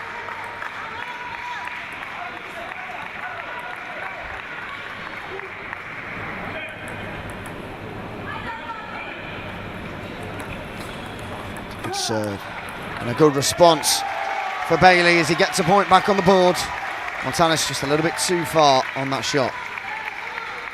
And obviously these players are going to struggle in this heat with moisture on the table.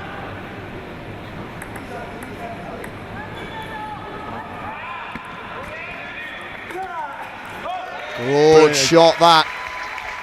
Right into the tight left corner of the table. Montanis couldn't quite arch to reach that and send it in.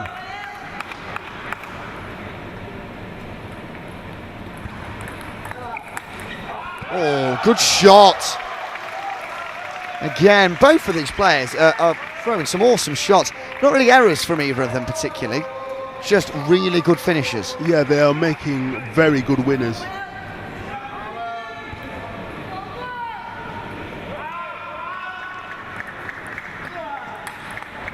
Oh, good response from Bayley, and again, gone on the third time. Such is the ferocity of this Montanas. Well, forearm, backhand, whatever it is, he has got all the power in the world behind it. Yeah, so once he's, that's his speciality. Once he starts to hit the ball hard, it's very difficult for it to come back with any sort of purchase for him to actually lose the point.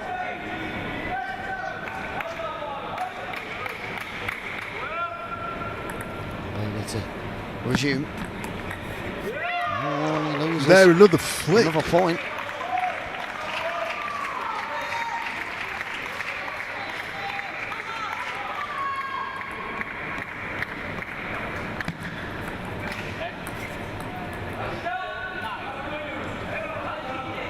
Serve for Bayley trails. It's a point back, 9-5.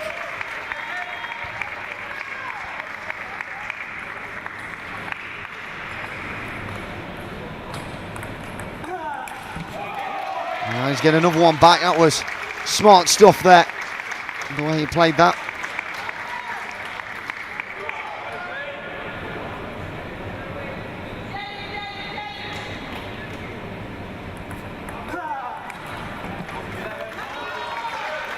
Trails by 2 now. He's done really well here to come back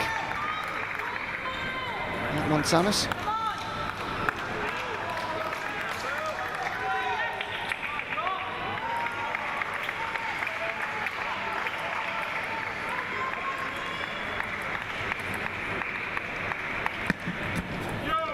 And served into the net. It's a rarity from Will Bayley there, and he can't do that again here. Responds well. Oh, and just misses the table. So, set 2 goes to Jean-Paul Montanas. Yes, and there were some brilliant rallies from both of them in that game, but Montanas came out on top, 11-7. It's a tight game. It's both players like to get in with the heavy forehands, and both of them are very rarely missing it. They're making a lot of winners.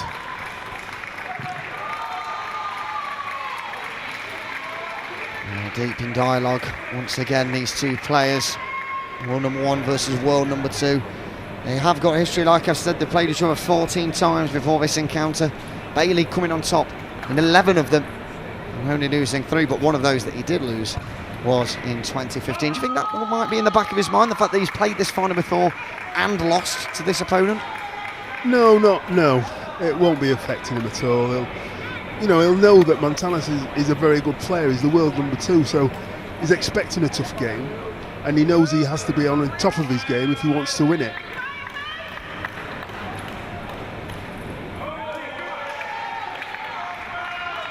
And a return to the table in this very big third set.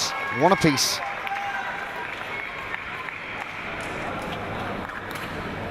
Bayley won the first one 11-9, Montanas 11-7.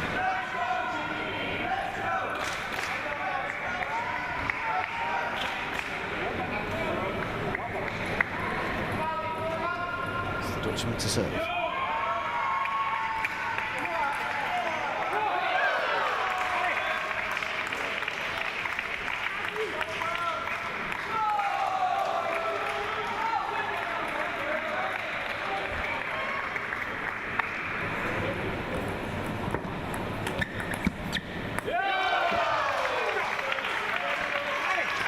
Heavy spin there from Montanas, straight down the line.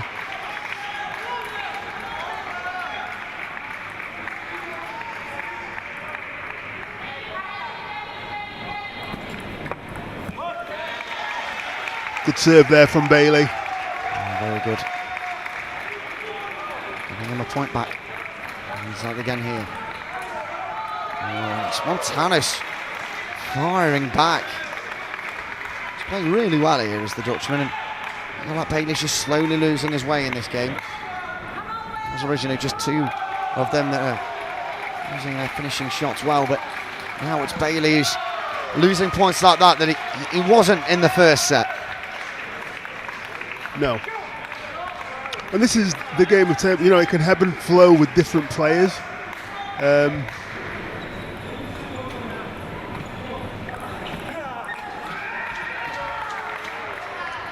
Again, it seems like Montanas can't miss at the moment. He's getting the corners really wide, and he'll be full of confidence. And Bailey's going to have to figure out a way to stem the flow of his shots, of his point scoring.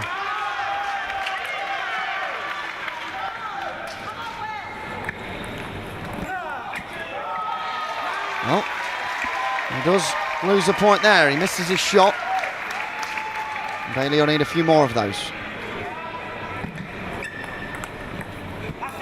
Brilliant response from Will Bayley there. Really nice. Down the line. He gets himself another point back.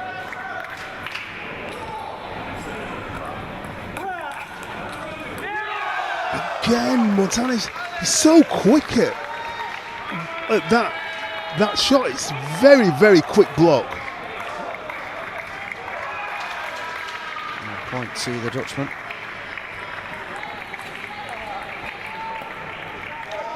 It was clever from Will Bayley then. He played it into the backhand and then he played a shot into the middle.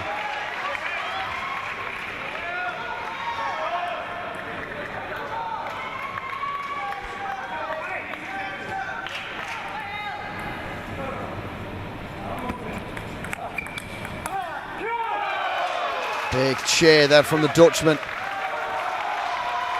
He gets that 3-point advantage back.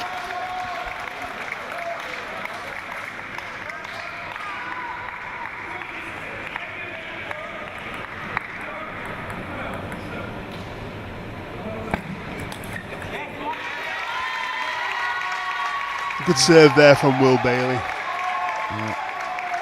Test towel break whistle. Hope them both have a couple of extra seconds. Bailey wiping his own table now.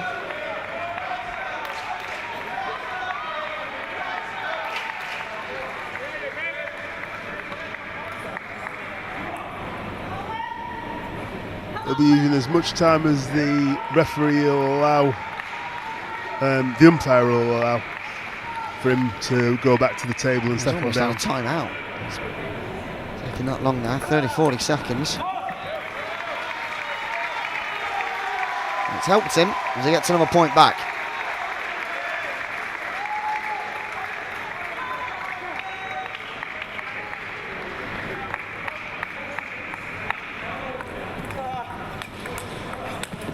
Oh, just catching there.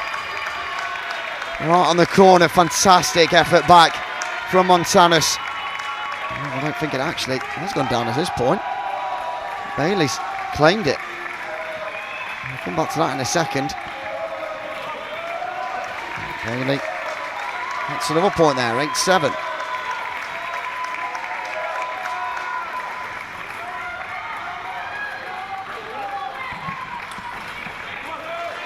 Now the ascendancy is with the Brit. He's turned this game around fantastically well.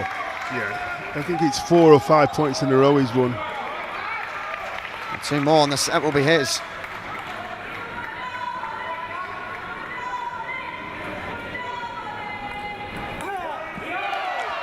Yeah, great serve from Montanas. He actually put lots of backspin on the ball then.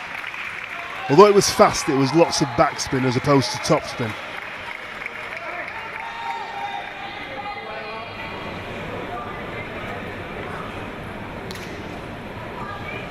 Oh, has Bailey called a timeout here? Yep, he has. Yeah, he has. That's, I feel like that's the right time to do it for him. Yes, because this game is really crucial and he won't want to just lose it. And with Montanas winning the last point, he won't want it to get it to 9-0. He'll want to try and get it to 10-8. So he just broke the game up a bit. What about Montanas? How will he be feeling? He's feeling good. Time out? Both players are playing well. I mean, he won't relish the timeout, but you know, he won the last point. And the reason that Will Bayley called the timeout or the coach called the time was, didn't want him to win in 2 quick points. Plenty of support up here on the balcony. Martini, Grace Williams, to name a few, supporting Will Bayley. Bayley actually coaches 13-year-old Bly. I think that was her just shouting, "Come on, Will," as well. So he's got all the support. But can he get the points now in this crucial third set? Oh, and he topped. I think Will Bayley thought that might have been backspin, but he actually put topspin on it. 9-all. This is such, like you say, such a crucial set. Whoever wins this takes the momentum into what will be essentially win that set, win the championship.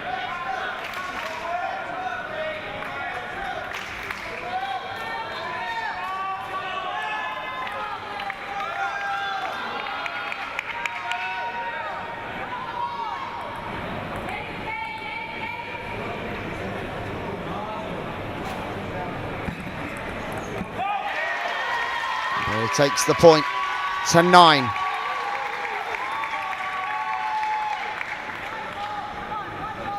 Needs to get this to win the set.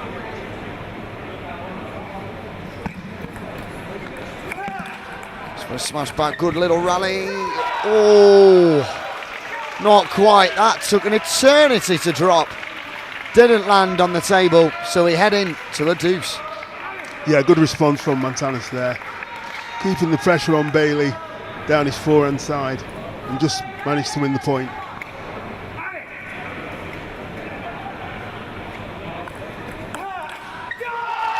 Bayley gets the point, celebrates it like he's just won the championship because he knows how big that is. That was a big point.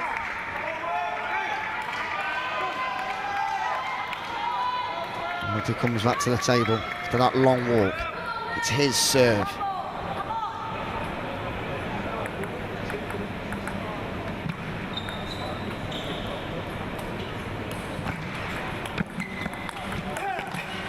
Good return, and there we go. He points to the crowd and dances around. He knows how big that is. Set 3, Will Bayley.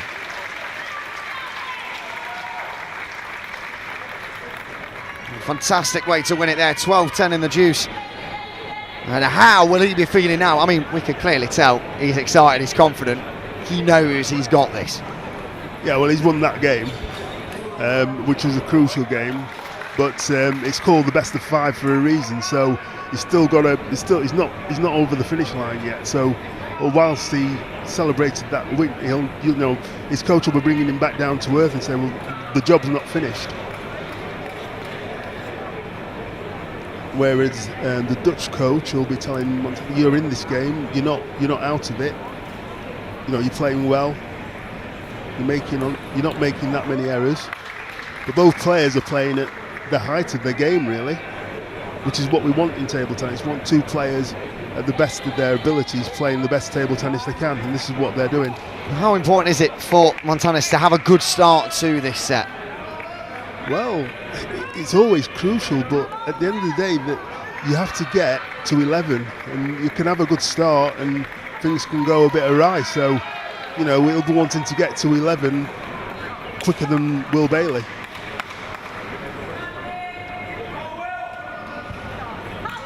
Bayley to serve. If Montanas can return these and get some points, they'll give him the world of confidence.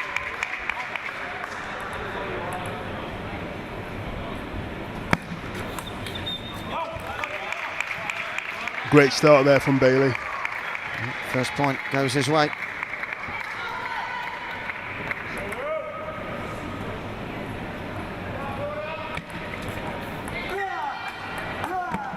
Fighting back, good rally, but just into the net. He's frustrated at himself. He feels like he could have got that over.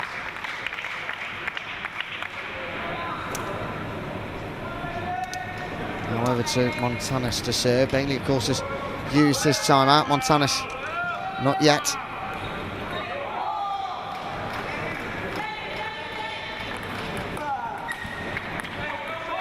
Just taking the nick on the net. on the way over.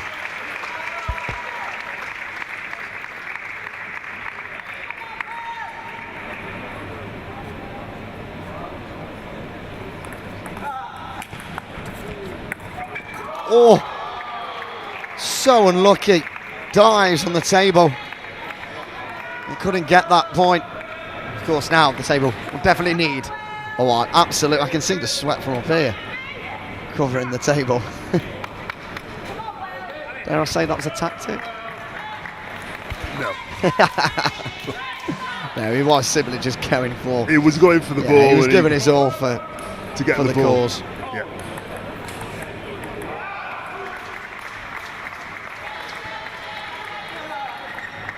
So Mick on the net. He gets the point. Any point will do.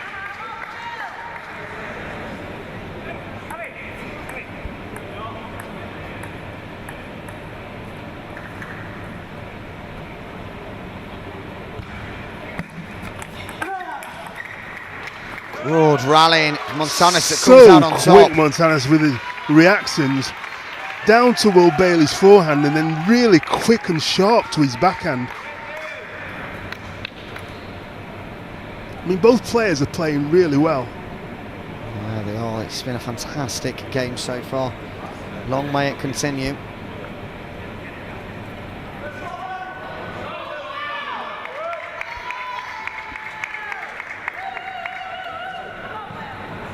Montanus to serve.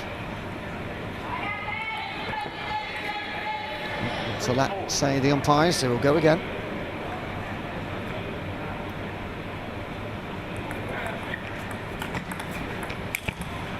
And it's Montanus that takes an extra step forward. 4-3 now. That was superb play from Montanus there. A good open-up shot and a great finishing shot. His rally's ongoing and Montanus just caught a bit too much of the ball there. Too much power. Yeah, he's going for the corners though. He's making sure that he uses the full extent of the table.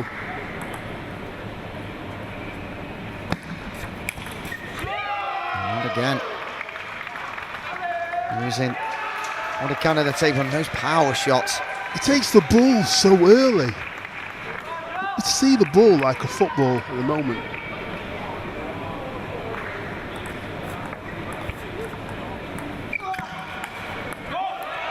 Brilliant spin from Bayley there. Wasn't the fastest, but he gave it a bit more air and a bit more spin.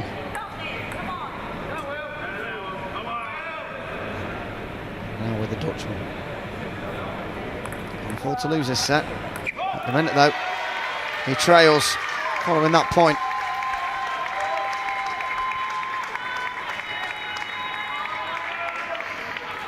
One more point and then we'll have that towel break. Shot from Bayley, even better from Montanus. I mean, it's both players are just playing fantastic table tennis. They're not missing, they're playing winning shots. There was nothing Will Bayley could do about the power in that shot then. Absolutely not. So at 6-all in this crucial set for Montanus. Who's the happier of the two right now? If you've got to call it. I can't call it.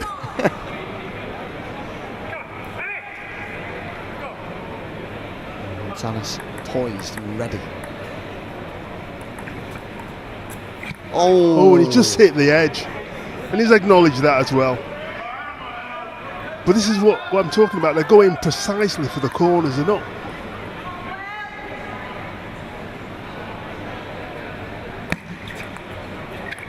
Great serve from Will Bayley there. Back up to level all, 7 apiece.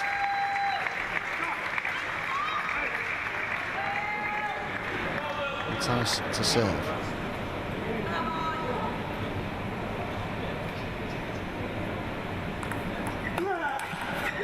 Oh, and he just played it down the line.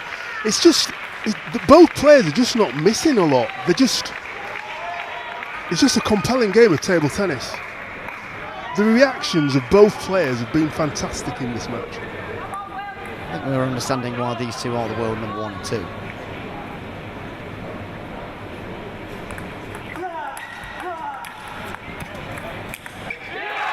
Again, it's just relentless power from Montanes there.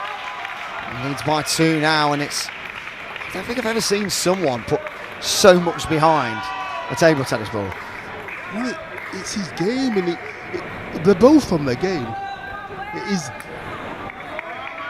is very good table tennis to watch.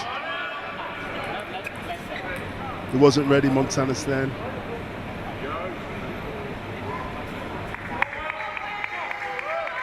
Big moments in the game here for Bayley. Has to win his serves, quite simply put. And he does from the first.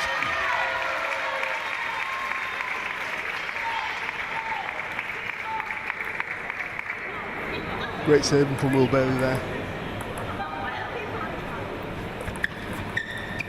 There we go, back level, 9-all. And I said those 2 serves are important, and that was why it brings him back level and gives him the momentum as Montanes is about to serve. Of course, Montanes can't afford to lose this set. If he does, the European Championship will be back with Will Bayley for the first time in 12 years.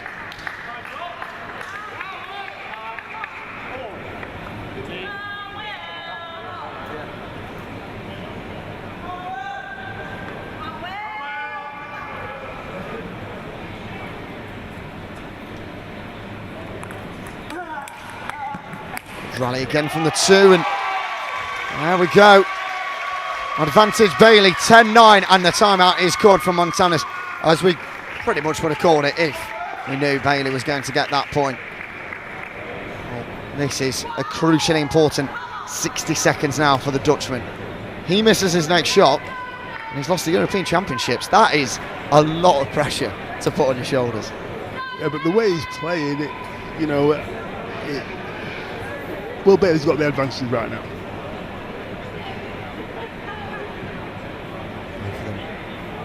They've got this last opportunity to get some advice on from their coaches. His coach is probably, the Dutch coach is probably telling him, well, giving him advice on what kind of serve to do. And whatever serve he does, he'll want to get as much, to make it as difficult for Will as possible to get the ball back.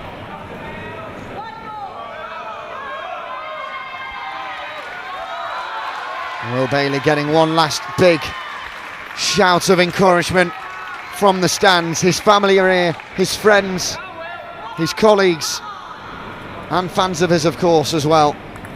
And there we go!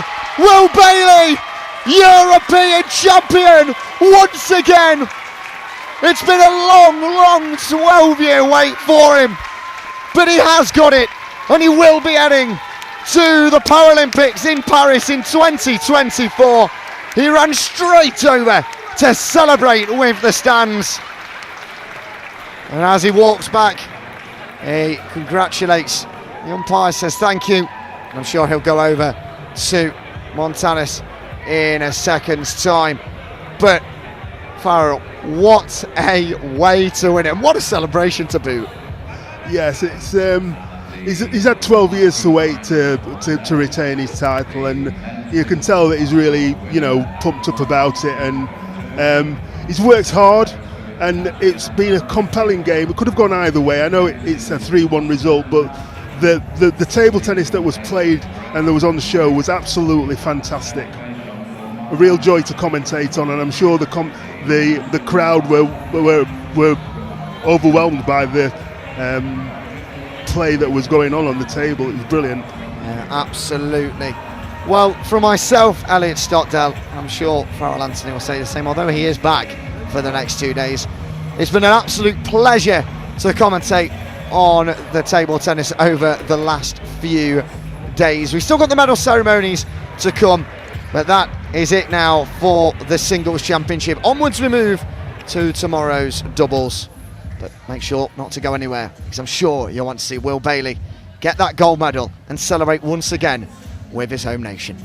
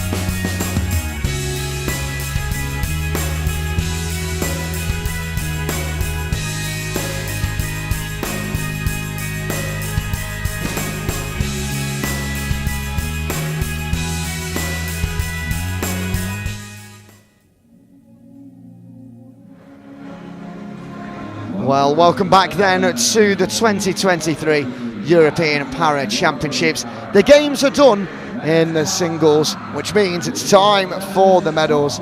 It's the fourth ceremony of the day.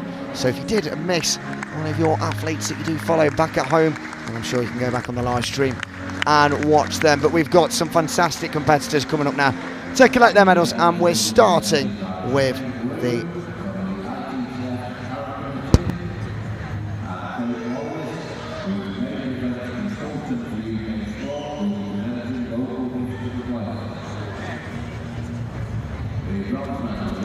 So we are starting off with the, I believe, men's single class 11. Your two bronze medal winners, Eduardo Suester Martinez, and from France, Lucas Edouard Colliage. Your silver medalist from Hungary, Peter Palos, and your winner from Belgium, Florian van Acker.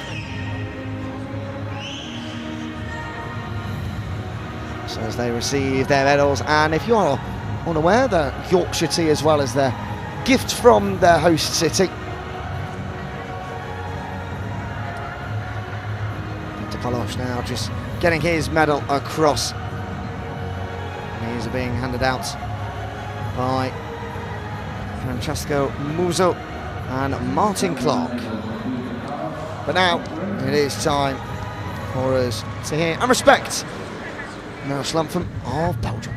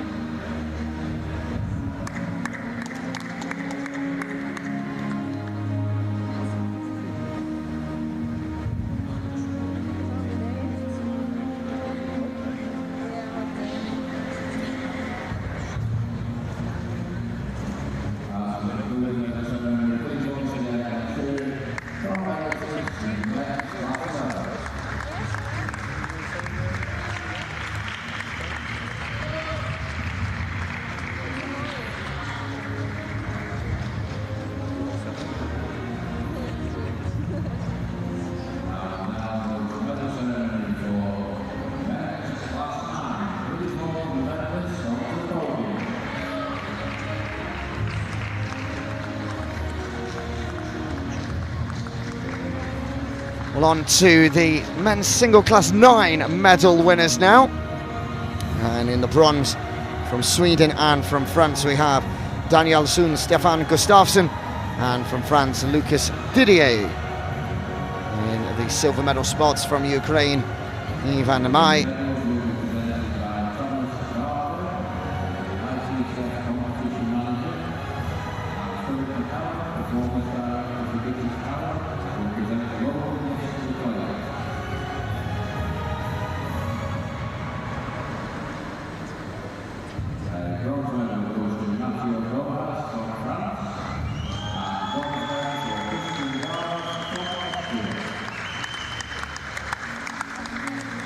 So, apologies, no, we're on the single class 10. There's a little mistake there with the announcer, but we are back on track. The bronze medal winners from France and Austria, Mateo Bohias and Christian Gardos.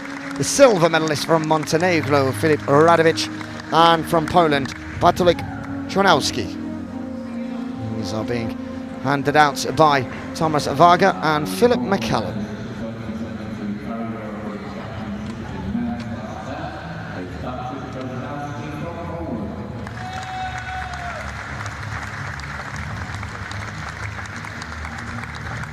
So now we will listen to the national anthem of Poland, and once again for your winner, Bartolik Chonowski.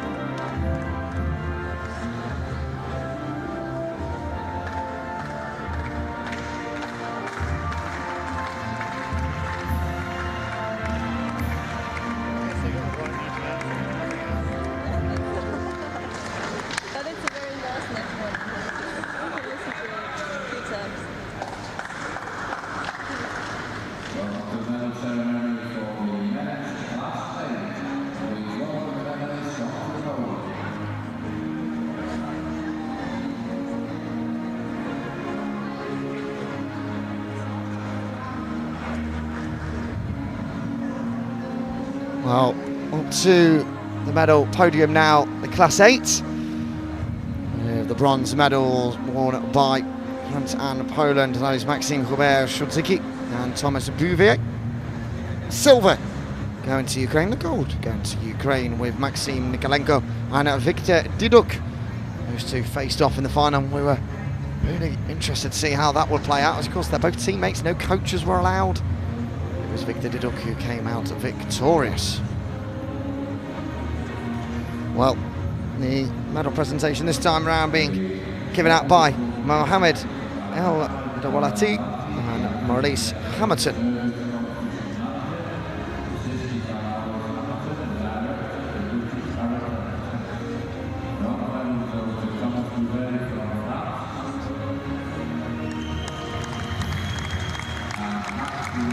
A big congratulations to all of our competitors in this men's single class 8.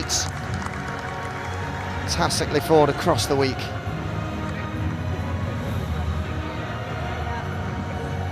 And a double for Ukraine as well with the silver and gold.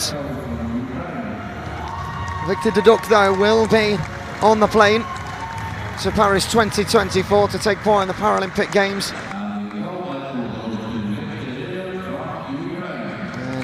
It's a little finger to the sky there to celebrate. And he gets his Yorkshire tea to boot as well. And now we will have the national anthem of Ukraine.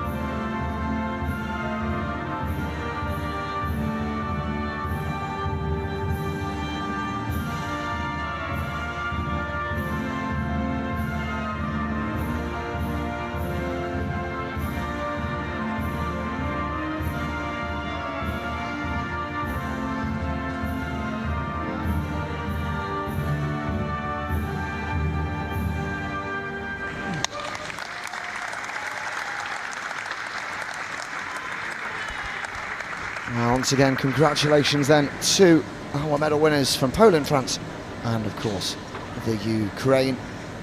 Just the 3 more medal presentations to go through now. That is when I can hand over to the lovely Teo Pinta to go through the men's class 8 for their medals.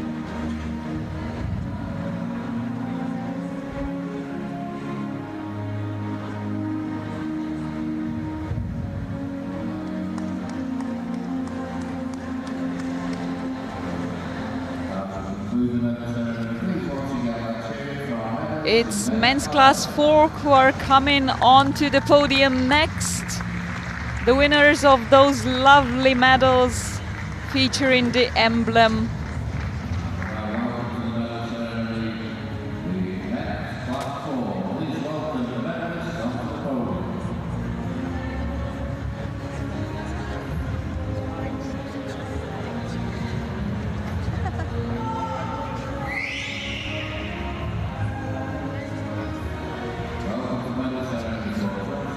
Apologies for a bit of a mix-up.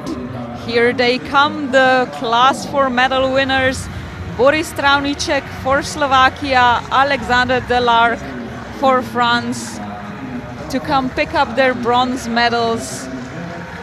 Philippe Nachazel will be crowned with the silver, and as so many times before, the champion remains and becomes Abdullah Öztürk of Turkey. Our presenters Tina Krota and Kate Laws will be giving out those lovely medals along with some Yorkshire tea. The 2 bronzes to the semi-finalists, Boris Traunicek and Alexandre Delarc. Silver for Philippe Nachazel, and gold to the so often decorated Abdullah Öztürk from Turkey. If you can, please stand up for the national anthem of that country.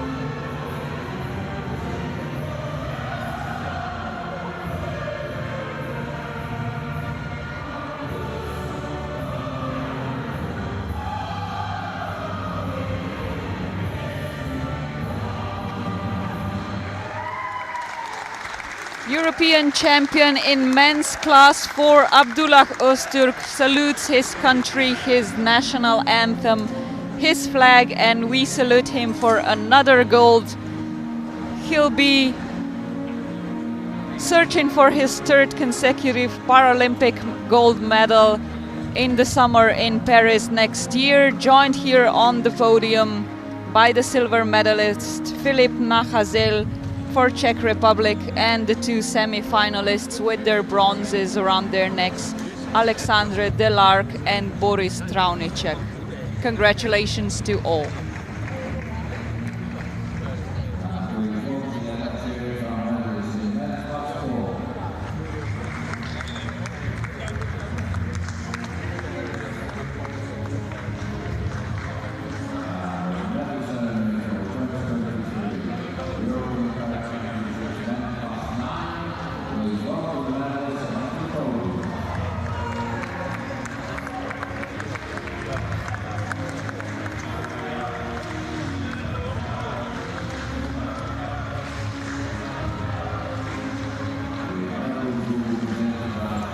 On to class 9s now, and we've got 4 more medal winners, 2 bronze, 1 silver, 1 gold.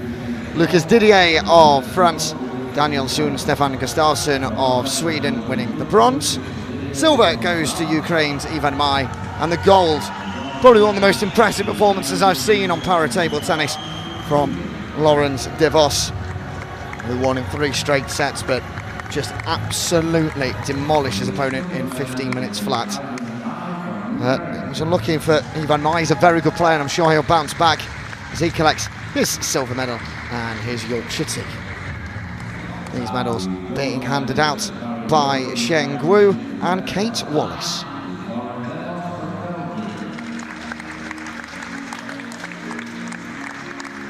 Just to correct myself there, not too sure who's actually handed out those medals. It potentially could have been Francesco Muso and Martin Clark, but there is a bit of confusion here. And now it will be the national anthem of Belgium and of Laurens de Vos.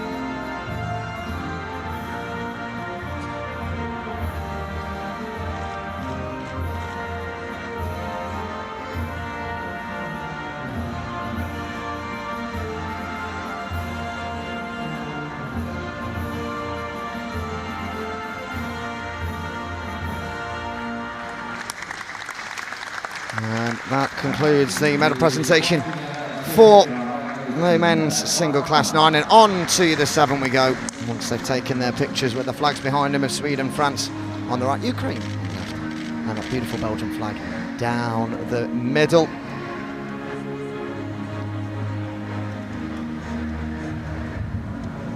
So they just congratulate themselves on a fantastic tournament in the singles. A reminder, we'll be back here tomorrow and we'll be back here Saturday for the doubles competitions. Aaron Anthony will be alongside Brad Hope for the next 2 days, and of course on the other table for the wheelchairs we will have Maciej Pintar on hand for that. Now time then to welcome up your medal winners from the men's single class 7, and the one that this home crowd has been waiting for and cheering. I've got a few GB athletes alongside me, Martin Perry and Grace Williams, Teddy Bishop, who thought that Will Bayley was going to be welcomed up a few seconds before he was, so started cheering and then somewhat booing as well, but they're just having a bit of fun and they're cheering him on. Fantastic stuff. But let's go through your bronze medal winners. From France, Kevin Dauerbecker, and from Germany, Bjorn Schenack. And your silver medalist is Jean-Paul Montanus of the Netherlands. So they receive their medals and of course, like we said, their Yorkshire tea.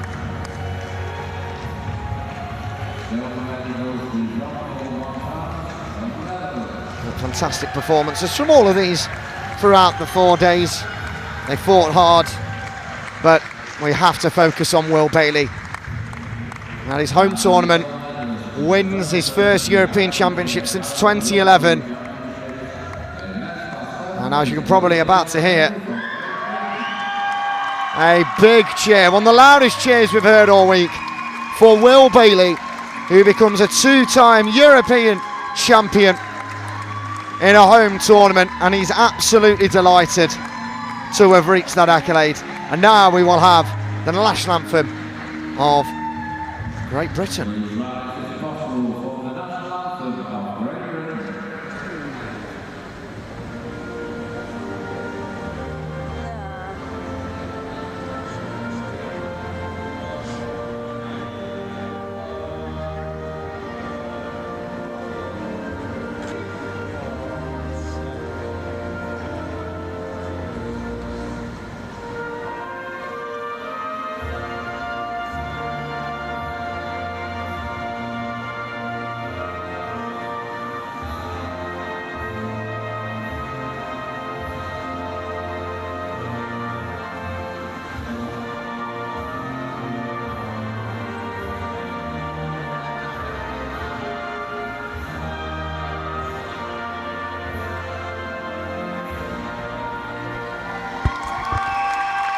Well, that was the national anthem of England there, not of Great Britain, so we do apologise if we have any Scottish, Welsh or Northern Irish listeners and viewers. But a fantastic tournament, capped off there by Will John Bayley, winning the gold medal at the European Championships. Well, a big thank you to you all for tuning in and watching and supporting these athletes. Like I said, Brad Hope and of course Farrell Anthony will be back tomorrow for the doubles tournament and on Saturday. But for myself, Elliot Stockdale and the team, it's been an absolute pleasure, and I do hope you have a wonderful evening and enjoy, of course, the rest of the tournament.